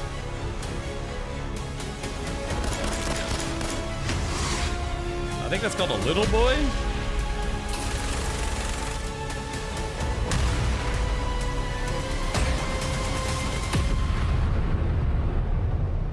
It's the end of the world. All over again. Let's go, pal. Oh yeah, there you go. November 10th, Anniversary Edition. Now, I actually already own Fallout 4, so maybe Bethesda will do it like one of those discount things if you already own the game.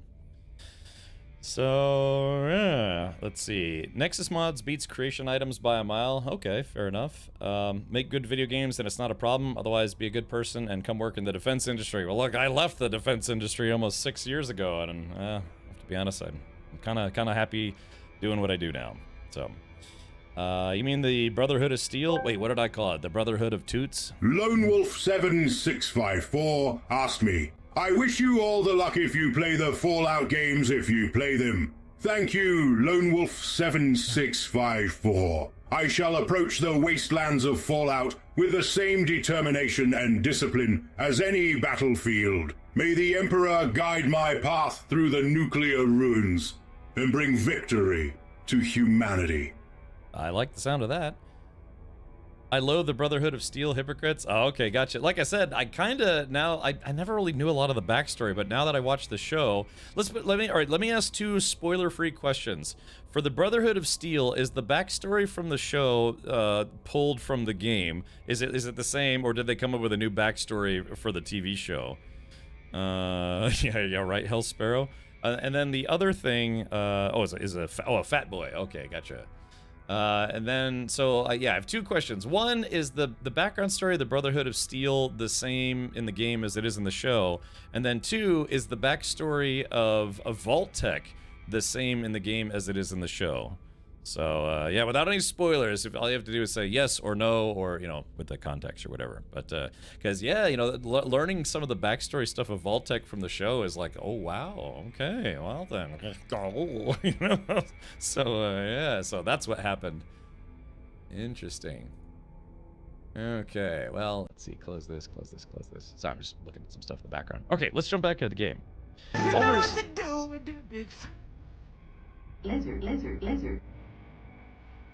Lizard. What to do? Oh, yeah. There it goes. Alright, you know what to do with that lizard butt. Like, I have lizards all over my house, man. I used to feed the lizards in my backyard. Also, the Brotherhood have different chapters through the wasteland. Ah, it's all very similar. They're kind of fragmented groups. Okay. Fallout 3 was DC, Fallout 4 is Boston, so the TV is mostly New Vegas. Ah, okay, gotcha. Yeah, I don't know, I kind of slept on the Fallout series for a long time. I mean, I played some Bethesda games, but I just never played Fallout. Okay, let's see, where am I headed now? We are going to, let's go to the Phase 4 rendezvous, because it already said that there is a, oh man, hopefully I have enough warp fuel for this. Let's see, because the next rendezvous point... Oh man, I'm gonna have to make some more warp fuel. So that means I will probably have to find some storm crystals. Let's see. Distance detected. Quartzite. Activated quartzite. Yeah, exactly. So, activated quartzite. Now, if it's an, but that's a marine planet. No, I probably won't be able to find storm crystals there unless they're underwater somehow. So yeah, we'll have to jump to the next system. But I'm probably gonna run out of warp fuel. So let's do this. Yeah, select targeted system. Worked in the first season of the TV show, and being in the sets felt surreal. Really, Little Guys Club. Wow, man, talk about a small world. Yeah, how was it? I have done TV and film production work, so what was your role? Were you a set designer, continuity manager, you a gaffer? I don't know. I worked primarily as a assistant camera, like second assistant camera, that kind of stuff. Captain, you were going to get grub. I know, that's why I'm trying to get to the next rendezvous, SB, but there is a problem. I'm going to run out of warp fuel. So let's see, how much warp fuel do I have left? I got 20%, so I may be able to make a couple more jumps. I was a construction grip, so I put the sets together. Okay, gotcha, yeah, and like I said, I've known guys that did that. In fact, when I was younger, a buddy of mine, him and two other guys went to New Jersey and started basically a small set construction company, and they primarily worked... Good evening, I'm Michael Myers. I have enormous psychological problems, and I'm going to take them out on you. 'Tis the season. So, well, anyways, yeah, so they used to do that. Used to construct sets for, film and TV shows and stuff, so... A fluffer. So, well, that's cool, Little Guys Club. Are you gonna get to work on Season 2? I would, if I was you, I'd be so bummed if it, like, oh yeah, no, we're going with a different construction company. Jersey and New York life to trade the tax incentive back and forth. Okay, gotcha. Yeah, they started it. I actually haven't heard from him in a while. There's a guy named Paul, and he used to go to his house parties. His father was like some bigwig in the FDA or something like that. Had a mansion. It's a really nice house.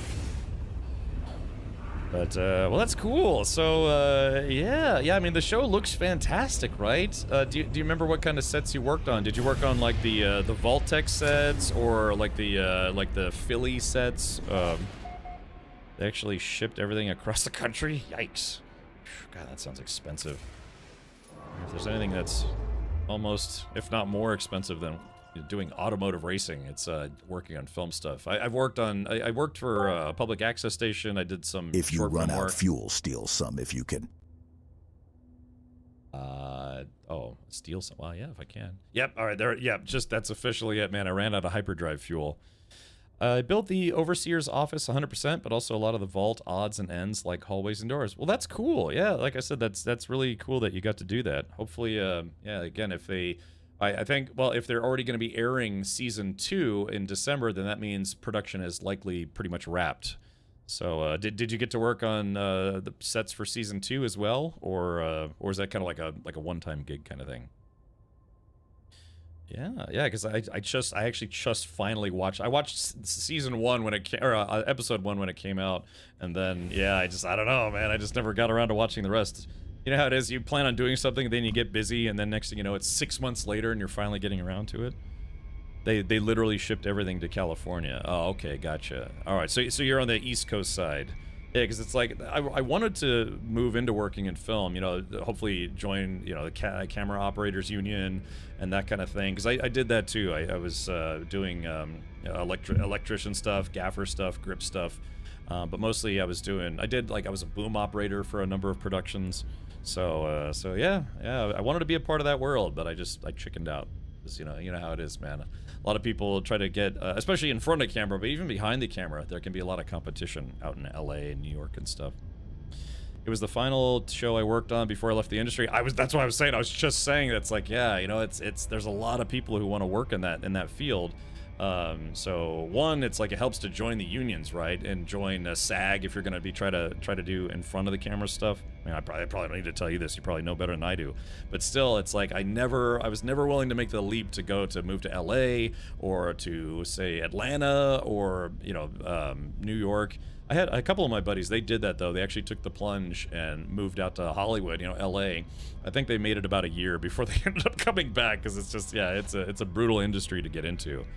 The industry is tanked in New York. I'm not sure where it all moved to.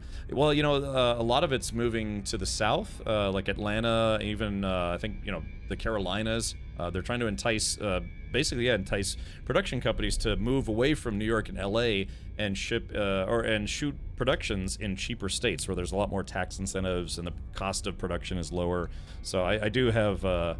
No one realizes how much Atlanta is. Yeah, just saying though, that's definitely one of the newer production hubs. Yeah, Vancouver is one of them. Heat 2 is now filming in LA next year or something? Really? So I used to live in Washington, D.C., and of course, anytime they need to focus on anything political or, or that kind of stuff, they're always doing shoots in D.C., and so I would work downtown, and sometimes they'd shut down certain streets or entire blocks to do some movie production. When Arnold Schwarzenegger was shooting True Lies, he's running through Georgetown and all sorts of stuff.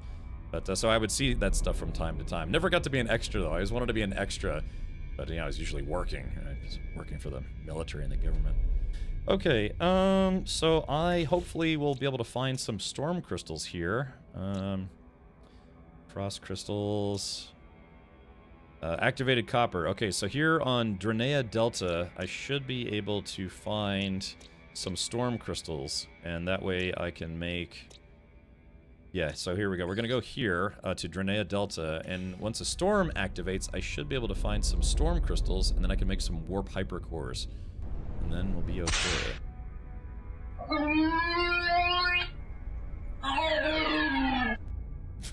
Thank you for that. Thank you, Lone Wolf. Oh, man.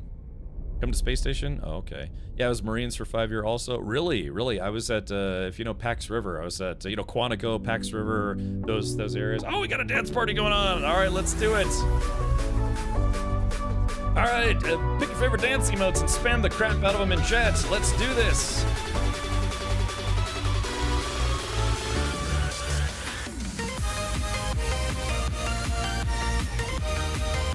Oh, my camera's starting to freeze up. It's too much party for one stream. Yeah.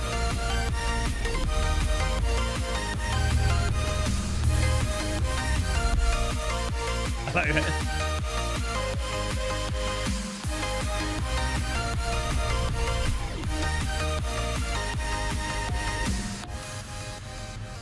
right, thank you for that. Yeah, I had enough Tangia alerts to activate the Tangia dance party.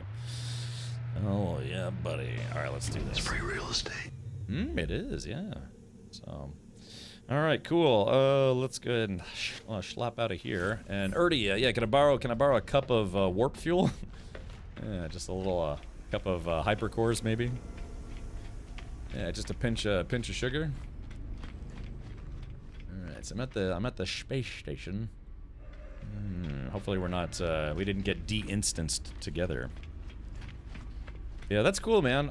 If you don't mind me asking, I'm assuming you were having difficulty finding production work. And again, you know, there's always going to be productions in New York, but like I said, it's a tough industry because there's a lot of people who want to do that kind of work. So sometimes, you know, there's more people than gigs, right?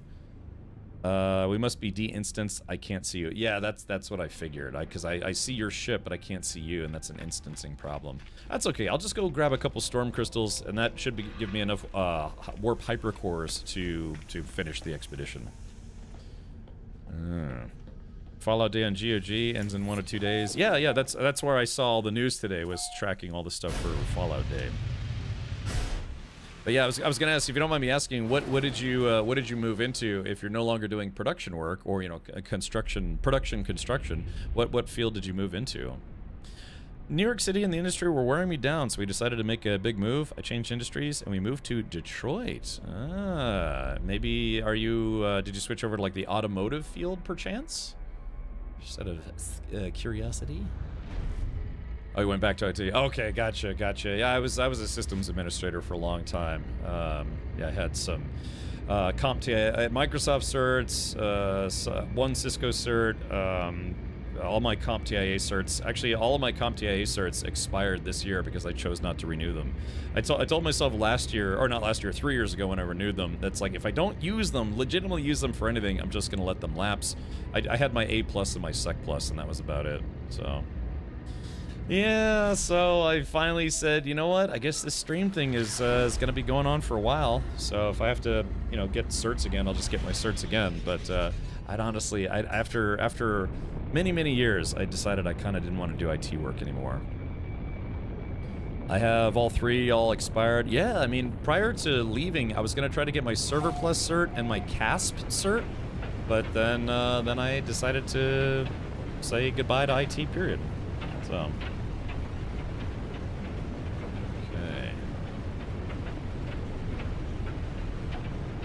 So, and that was, for me, that was almost 6 years ago. January 15th will make 6 years for me.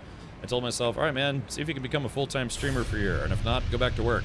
That was almost 6 years ago, so. Probably Novell. Novell is kind of old school, right? So, I mean, remember, I'm only 21. So, yeah, Novell NetWare is, you'd be kind of hard pressed to find shops that still use Novell NetWare. Although they do exist, but yeah, they're just, in fact, the Novell NetWare folks used to joke that when Windows NT came out, they call it Windows Nice Try, because they didn't think Microsoft would be able to break into the networking world. Oh, how they kind of underestimated that one. So yeah, literally, yeah, it's like, yeah, Windows Nice Try, but I think we all know how that ended up, so.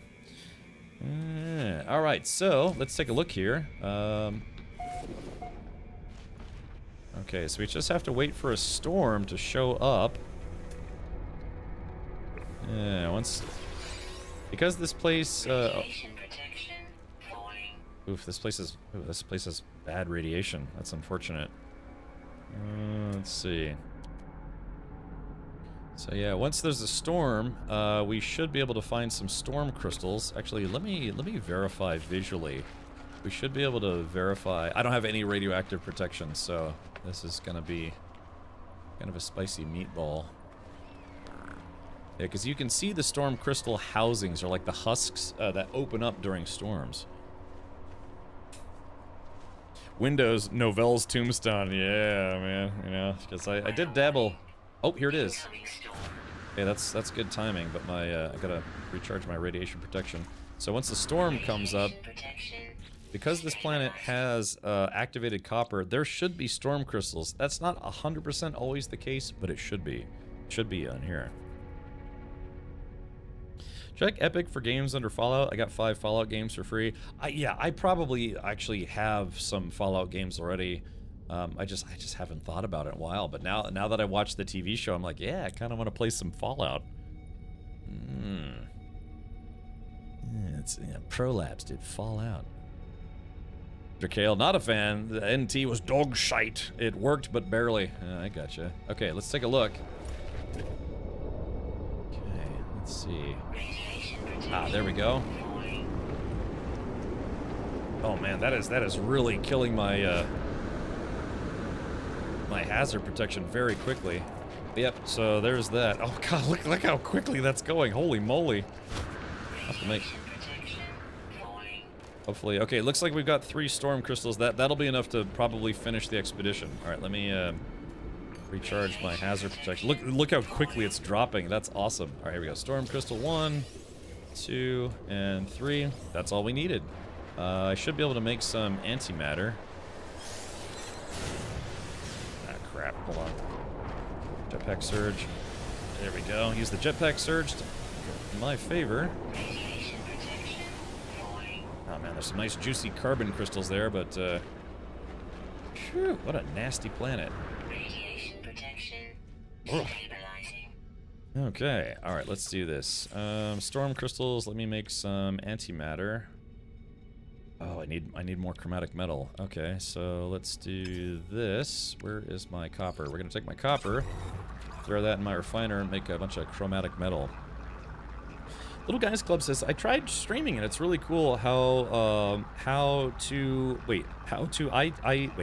it's really cool how IT backgrounds and TV backgrounds both help out learning streaming. That's where I got into it, buddy. Yeah, that's the same boat. I was doing, I was primarily working IT, but I did freelance videography. I did freelance like production work, like I said, doing boom, and you know, I was an assistant camera for a bunch of shoots and all sorts of stuff. So having a TV production background and film production background plus IT background, it's like, yeah, you know, you get kind of a little leg up on someone who's like, say, like a librarian, or maybe you know, they're an astrophysicist. It's like they might be excel in those fields, but if it doesn't have to do anything to do with IT or, you know, production work, you know, visual production, it's like, yeah, starting from scratch. I mean, it's not super hard, but then again, I might be biased. So yeah, maybe Little Guys Club, get into it. Yeah, maybe if you start streaming, let me know. I'll come follow you. Maybe we can raid your channel, give you a jump start here. Because yeah, that's your history is basically the same history I have, man. Just work in progress. Okay. Oh, thank you. Yeah, appreciate the chromatic metals. Let's see. I should be able to make some warp cells now, or some antimatter. Let's see. I'll probably make like, I guess we'll make, I don't know, 8 of those. Okay, so let's see. Oh no! I don't have the recipe for warp hypercores. Oh gosh, I thought I would have that. I guess we didn't get it. Dang. Crap. Maybe I can go to the anomaly and get the recipes for the warp hypercores? You never raided my channel. I didn't know you streamed, LJ. Did you tell me that? Do you not stream and you want me to raid anyways? So, Darkzan says, I think Novell just kind of underestimated human stupidity. Wow. Alright. Alright, I'm done. I got to phase 2 and was not capable of skipping to 3, which means I have to lose any chance at the new ship parts. What? And is it because you don't want to do the underwater stuff? Oh, you stream on and off. Oh, okay. Well, here, let's do this, LJ. I will come follow your channel right now. How's that sound? You should change your avatar from a generic avatar to like something, you know, because that way it's easier to find you in like a list of streamers. Why not use the regular warp cells? I can. It's just warp hypercores fill up your starship's warp drive to 100%. Each warp core that you make, or warp fuel, only does 25%. So as long as you have the recipe, as you just saw, making warp hypercores is super cheap. You just have to have the recipe for it, which apparently I don't. Oh, maybe that's why. I'll give you 4 regular cars. Okay, well, thank you. I guess we'll continue on with, let's see. Oh yeah, here they are. So let's go do this.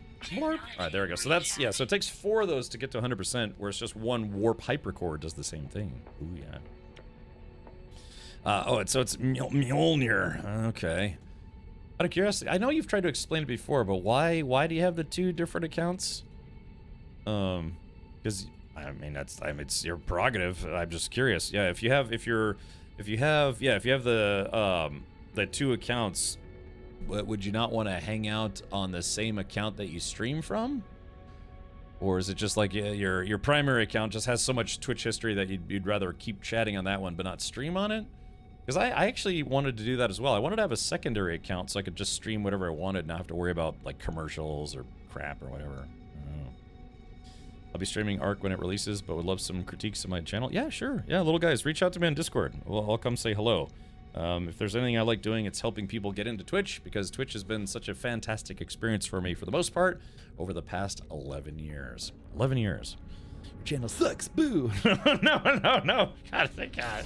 Can you imagine? Oh, man. All right, oh, there we go. And then, all right, so Erdy's, now I don't have to worry about hyperdrive fuel for the whole rest of the expedition. Thank you, Erdy. Yeah, friends in lovable places. LJMJ Alien is my daughter's account, but it's also the family Prime account, so for Prime subs, use this one, and the other is just my personal streaming account. Okay, I get you. That makes sense.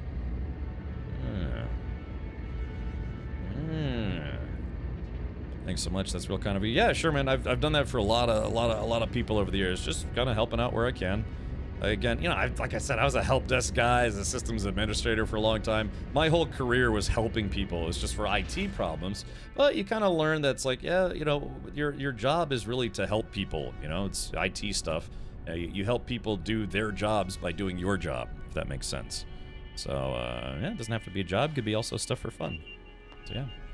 Oh, yeah, Stinky. There we go. Yeah, Stinky, thank you for gifting Little Guys Club. Yeah, maybe, yeah, I'll help you with your channel. Maybe you can tell me about your time on set. Because that's something I always really wanted to do. I worked on a feature-length zombie film, but it was a real low-budget affair. I mostly worked on low-budget stuff. There's another streamer, the Little Guys Club. His name is Anarxix, and he actually does actively work in Hollywood as a, you know, assistant camera. And he's been doing that for a number of years. He actually just recently relocated to Texas, but he still flies into Hollywood and LA to do shoots and things. So yeah, that'd be another good channel to check out if you kind of want to keep your, you know, maybe dip your toes back into production work. Lizard. Lizard. Lizard. Lizard.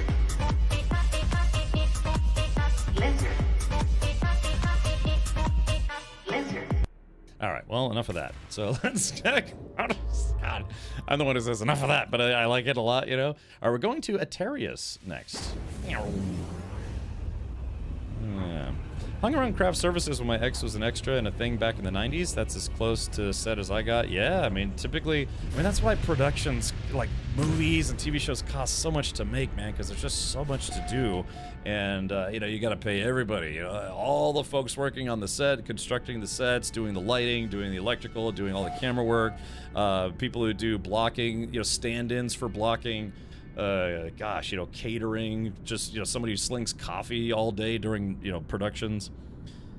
We had a guy who would live half the year in Australia and come work just enough to fulfill the pension requirements. Ooh. Oh yeah, I guess you were probably union, right? So that makes sense. Okay, let me do this. I'm gonna go land on the station just to make sure I get credit for having landed on the station. Yeah, see, Erdy's already there. Yeah, anytime you play the expedition, you don't have to land in every space station, but I do recommend landing in the space station for every rendezvous point, because sometimes you have to backtrack, and it's nice to be able to just, you know, have the record of having been there. They shot for like 10 hours, 2 different days for maybe 15-minute panning shot. Yeah, that's how it goes sometimes, man. Sometimes, famously for production work, if you're trying to get a shot during what's called golden hour, you literally have about maybe a 20 to 30 minute window to get the shot you want. They call that because, you know, when the sun sets, you know, the sky gets kind of like a nice golden color. Everything has kind of a warm goldenish kind of hue. They call that golden hour. And if you mess up your shot or don't get it right, you have to wait an entire 24 hours to try to get that shot again. And then, you know, you will have like an A unit, B unit, go film some other stuff. But yeah, if you're trying to get that specific shot, can you imagine you screw it up and then it's like, well, sorry, we got to come back tomorrow and try again. So, and yeah, you might have to have the whole set, you know, redo everyone's makeup, all sorts of stuff. Super bloated, 2 packs of popcorn. Yeah, when I went to go see Alien Romulus, there was a guy who polished off 2 large tubs of popcorn and an entire tray of nachos. He's a big dude, big boy. I want some pictures of my car during golden hour. Yeah, I mean, it's like I said, you know, you have to pre-stage, and then when it finally hits, again, you've got maybe about 30 minutes to get the shots you want, and then after that, you know, it gets too dark and you missed it. So. Okay, so I all I wanted to do was land and get out, just so I have record of this station in case I need to backtrack. So let's go to the rendezvous point. So what's all this then? I don't know, meaty Erdy, if you want to meet me there. That's a distinct possibility. Okay, so let's see. We're going to go to the rendezvous point, and then I also have to look for a grub. Yeah, we're already on phase 4, so I don't know if I'll be able to beat this tonight, but we'll give it a shot. Reach the 4th rendezvous. We'll get starship inventory slots and 1,000 units. I mean, 1,000,000 units. Not that I need them. Okay, so it should be somewhere around here. Oh, am I being scanned? Being scanned for combat? Hot combat with some wombats. La da da dee. Filming Erdy Go Pee. Wee. Brain damage. Ah, the wordsmith. It's Jerry Holkin. He's kind of a wordsmith. Alright. Yeah, I worked at briefly in high school, I worked at a movie theater. Problem is like, you know, when you're a high school kid, it's like you can only work, you know, Friday nights, Saturday nights, and try to work some Sunday nights. But, you know, the movie theater I worked at, they would show movies until, you know, past midnight, so as a high school kid, I'd show up, you know, get home at 1 or 2 o'clock in the morning Monday nights, and my parents were like, nah, like, can you reduce your schedule? And I told them, it's like, well, I can only really work on Friday and Saturday nights because, you know, I'm a high school student. And so, yeah, I think I only worked there for 2 months, and then my parents made me quit because, yeah, it was affecting my schoolwork, being super tired on a Monday.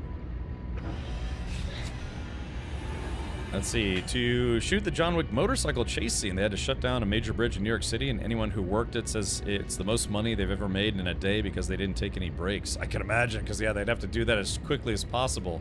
I've been to New York City a bunch of times and got stuck on a bunch of those bridges during, like, rush hour. Ugh. Golly. So, yeah, shutting down a bridge to shoot a scene, incredibly expensive, and you gotta do it quick, right? We are on approach in the pipe 5x5.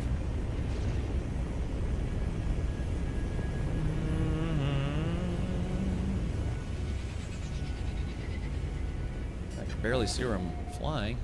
Should be getting there pretty soon. Okay, so kind of best friend Dr. Wankstein Starship. Oh yeah, it's the inimitable Dr. Wankstein. Good to know. Looks like this place might have some gravitational anomalies. They got an interesting looking Corvette. Oh, there it is. Okay, so that's where we gotta land, right down here. Again, if you can find a parking spot to actually land, it won't cost you any launch fuel to take off, but I guess because this system is abandoned, no opportunity to do that.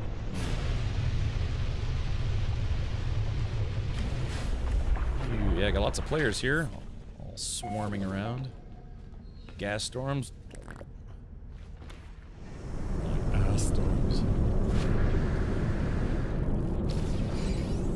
first-person view.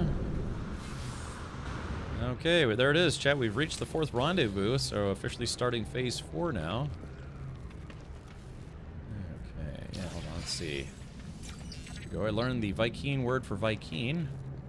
It's Dr. Wankstein. There is Pez Duck of Ikjamatu. Let's see. Okay, got a free ion battery. Let's see if there's any other loot that no one's looted yet. Personal Corvettes, you don't need to land. You can just teleport to the surface. I know. I just kind of I like landing. Mostly because I don't want to get myself in trouble. It's nice to be able to, you know, run back and just get in the ship when there's hazardous weather or beasts or whatever. There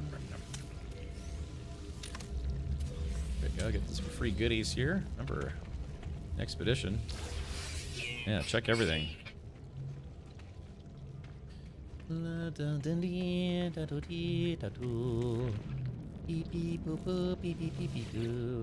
here we go. Alright, let's talk to the computer here. Returning user identified. Terminal now active. Unlocking data log continuation for analysis.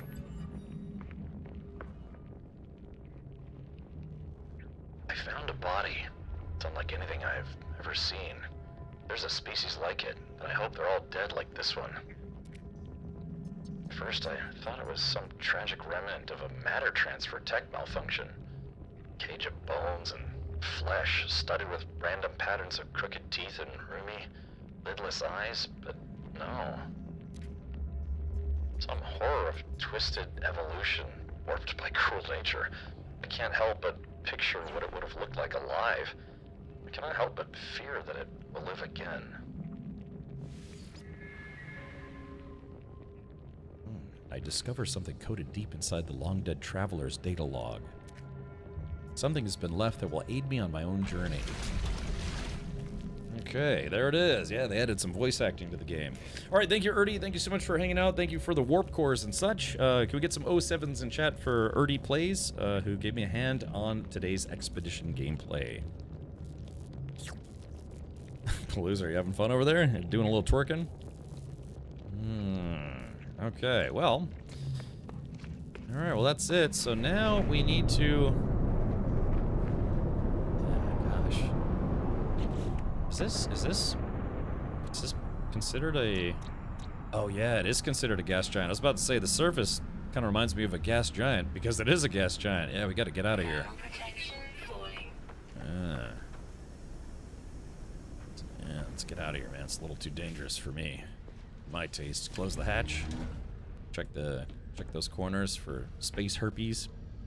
Fits right in. Made me think it was always there. Yeah. All right. I mean, if they have Hello Games ever needed voice acting, and if they, you know, I'll have their people call my people. So you have to go to all the moons. One of them has Vile Brood. Okay. Let's take a look here. Let's check my inventory. So I still got inventory space, I think. Yes, I do. Yes, I poop. Let's sort my inventory. Let's take a look. We're doing good there on space. You tend to run out of space in expeditions. A lot of stuff to loot. Okay, let's do the expedition reward. Okay, starship inventory spacing. You know what? I'm gonna save that for now. Yeah, so 5 inventory slots, because again, if I upgrade the inventory in this ship, well, you know, the expedition's gonna end. I'd rather save those and bring those back to my main save. Pick up storm crystals while you're there. I think I'll have enough warp fuel to finish the expedition. Yeah, I just have to probably do like 3 or 4 more jumps. Surprised there hasn't been a fan push for some voiceover. Well, yeah, Gin and Tonic saying no there.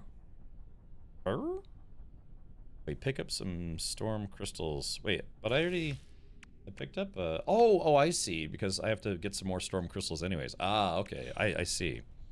I thought you were just concerned about my ability to jump around. Get out your seat and jump around. Alright, I can do that. Let's go get some more storm crystals. Yeah, some more Strom crystals. Let's see. There we go, there's 263. Yeah, here we go. Let's go grab these right now. Thank you.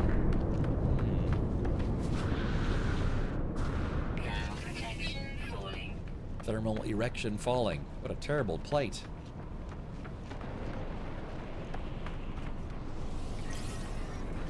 I think the weather is... Isn't the weather, like, always bad on, but there's just one here. Okay, so there we go. See if we can find another pile of them. Sometimes you get one. I've seen clusters of, like, 5 or 6 before, which is awesome. But, teleport down and find the next one. I gotcha. Yeah, I don't know. I could probably use some in-game exercise. They're all single. Oh, really? On gas giants, they're all singles? Oh, that's unfortunate. Yeah, that planet I just came from, there was like a stack of 4 or 5 of them.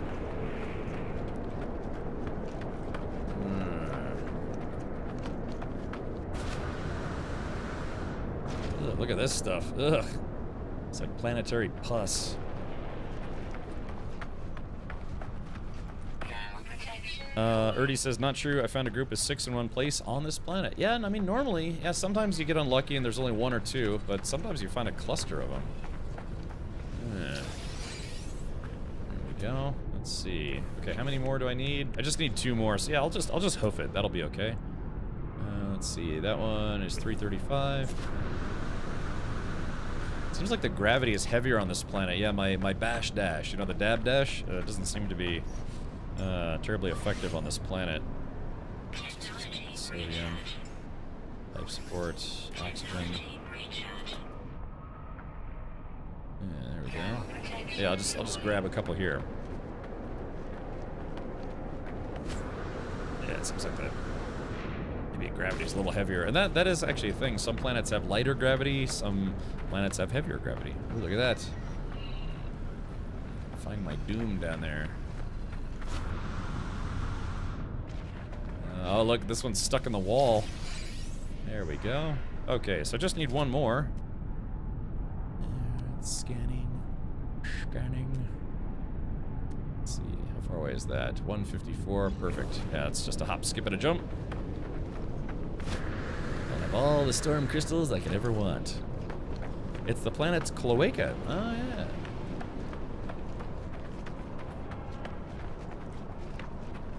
La dee da doo, da dee doo doo.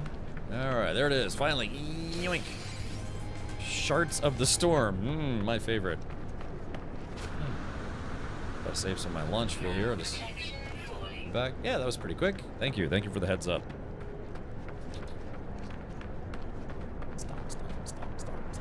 Stomp. Most annoying when you can reach cluster 5 and the storm ends. Yeah, I've been there. Yep, just, you know, you never know when it's gonna end. Yeah. Just jetpack up this sheer face here. Kind of a beaut. Oh, there. Let's see. Wait for my jetpack to recharge.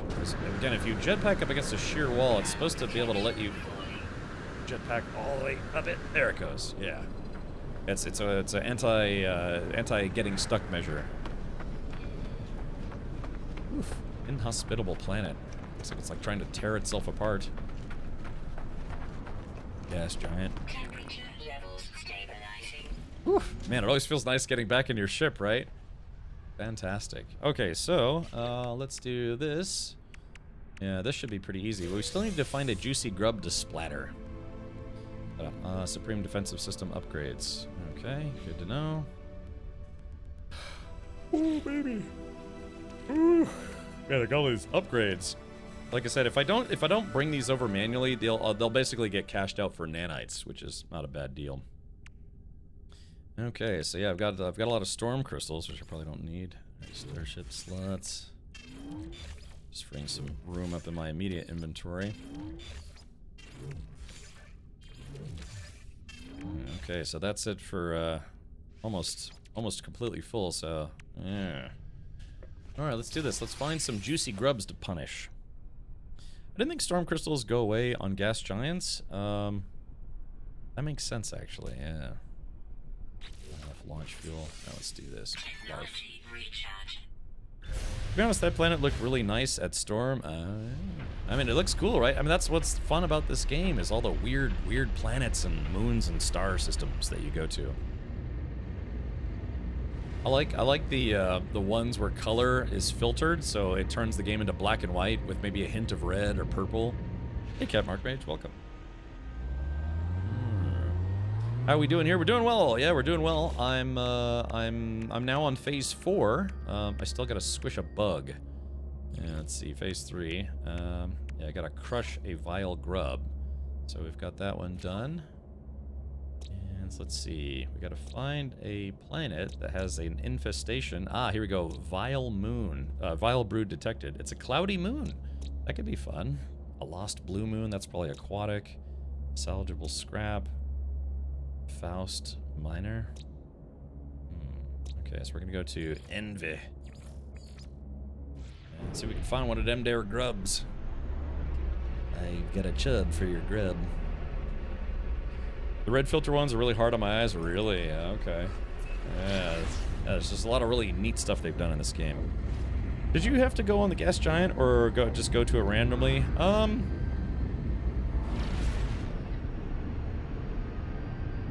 Why did I go there? I actually don't remember. Oh yeah, why did I go there? I guess I don't know. I already forgot. So Genetonic says you've caught up to me now. Okay, gotcha. Man, and I take my time too, so. Oh, was it the rendezvous? Oh yeah, maybe it was the the 4th rendezvous. Yeah, okay, there we go. Maybe that's what it was. It's alright, I just got a attention span of a goldfish. Yeah, we're gonna pause for a sec, shoot over to the sunny side. Was the goal to land on the moons of a gas giant? Oh really, we have to land on all of them? Let's see, expedition, crush a vile grub. That's what we're doing right now. Visit all the moons of a gas giant. Okay, so I guess we don't have a choice. We have to extract radiant shards. That won't be too hard. Oh no! Oh, damn it! God, I sold my crystal sulfide. I mean, I only had like 3 or 4 of them, but yeah, I sold some of my crystal sulfide. I know. I told myself don't sell them, and I sold them anyways. I also don't do gas giants. Can't see. Oh, that's unfortunate, Mistwalker. Mistwalker, have you maybe looked into mods to see if maybe it can make it more palatable for you to play? I hate to think they were missing out because there's stuff that you just kind of want to avoid, but everyone is different, so I understand.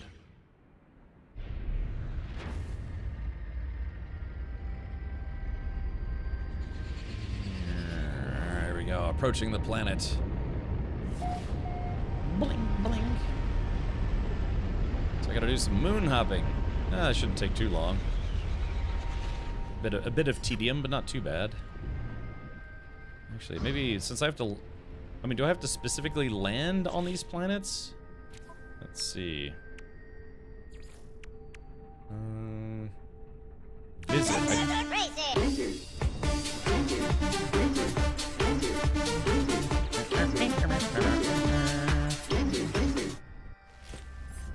Okay. Alright, so let's do this. We're gonna use the teleporter this time.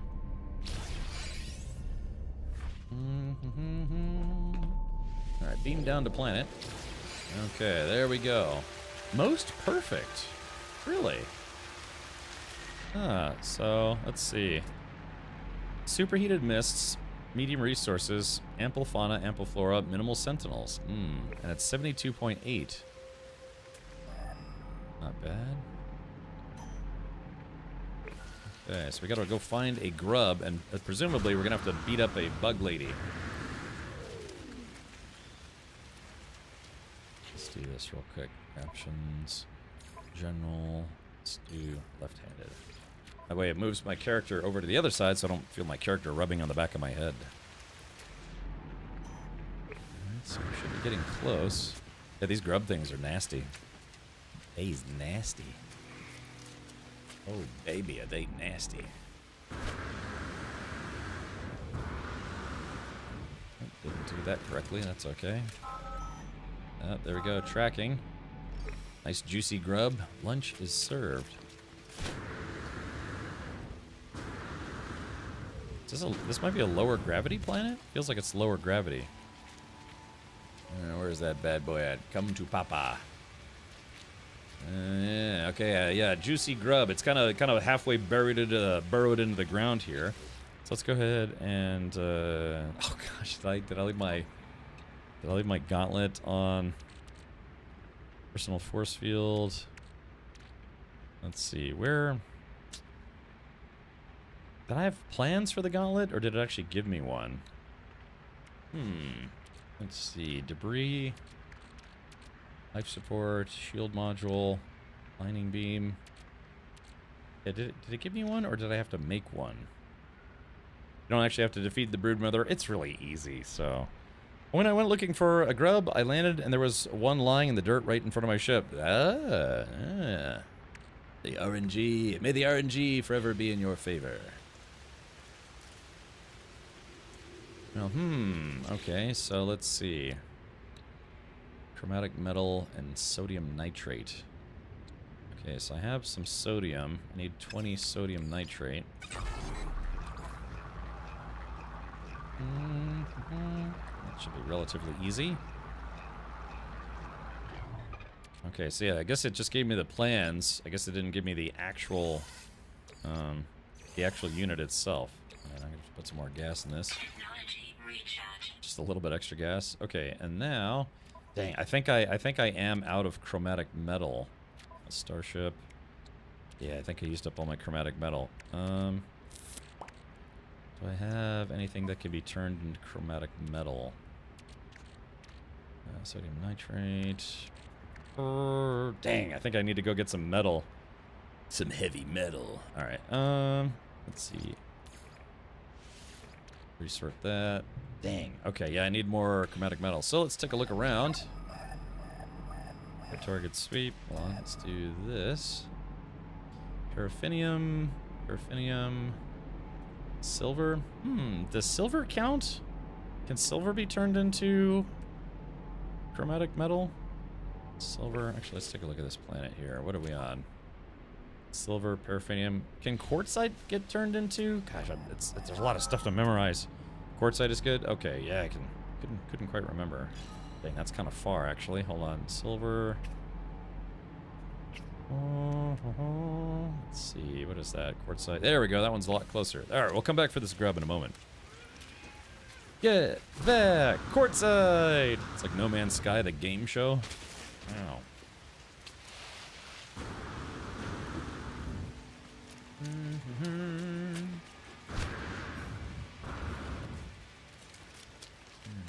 Alright, come to Papa. Let's see.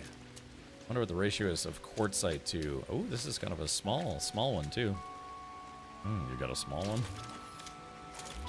Okay, true story. For those of you who don't know, you can actually adjust the size of your mining beam. If you need to do a small dude, there's the small size, medium size, and then large size. Rawr. So yeah, on keyboard it's R and T when you have the terrain manipulator out. So yeah, if you did not know that was a thing, that is actually a thing in the game. So smallest is the slowest, but it gives you the most yield. Middle is middle, and then largest is the fastest, but it gives you the least amount of yield. So if you're trying to get a lot of a resource, it does help to be patient and use the smaller beam. Hopefully that helps. Let's see. Yeah, this is kind of a little inky-dinky instance of quartzite. Hopefully this will be enough. Let's go to first person mode. So you're saying you can adjust the size of your tool. Yeah, I wish I could make it bigger. It's like adequate, but, you know, it could be bigger. Alright, so yeah, this is just a small deposit, but hopefully this will be enough. I know that there's some players that get really agitated when they see players not filling in their holes. So, I'm just not going to worry about it. Activated as a crazy 4-to-1. Okay, so let's do this. Alright, so we're going to stick that quartzite in there. Okay, so yeah, so there we go. Looks like I'm going to get 200 chromatic metal, 208, so that's perfect. And then, what did I need that for? A hazmat gauntlet. 24, 50. So Take that right out of there. Blurp. Okay, hazmat gauntlet. Okay, now I can pick up the juicy grub and I can't bite my finger off. All right, 200 meters. Don't they refill there on their own eventually? Yeah, eventually. If you're playing in multiplayer, but I don't know. I remember it was like sometime last year I was doing an expedition or something and I wasn't filling in my holes and people in chat were yelling at me for not cleaning up after myself. It's okay. Planets are big. Alright, there you go. Got you, little grubby grub. Alright, here, give me a yoinker. Yoink. There we go, got him. So yeah, so let's see, where's this guy? This juicy grub, we're gonna squish it. It's really gross if you can see it. It's like got these tendrils and like these bitey lips. Yeah, Jammer Fox says, always replace your divot. Yeah, see, I'll get to it in a moment. Squish. Okay, alright, where's Big Papa Pump here? They really need to make this fight harder. I don't know why they make stuff so easy in this game. I mean, I literally have a barely upgraded bolt caster, and this thing's already almost half dead. Oh. I mean, not quite half dead, but, you have to undress it gently.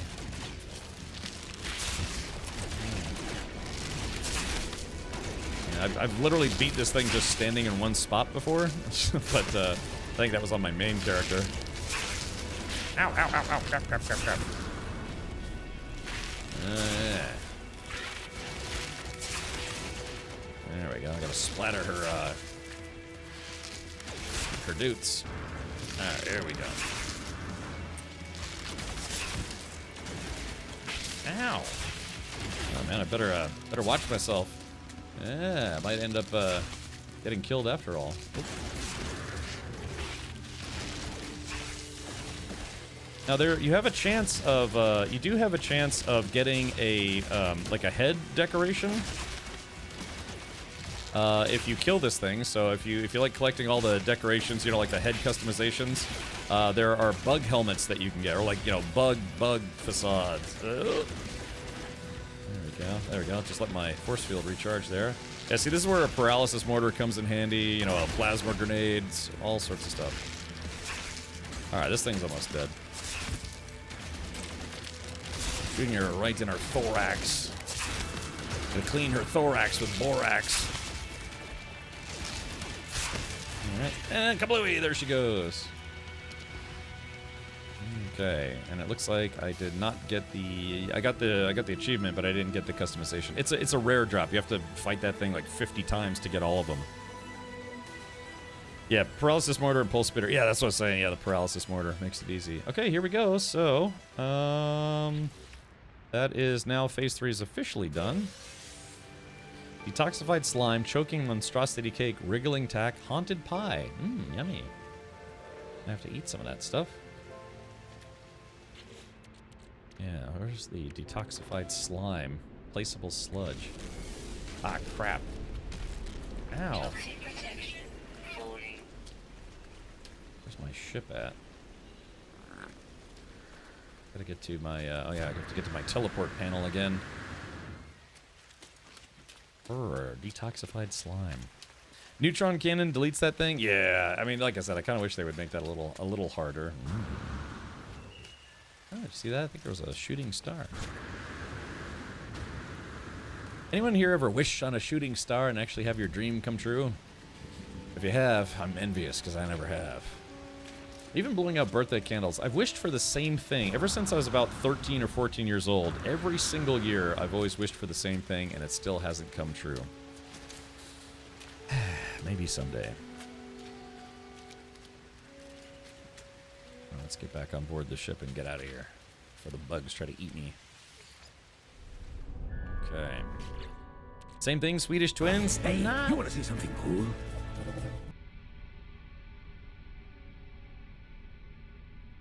Try my best, Lone Wolf. At least you weren't building bases where the others had to dig. Sure. Okay, let's do this. Let's see. Okay, and collect the reward. So, yeah. Aeron Power Shield plans, Aeron Cowling, and Aeron Diffuser plans. Not bad. Not bad at all. Let's all be adults here and do adult things. Like, I don't know, playing with our butts. Okay, alright, so now let's go. We are now officially on to Phase 4. Relocate the time-lost wreck of the Fireship Arcadia. I did make my beacons ahead of time, so we'll just have to just go out in outer space.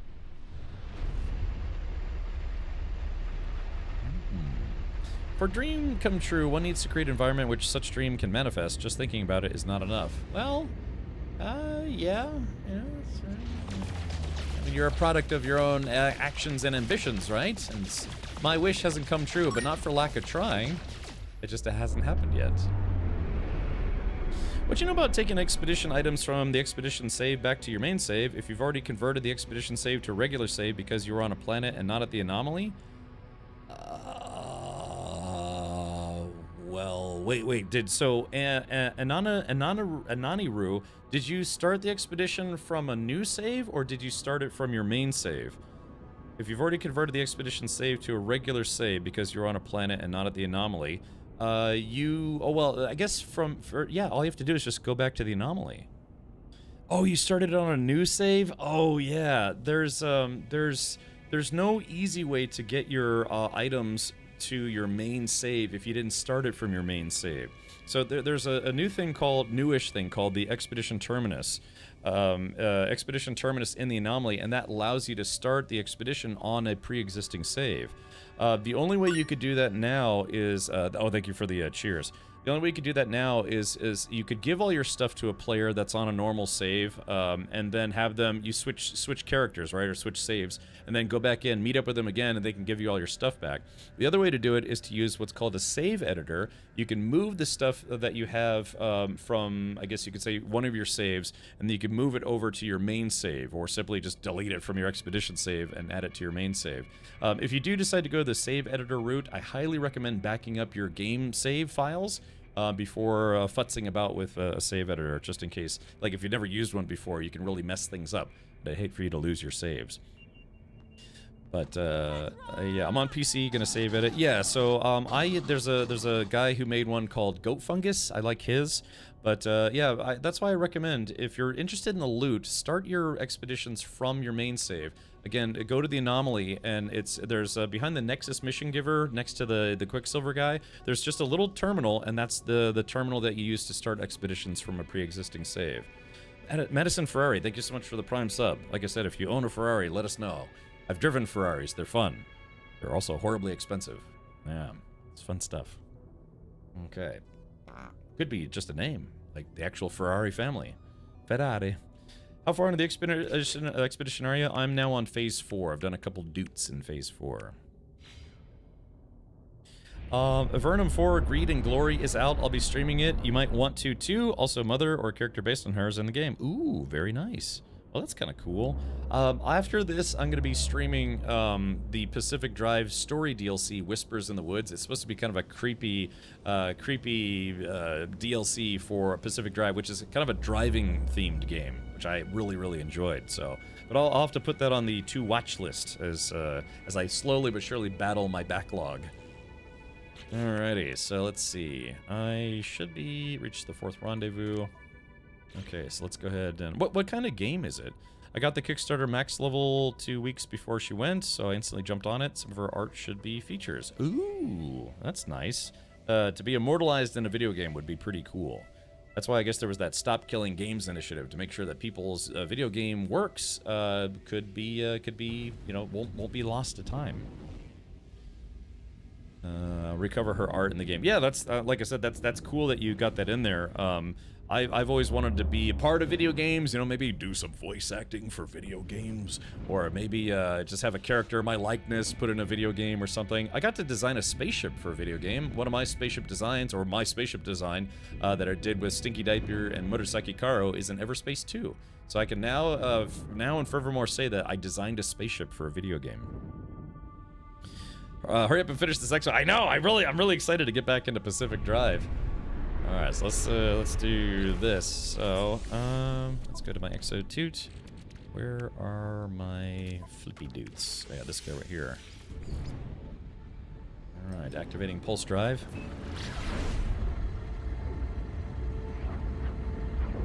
LJ found it. Yeah, a couple people found it. I think the very first person who found it, I gave them like a Steam gift card, just you know, just so they're like, yeah, Cap, they actually did find it. All right, so this is the ghost ship, the fire ship Arcadia. This is how we've been getting spare parts. Let's go and hop out here. See if we can get to this ghost ship. Does anyone know if that DLC is included in the Game Pass version of Pacific Drive? I don't have a firm answer, but I'd like to think it would be. Yeah, because if it's a Game Pass game and there's expansion content for it, I'd like to think it would just be included. I mean, I have Game Pass. I could take a look for you, unless you already have Game Pass. You guys ever accepted a random FaceTime call before and it was just a butt? Not FaceTime, but yes, I've definitely had my friends send me butt pictures and videos. Yeah, I own a lot of Ferrari. Matchbox makes all the different ones. Ow, my head! Yeah. I will say that is one of my life goals to someday put a pony car in the garage, and I don't mean Mustangs, I mean a Ferrari. That's been a goal of mine ever since I was a teenager. I always said I wanted to get a Ferrari. I've driven a 360 Modena, and I've driven the F430, and I was supposed to drive a 458 Italia, but the rental car company, they when I showed up, it was kind of like a autocross, exotic car autocross thing. It wasn't there, and I was like, hey, what's the deal? And they're like, yeah, the last person wrecked it. So it's like, how do you wreck it? Come on, golly, that's got to be expensive. Rolls-Royce, I've never driven a Rolls-Royce. I've never been in a Rolls-Royce. I have been in a Maybach though. In fact, there was a guy that I ran into at TwitchCon. He had a Maybach, and he was like, yeah, you want to sit in it, go for a ride? I was like, I would have really loved to, but he kind of looked like he was going somewhere. I didn't want to bother him, but yeah, he let me check out his Maybach, so that was kind of fun. Yeah, Omegle was full of that kind of thing, for sure. Yeah, chat roulette, Omegle, all sorts of stuff. The expansion is not included in the Game Pass edition. You need to buy it separately. Really? Oh, that's unfortunate. If you want to learn to drive fast, don't drive like a Ferrari owner. Drive like your buddy's baby mom with 6 kids in a Nissan Altima. I think either way, that sounds kind of sketchy. Madsen. Oh, I'm sorry, I was saying Madison. It's Madsen Ferrari. You drove a Ferrari. It's my dream. They are fun to drive. I mean, go figure. You know, they are exotic cars for, you know, Italian made and what have you. But they are genuinely good cars. I'll never forget the time I drove. What was it? I drove the F430 and then a Lamborghini Gallardo back to back, and I vastly preferred the Ferrari. It felt like it handled better. The paddle shifters were in a better position. All sorts of stuff. Not that I wouldn't drive a Huracan if given the opportunity, but between the two, if I could own one, I'd rather have a Ferrari. Ferrari. So let's see. All right, I gotta find the black box here. What was Omegle full of besides awkward encounters? I mean, yeah, you know, it's Omegle. It's basically, it's like chat roulette, except it's just a different brand. We saw them. They blank out the airlock, just blank floating there. Could hear them singing. Get us home, please. Yeah, we're trying to find out the backstory of what happened to this ship. Okay, frail bodies. But yeah, I was really bummed because I think the 458 Italia was the last naturally aspirated V8 Ferrari. And it was also a very good car. So much so that essentially the Corvette C8, especially the Z06, is basically GM's version of a 458 Italia. They've been pretty open about the fact that they had a 458 like test car, which they used as the basis for the Z06 in particular. So yeah, I mean that's you know, if another big company is like, yeah, we kind of just borrowed a lot thematically from the 458, it's like, you know, it's got to be a fun car to drive. I was so upset. They let me do some extra laps in a McLaren, an MP4 12C, but I really wanted to drive that 458. So a friend of mine bought a 308 a couple years ago, and he still has it. Might be the longest he's held onto a car. Yeah, if I ever get a Ferrari, that Ferrari is staying in my garage for life, because I can't afford any other ones. So is anyone already in the mission to planet Anma Omega? No, yeah, I'm not on that one just yet. Are you playing the new Expedition Breach? I am, yeah, this is Breach, the Expedition. I'm on phase 4. Yeah. Don't be phased by the fact that I'm on phase 4. Okay. Alright, got some repair kits, thermal protection upgrades. Man, I'm running out of room, actually. Yeah. I'm trying to save my expansion slots for my main save. The crazy thing about it is 458s have only been going up in value because of what they are, the last naturally aspirated V8-based Ferrari. Yeah, so good luck owning one anytime soon, unless you got a... I think they sell around, what is it, on the low side, 170 now? 150, 170? Yeah, but low mileage one in good condition could probably push over 200. Little guys, Caleb says, any motorcycle experience? Yeah, I actually have a motorcycle license right now. I had a motorcycle that I rode for about 6 years. And I was riding it almost every day. I was going to work and driving, but ended up selling it, man. I had too many close calls. I just, after I moved away from the city, you know, I started doing more highway riding and some other stuff, and I don't know, I had too many close calls, and then ended up selling it before I moved. I mean, I still have a valid motorcycle license, like I could go ride one right now, but, yeah. I had a coworker who nearly got killed on a motorcycle.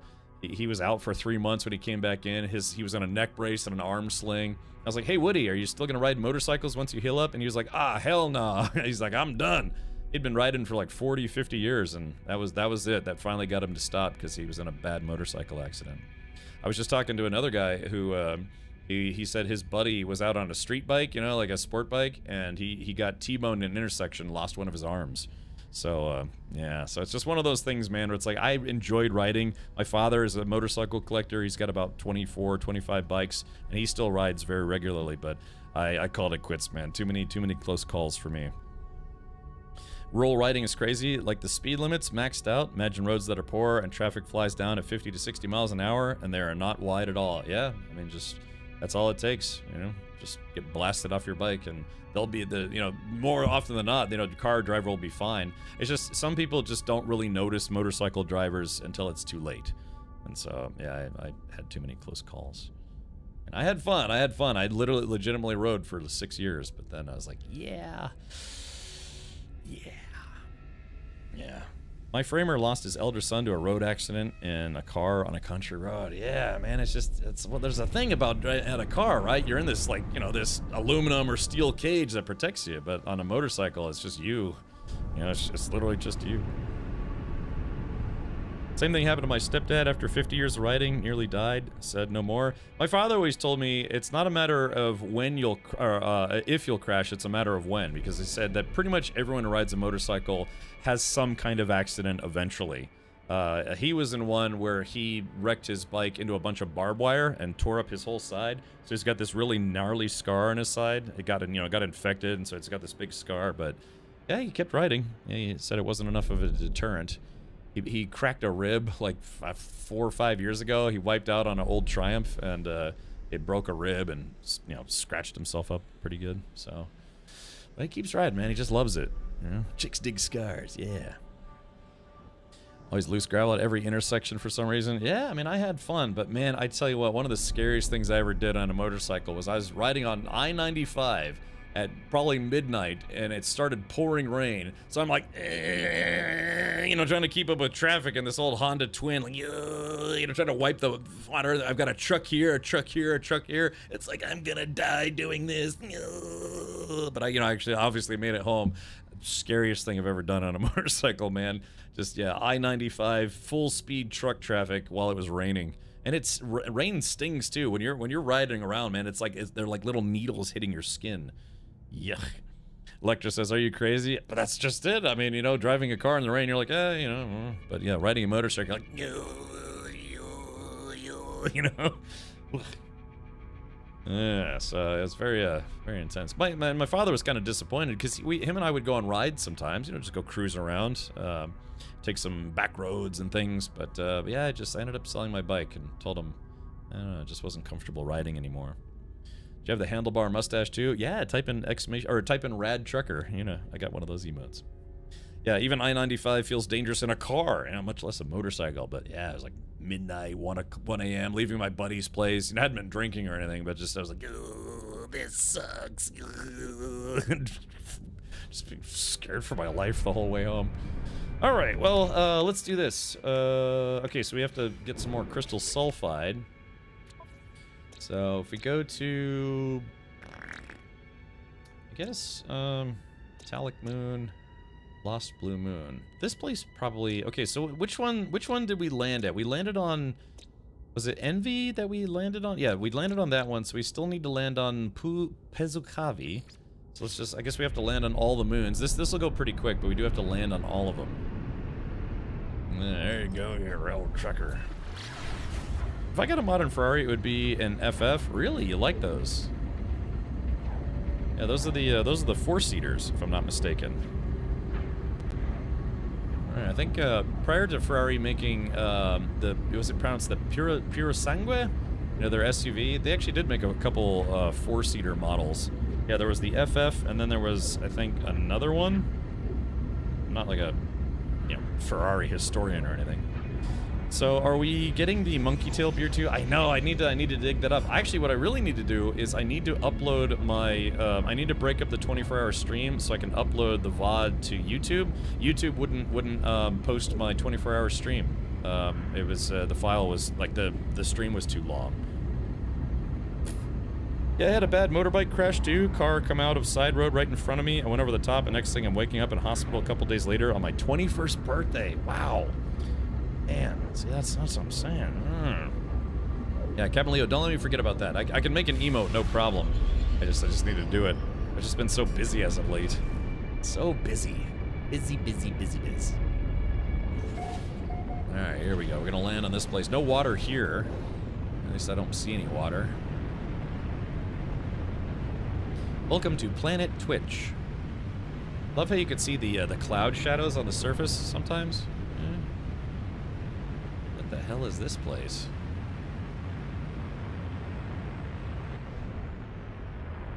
Okay. We're gonna go teleport down to the surface here. Yeah, it's welcome to Planet Pinkish Purple. Alright, beam down to planet. Okay. Yeah, so this is a reality-distorted planet. I'm glad to hear that you're okay, though, Colin. Yeah, I just had too many close calls. I've mentioned before, I was parking my motorcycle. I was pulling into a designated motorcycle parking spot, and a police officer who didn't have his lights or sirens on blew through a red light because I had the turn, and I was going to pull into a motorcycle parking space. The guy blew through the intersection, missed me by inches. Just I don't know what he was thinking. He just didn't see me. And that's just it. It's like people, they're looking for cars and not motorcycles or pedestrians or whatever. Madsen, sorry, no Twitch drops this time around. Hopefully they'll be back for the next expansion. Yeah, I'm busy getting Only Richards. Yeah, I'm trying to get a website up and running for my race car team project thing. But yeah, it's just a lot of work. It's a lot of work to do as a single person. So,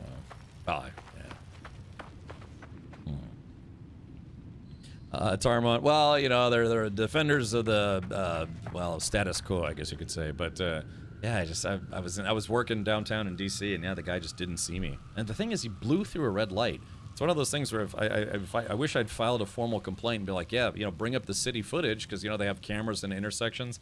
It's like, yeah, and, you know, give this guy a reprimand for driving through a red light.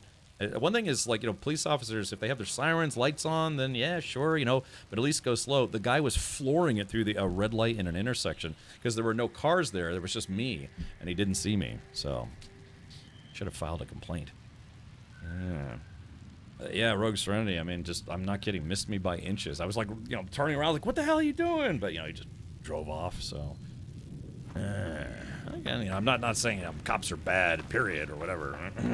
But, yeah, that guy, I mean, I don't think I would have been hurt super bad, but he, you know, probably would have totaled my bike, and if it hit me on the leg or something, I mean, just literally fractions of a second, if he'd ran right into me, it would have probably broke my leg. All right, well, let's do this. Expedition, let's see how many planets. That's interesting. So there's no counter. Yeah, because I'll have to take a mental note as of whether or not I've... So I think I've visited 2 out of all the moons here, so we have to keep bouncing around. I got you, Tarmon.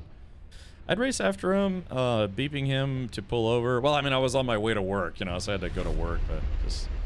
Yeah, like I said, I just had too many close calls. I had a guy in a Mustang go like, you know, basically come to a skidding stop behind me because I guess he didn't see me. He probably saw the car ahead of me but didn't see me. To be fair, I used to wear like a black motorcycle jacket and a black helmet, and but that was during the day. You know, at nighttime, I think I had like one of those like strap things to make yourself more reflective. So. Oh, really, Little Guys Club? Oh man. I mean, I've called police for, myself for, you know, accidents and things, because, you know, it helps, especially if you have somebody who's trying to get out of it. I had a person pull out into just open traffic, and I ran into them,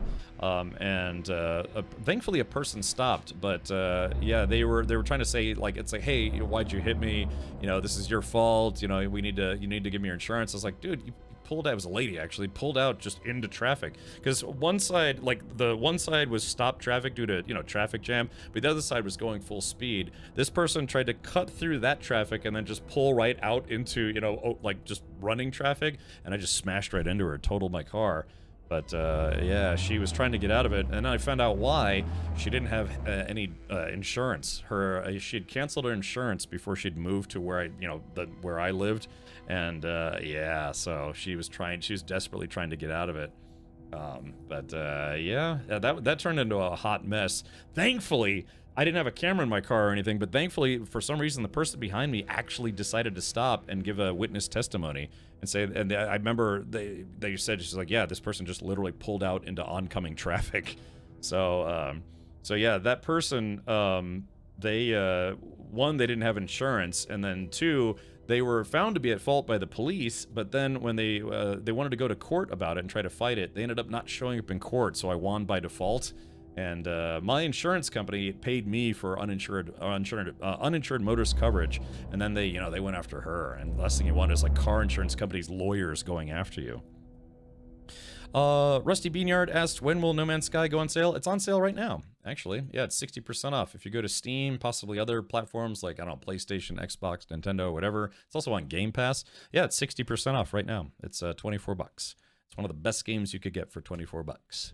In my not so humble opinion. But yeah. So anyways, I got an insurance payout for my own insurance, but it's so funny too, because because we had to trade information, I went to her place, and her car, like the whole back end of her car, she tried to duct tape the bumper and stuff back on. It was just bad. It's just, yeah, it's just whatever you do, don't drive around without car insurance, because man, it's just a bad idea. My uncle actually lost his leg being sideswiped by a car that ran off. They never found his leg. What the heck? It was in South Texas, where there are packs of wild domesticated dogs that roam around, and probably found it and ate it. Oh, golly. Man, this turned into a spooky dooky stream, and not because of the game, you know? Yikes.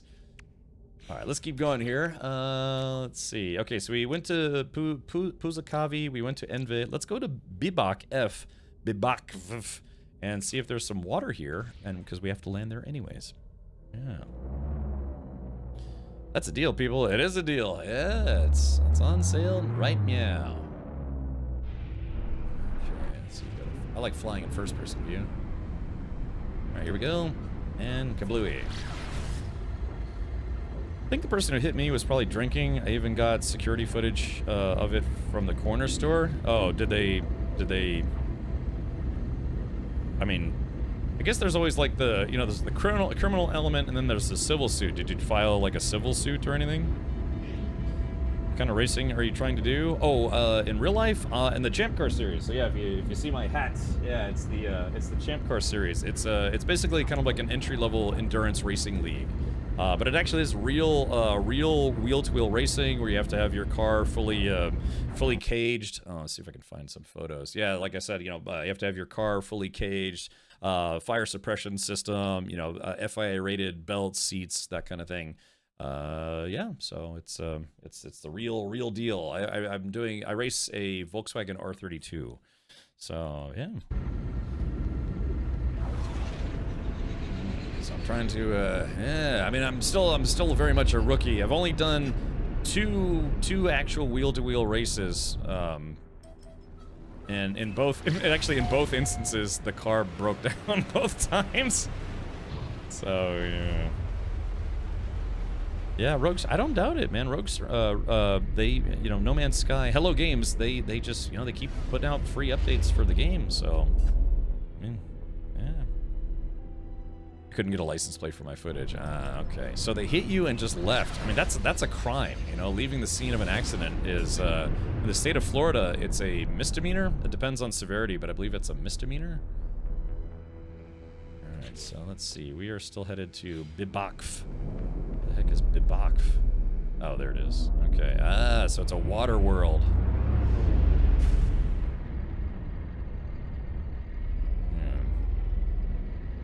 I can show you other pictures. Like I said, I'm trying to get my my race car website up and running. Just a work in progress. I just spent 4 days doing TwitchCon out in San Diego, and I just came back from that. So that's awesome. My buddies do vintage motorcycle racing, and it's so much fun just to camp out and help with tire warmers. Yeah, you know, like I said, I'm trying to get a crew together, help me out with the racing efforts. You know, I can't tell if that's water or not. I hope it's water. I gotta get some crystal sulfide. Oh no. Oh yeah, it looks like these are just pockets of water. Problem is, like for crystal sulfide, I think we need actual, like actual oceans? Maybe, maybe not. We'll take a look. Oh, or is that ocean? Oh yeah, like yeah, it's kind of hard to tell. The colors are all weird. Okay, so that's definitely water. I think? No? Oh, wait, yeah, the surface of this planet is weird. I honestly genuinely couldn't tell if that was water or not water. Well, unfortunately, this isn't going to suffice to get some crystal sulfide. That water is probably not deep enough. I don't know, we'll check, but it's probably not deep enough. We were just at a beautiful track in Pittsburgh, and they announced it was closing a week later. Yeah, pit race, man. A lot of people were very bummed out about that. I guess whoever the land developer is, they want to get rid of the racetrack and just put in a bunch of probably condominiums and stuff. There is a chance that someone may try to, like they might not be able to get approved to put in, like rezone the land, because the land was zoned for racing purposes, right? But yeah, that made kind of big news in racing circles, because pit race is a very popular long-running racetrack, and yeah, anytime they try to close a racetrack, people kind of get up in arms. It's weird. It looks like a desert, but it's just, I think the colors are just weird. Alright, well, we're not going to find any crystal sulfide in this puddle. It's kind of like almost like savanna, you know, where it's like mostly desert, but there's a little bit of water. Yeah, I've never been to pit race, but yeah, man, I post on like car forums, racing forums. A lot of people are really bummed about that. So, I heard they want to put in a data center, secondhand knowledge though. The track looked like so much fun. Yeah, so it's officially closed now, I think, but there is some hope that they won't be able to rezone it for whatever it is they're trying to build. That sounds racist. Uh-oh. Yeah, closing down racetracks for the sake of, I don't know, corporate development, something. But yeah, I mean, that sucks, man. You know, it's just the concept that's like, you know, people love going to this racetrack. It's been popular for years and years and years and years, and you want to take it over to put in, yeah, data center or more condominiums or whatever. It's like, really, you couldn't find anywhere else other than, you know, the land that a racetrack is already on? Ah, here we go. Actually, oh, this might work out actually. After all. Okay, so let's do this expedition. Just a sulfide. Yes, chat. Here we are. Okay. So yeah, it looks like this planet does have some crystal sulfide. Ooh. So let's see. All right, we're gonna come out. Go to this like tide pool or whatever it is. Last weekend was the last race day. Yeah, man, it just boggles the mind that people would, somebody like a land developer would want to do something like that. It's like, you've had your fun. Yeah, we need to put in more condominiums. And I don't want to be like, you know, upset on other people's behalf, but It looks like we might have to dig for this. This is honestly kind of interesting. Yeah, it's got these big pools, but it's like water wells, you know, underground water. So yeah. So yeah, we're gonna have to break out the terrain manipulator and dig. Let's see, let's lower that beam size a little bit. Yeah, see if we can. Now remember, never use your terrain manipulator directly at something. Make sure you, yeah, only go next to it, because you'll end up destroying the very thing you're trying to collect. Yeah, it's like an underground lake. Oh, there it is, crystal sulfide. This is a thermal vent, so you do have to be careful that you don't get cooked. Oh, gotta back up. Yeah, because if you stand next to it, you take a lot of damage. It's, you know, it's like 8 million degrees. Reminds me of that planet from Interstellar with the shallow water. Yeah, yeah. It's like, why is that mountain moving? Okay, let's see. Alright, so it says I have to... Now, the thing is, I had 4 others, but then I had 4 others, but then I sold them, because I didn't know crystal sulfide was going to be a goal. Any hole's a goal!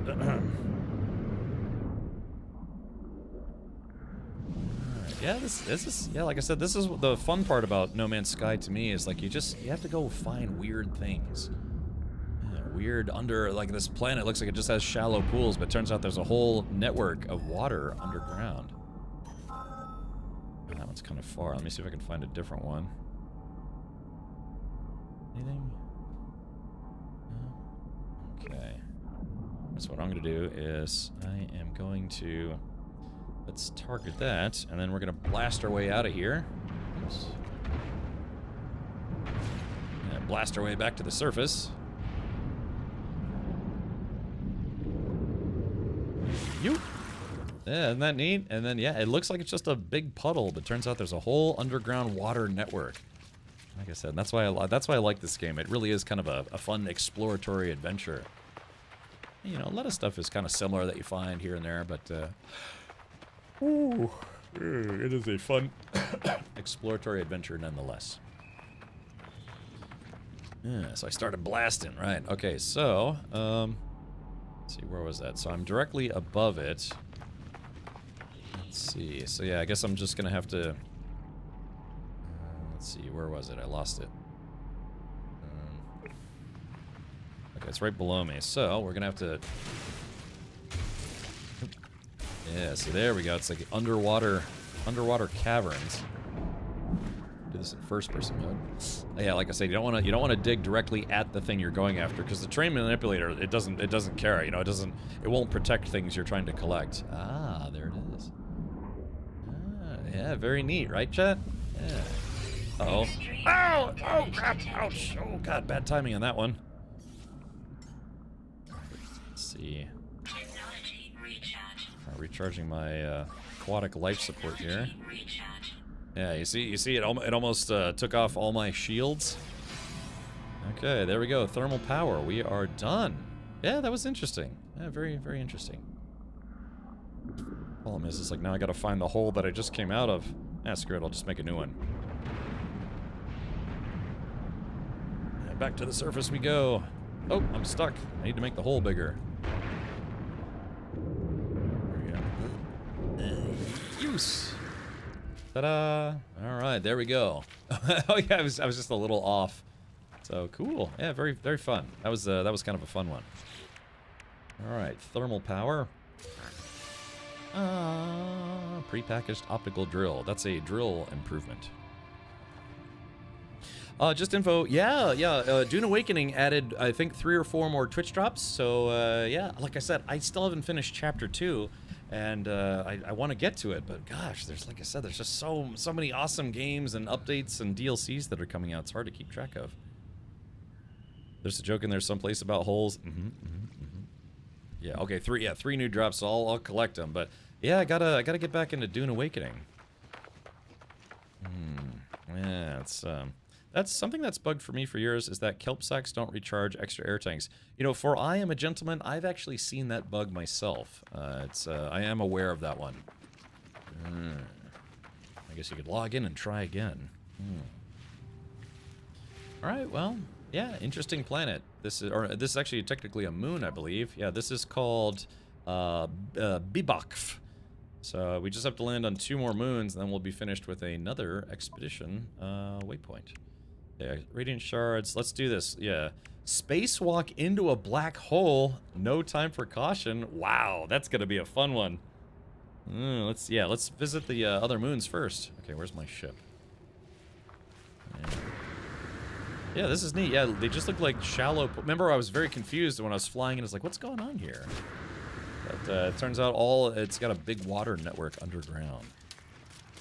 I've been playing Dune Awakening. Yeah, Dune Awakening is pretty good. The whole deep desert, the concept of the deep desert gameplay was very, very divisive, but the core Haga Basin stuff was actually really good. I had fun with it. I need to finish Chapter 2. Chapter Pipu. Okay, well that was a successful run underground.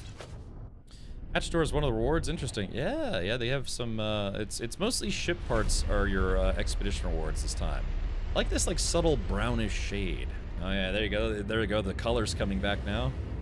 And yeah, it was, went through the blue atmosphere, now it's back to normal. As opposed to this channel, which is fairly abnormal. Okay, so let's go to Yushin, which is a corrosive moon. We're just gonna make a pit stop there. And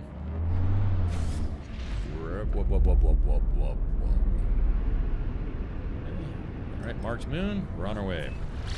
I haven't played this game since launch. Are there more intense threats instead besides the flying drones? They actually have boss fights now. Let's see, Venritopsork. Yeah. Hey, Tangent 666. Yeah, one of my favorite streamers here on Twitch is a guy named Tangent. Yeah, go check him out sometime. Type in exclamation point Tangent if you want to go see him. Thank you for the Prime sub. It's very kind of you.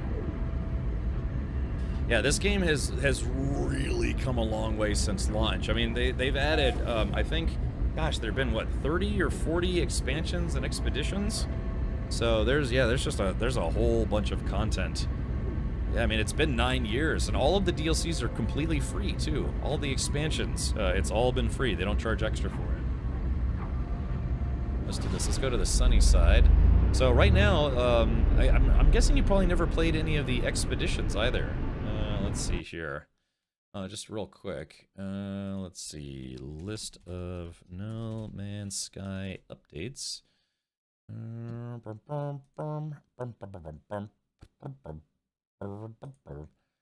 trying to find the one that's been totally updated. Let's see. Yeah, this is not complete, but yeah, there's been a whole bunch. There's even more, but yeah, Foundation, Pathfinder, Atlas, Next, Synthesis, Beyond, Exomex, Companions, Prisms, Outlaws. Outlaws was fun. So yeah, and this isn't even the full list. I think there's like 40 total.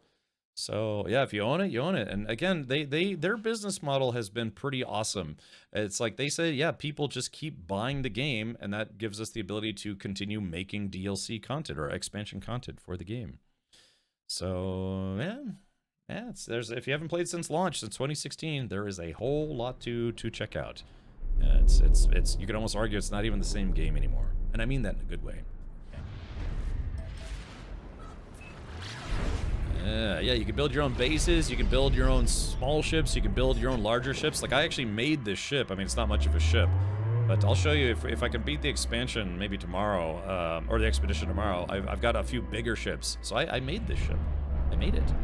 Yeah, you can make corvettes, you can make fighters, I think solar sail ships. Just a solo game? No, it's a multiplayer game. Yeah, they actually, there's true multiplayer in the game now. Yeah, in the early days, they said it was multiplayer, but it really wasn't. But, yeah, this game now has true multiplayer. Ooh, it's an orange planet. Yeah, it's just, the tech for the game has come a long way as well. My computer is about 7 years old and still runs the game almost flawlessly. Yeah, go to the No Man's Sky Reddit, subreddit sometime and see all the wild things that people have made. It's, really is pretty bonkers. Yeah, you can build a ship and you can walk around in it. I mean, there are certain other space games, you still can't do that. Late Dangerous, I'm looking at you. So, Yeah, it's really come a long way. And if you already own the game, you know, you have all that new content waiting for you. Yeah, I built it. Yeah, I put in a mission radar myself, the refinery unit, which is plugging along happily. You know, the floor, the ceiling, and there's like different styles of ships that you can make now. It's come a long way. Yeah, the music in this game always took me away as well. Yeah. A lot of it's made by a British kind of like electro rock band called 65 Days of Static. And yeah, the sound design's great. The music is great. There's just like weird stuff everywhere. Pretty solid game. And again, you already own it, so as of tomorrow, I'll have 900 hours in this game. So you've got a lot of video game waiting for you, man. So okay, cool. All right, well, I visited this moon. It's kind of orange and toxic. Not my favorite, but that's okay. So, yeah, let's go back inside the ship and then visit the final moon in this star sector. And then that should give me the expedition achievement of visit all the moons of a gas giant. It should. It would be cool if you could move the camera back for larger Corvettes. It's slightly large. If it's slightly large, it takes up too much of the screen. Yeah, I have the same complaint. One of my Corvettes is pretty big. And it's kind of hard to see what you're doing. Yeah, there's underwater bases. You can build sky bases if you kind of know the building system. You can install the game. You can uninstall the game, then reinstall it for fun. There's lots of things to do in No Man's Sky. Yeah, it's just yeah, lots and lots of crazy stuff now. Yeah, again, 9 years of updates. And the Voyagers update that lets people build these bigger ships now has been their most popular expansion to date. When this came out, they were just shy of the same concurrent player ship that they had 9 years ago when the game launched. Yeah, there's fishing in the game, there's explosions, there's Gek wieners, you know, just all the fun stuff that, you know, kids can play with. Let's see here. Okay, so we have to go to the final moon, and hopefully I'll get credit for this. And let's see. Dogfighting is still pretty much the same. I mean, you're either, you know, you're just fighting random AI ships and all sorts of stuff, so that hasn't changed too much. But yeah, there's more. I think a couple new weapons since you started playing. Yeah, space pirates, regular pirates, non-pirates. I nabbed all the Corvette parts last expedition. Are there new bits and boots, Cap? There are. Yeah, this expedition has some new Corvette parts. Yeah, if you want to get like an Atlas style shield emitter, yeah, there's a bunch of new parts that are exclusive to this expedition. So if you enjoy shipbuilding, yeah, you can build almost like Sentinel looking ships. So yeah. So 2016 was the launch of No Man's Sky, and some of you remember they didn't have the best launch ever based on, you know, critical feedback and reviews and things. But they've made good on their word to add the content they wanted to add, and a whole lot more. And again, no paid DLCs. People even ask Hello Games, it's like, dude, how can we give you more money? I've spent 2,000 hours in this game, and they don't even have a merch store. At one point, they teased they were going to start selling merch again, but they haven't. Yeah, they closed their merch shop, and now it's just they just sell the game. They are working on another game called Light No Fire, and if anyone hasn't seen that trailer yet, I'll play it again if anyone wants to see it. I think I'm gonna come in for an actual landing here. Yeah, Ven, you want to see it? They have plushies now. Yes, they did have plushies, but they used to have a merch store on their actual website. They had, you know, trinkets, t-shirts, all sorts of things. So they have partnered with a couple companies to make a couple No Man's Sky products, but yeah, they don't even have a merch store anymore. So yeah, I think they've mostly been working with third parties to create a few merch items like their plushies. So which will probably become collector's items someday. I still have the original Explorer physical box set that someone gifted to me. That was Zethimir, I think it was. Zethrakian. I have it like right here. I need to double check that. Okay, hold on. Let's do this. Yeah, Yeah, so if you haven't seen this yet, or if you've seen it and want to see it again, there is a trailer. This is the next big game they're working on. They put out The Last Campfire. They published a few games, but this is the next big project. Instead of it being a massive universe full of countless star systems, suns, planets, buildings, weird things, they're trying to build a procedurally generated super Earth, and it's going to be kind of more fantasy driven as opposed to sci-fi driven. Jenna Suke? Yeah, we're doing well. We're doing well. We're just gonna watch the trailer for No Man's Sky. I'm sorry, No Man's Sky. Light No Fire, which is from the makers of Light No Fire. I mean, No Man's Sky.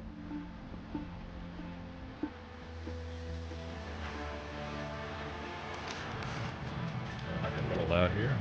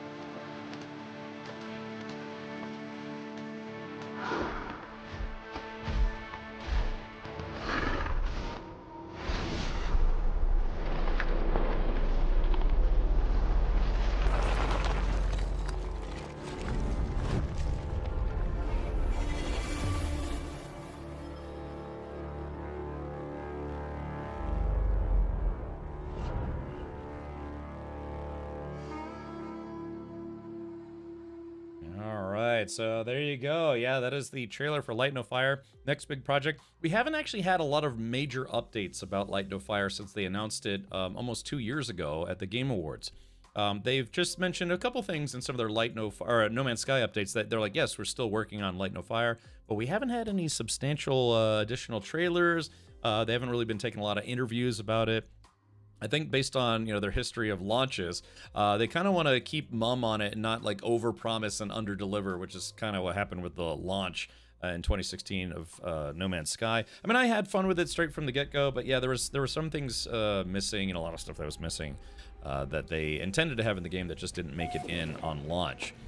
They used to be, I believe they were published by Sony at the time, and I can imagine Sony probably pressured them into releasing as quickly as possible. There it is. Okay, we got the lunar cluster. Perfect. So I don't. If I had to guess, if they are going to try to launch Light No Fire, it wouldn't be until the end of next year. So that's just based on the very, very mum approach that they've taken to telling people about it. So yeah, but we'll have to see. I mean, I think they can create the tech that they want for doing all the gameplay, and it's going to be interesting that it's on one big super Earth, as opposed to like just a lot of galaxies and star systems and all sorts of stuff. My only criticism for Light No Fire so far is that it kind of borrows too much from No Man's Sky in terms of environment appearance. Well, Biggs, and that's the funny thing too, is they're actually taking tech that they've developed for Light No Fire and moving it into No Man's Sky, such as the waterfalls and floating islands, some other atmospheric effect and lighting effects and all sorts of stuff. So yeah, I mean, it's gonna be a product of the company that made it, right? If it looked completely different, people would say it's like, huh, is this really Hello Games? So I can imagine they're probably recycling some tech from No Man's Sky, but they're also inventing new tech for their project that is making its way into No Man's Sky. Yeah, it looks like the Atlas symbol. It really does, right? So we'll have to see. I guess some people's headcanon already is that is simply just one world in the No Man's Sky universe. Yeah. Well, there's the latest tweet from the top dude of Hello Games, an emoji of a door. The door have a song, Light My Fire. Well, so the door was in relation to Breach. So yeah, the whole door emojis thing, that was in relation to this. So yeah, Sean Murray likes to use, a single emoji to kind of tease upcoming content, right? But the whole door theme was for Breach. I guess you could say, as in like breaching a door of sorts. That was him doing that to promote this. I can see though. It's like, well, he tweeted a door, and the doors have a song called "Light My Fire," which must mean Light No Fire is coming in about 3 weeks. Yeah, so yeah, you could put 2 and 2 together there. But yeah, the door emoji thing was about this update. Let's see. CS Digital Design, man, end of next year is going to be nuts. SQ42, Light No Fire, etc., etc., etc. Yeah, one of those two, probably. Can take a wild guess as to which one. So, reached the end of my galaxy in the original No Man's Sky. Didn't play it again until Expedition 17, I think. Oh, that's... Hey, yeah, take your time.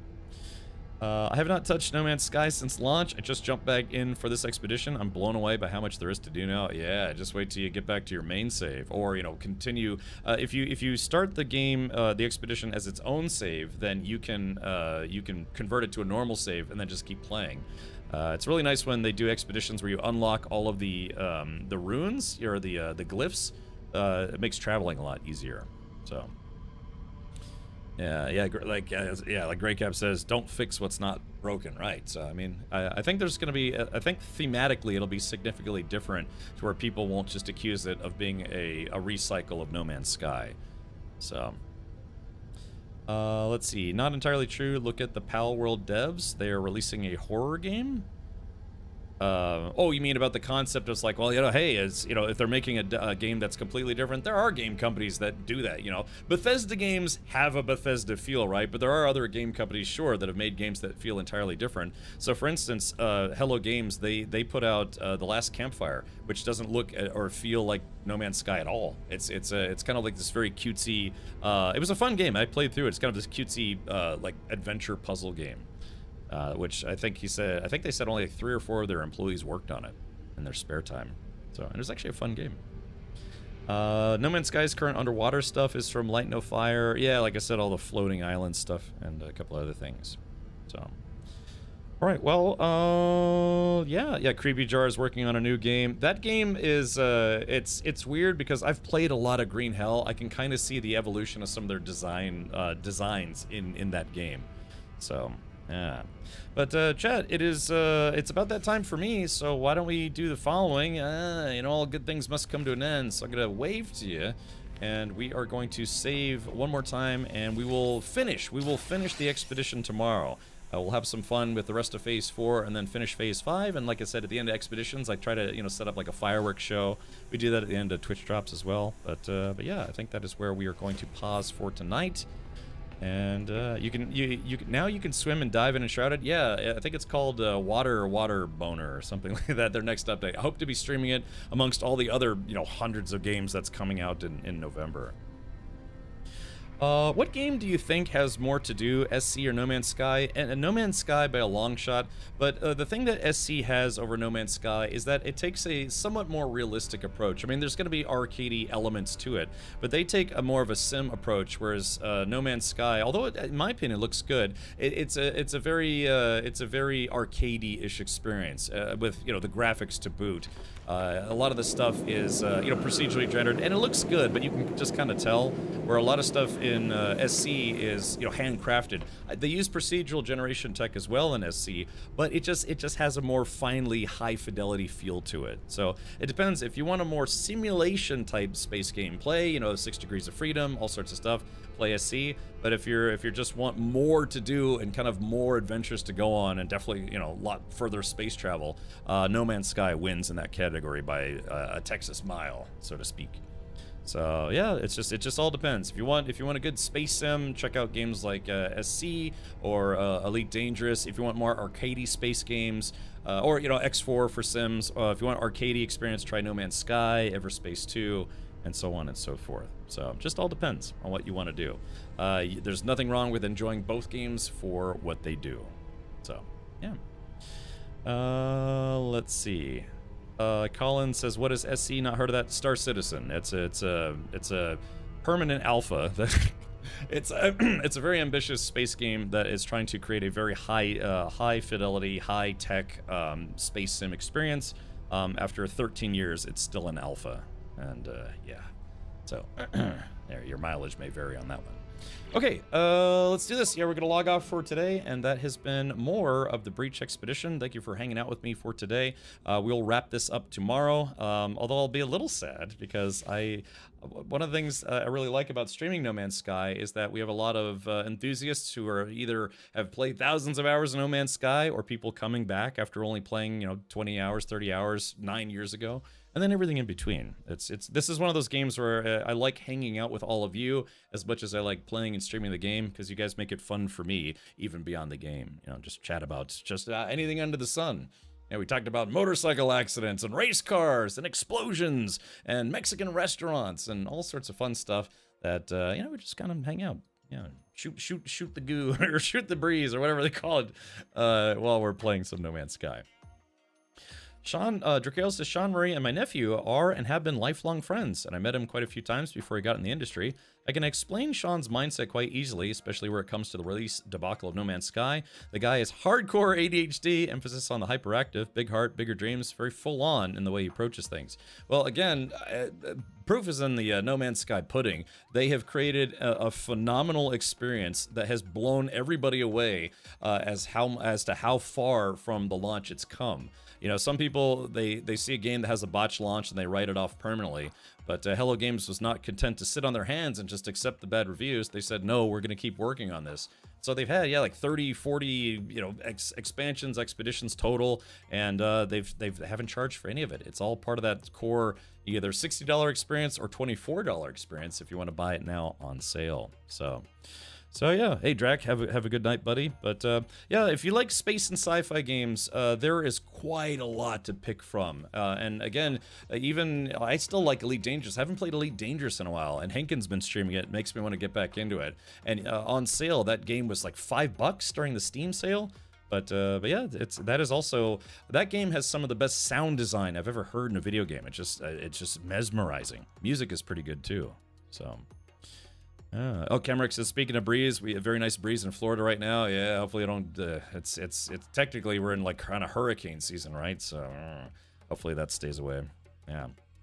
Okay, I'm a 69-cent experience. Nice. I want to say thanks to everyone who tuned in on Twitch. Thank you again to all of you who tuned in on YouTube. We've had a number of new followers over on the YouTube side, so thank you for that. I'm trying to become a YouTube partner again after getting my partnership and then losing it. Not for anything bad, I just didn't do it enough on YouTube for a few years. So, yeah, okay, so tomorrow I'll probably bore people to death with more car talk, and then again we'll finish the No Man's Sky Breach Expedition. So, yeah, thank you for all the Tangi alerts. Thank you for all the subs and resubs. Let's go see who we can bother for tonight, because although you don't have to go home, you can't stay here, as a space bartender might say. Okay, let's see, who can we raid for tonight? Let's see, who can we raid? Who can we raid that we haven't raided in a while? Ugh. I saw Henkin was streaming earlier, but he streamed for, gosh, I don't know, like 50 hours again. Let's see, who can we raid? I don't know, do you guys want to see some more? Do you want to see some more, I guess, the No Man's Sky content? Be It Easel, who's an artist by trade, is streaming some Little Nightmares, so if you want to watch something a little more spooky dooky. Are you going to be back with YouTube? I already am. Yeah, Cap Mark Page. I've been multi-streaming on YouTube now for about 2 or 3 months. I've been adding more content. Just a quick plug. I also have a Patreon, and I let people on Patreon know that now with my latest video that I just uploaded, Patreon subscribers are getting thanks at the end of my videos. What time do you stream normally? 4 p.m. U.S. Eastern, 8 p.m. Universal Time, which I think is like, I guess 10 p.m. Central Europe Time. And yeah, but I just uploaded a new video to my car YouTube channel. I'm working on a TwitchCon recap video. So yeah, I'm trying to legitimately be a YouTuber in addition to being a Twitch and YouTube streamer. So yeah, but go check out the latest video. It's the Motor Enclave Cars and Coffee 6. I uploaded finally after years of sitting on it. the kind of the road trip I went on to buy a Corvette. So yeah, if you like car stuff, go check it out. If not, don't worry about it. Go check out the gaming stuff instead. So you have 2 different YouTube channels. Alrighty.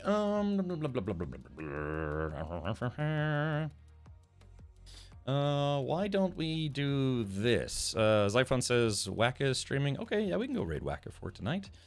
See is now to find my bed early morning for me in the UK. Yeah, sorry to keep up our Germany pals, Italian pals, UK pals, all sorts of stuff. But let's see. Okay, so let's do this. We are going to. Oh, he just beat the game. Oh no, God, we were just about to raid Wacka, but he just beat the game, which probably means he's probably gonna sign off. Yeah, he just beat Silent Hill F. Oh yeah, talk about timing, right? All right, let's do this. Who can go raid for tonight? We'll catch Wacka next time.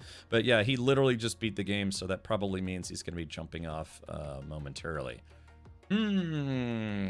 Let's see. Why don't we?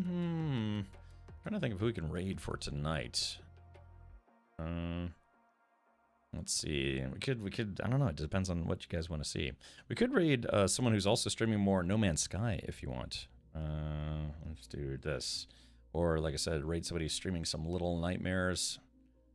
Let's see. There's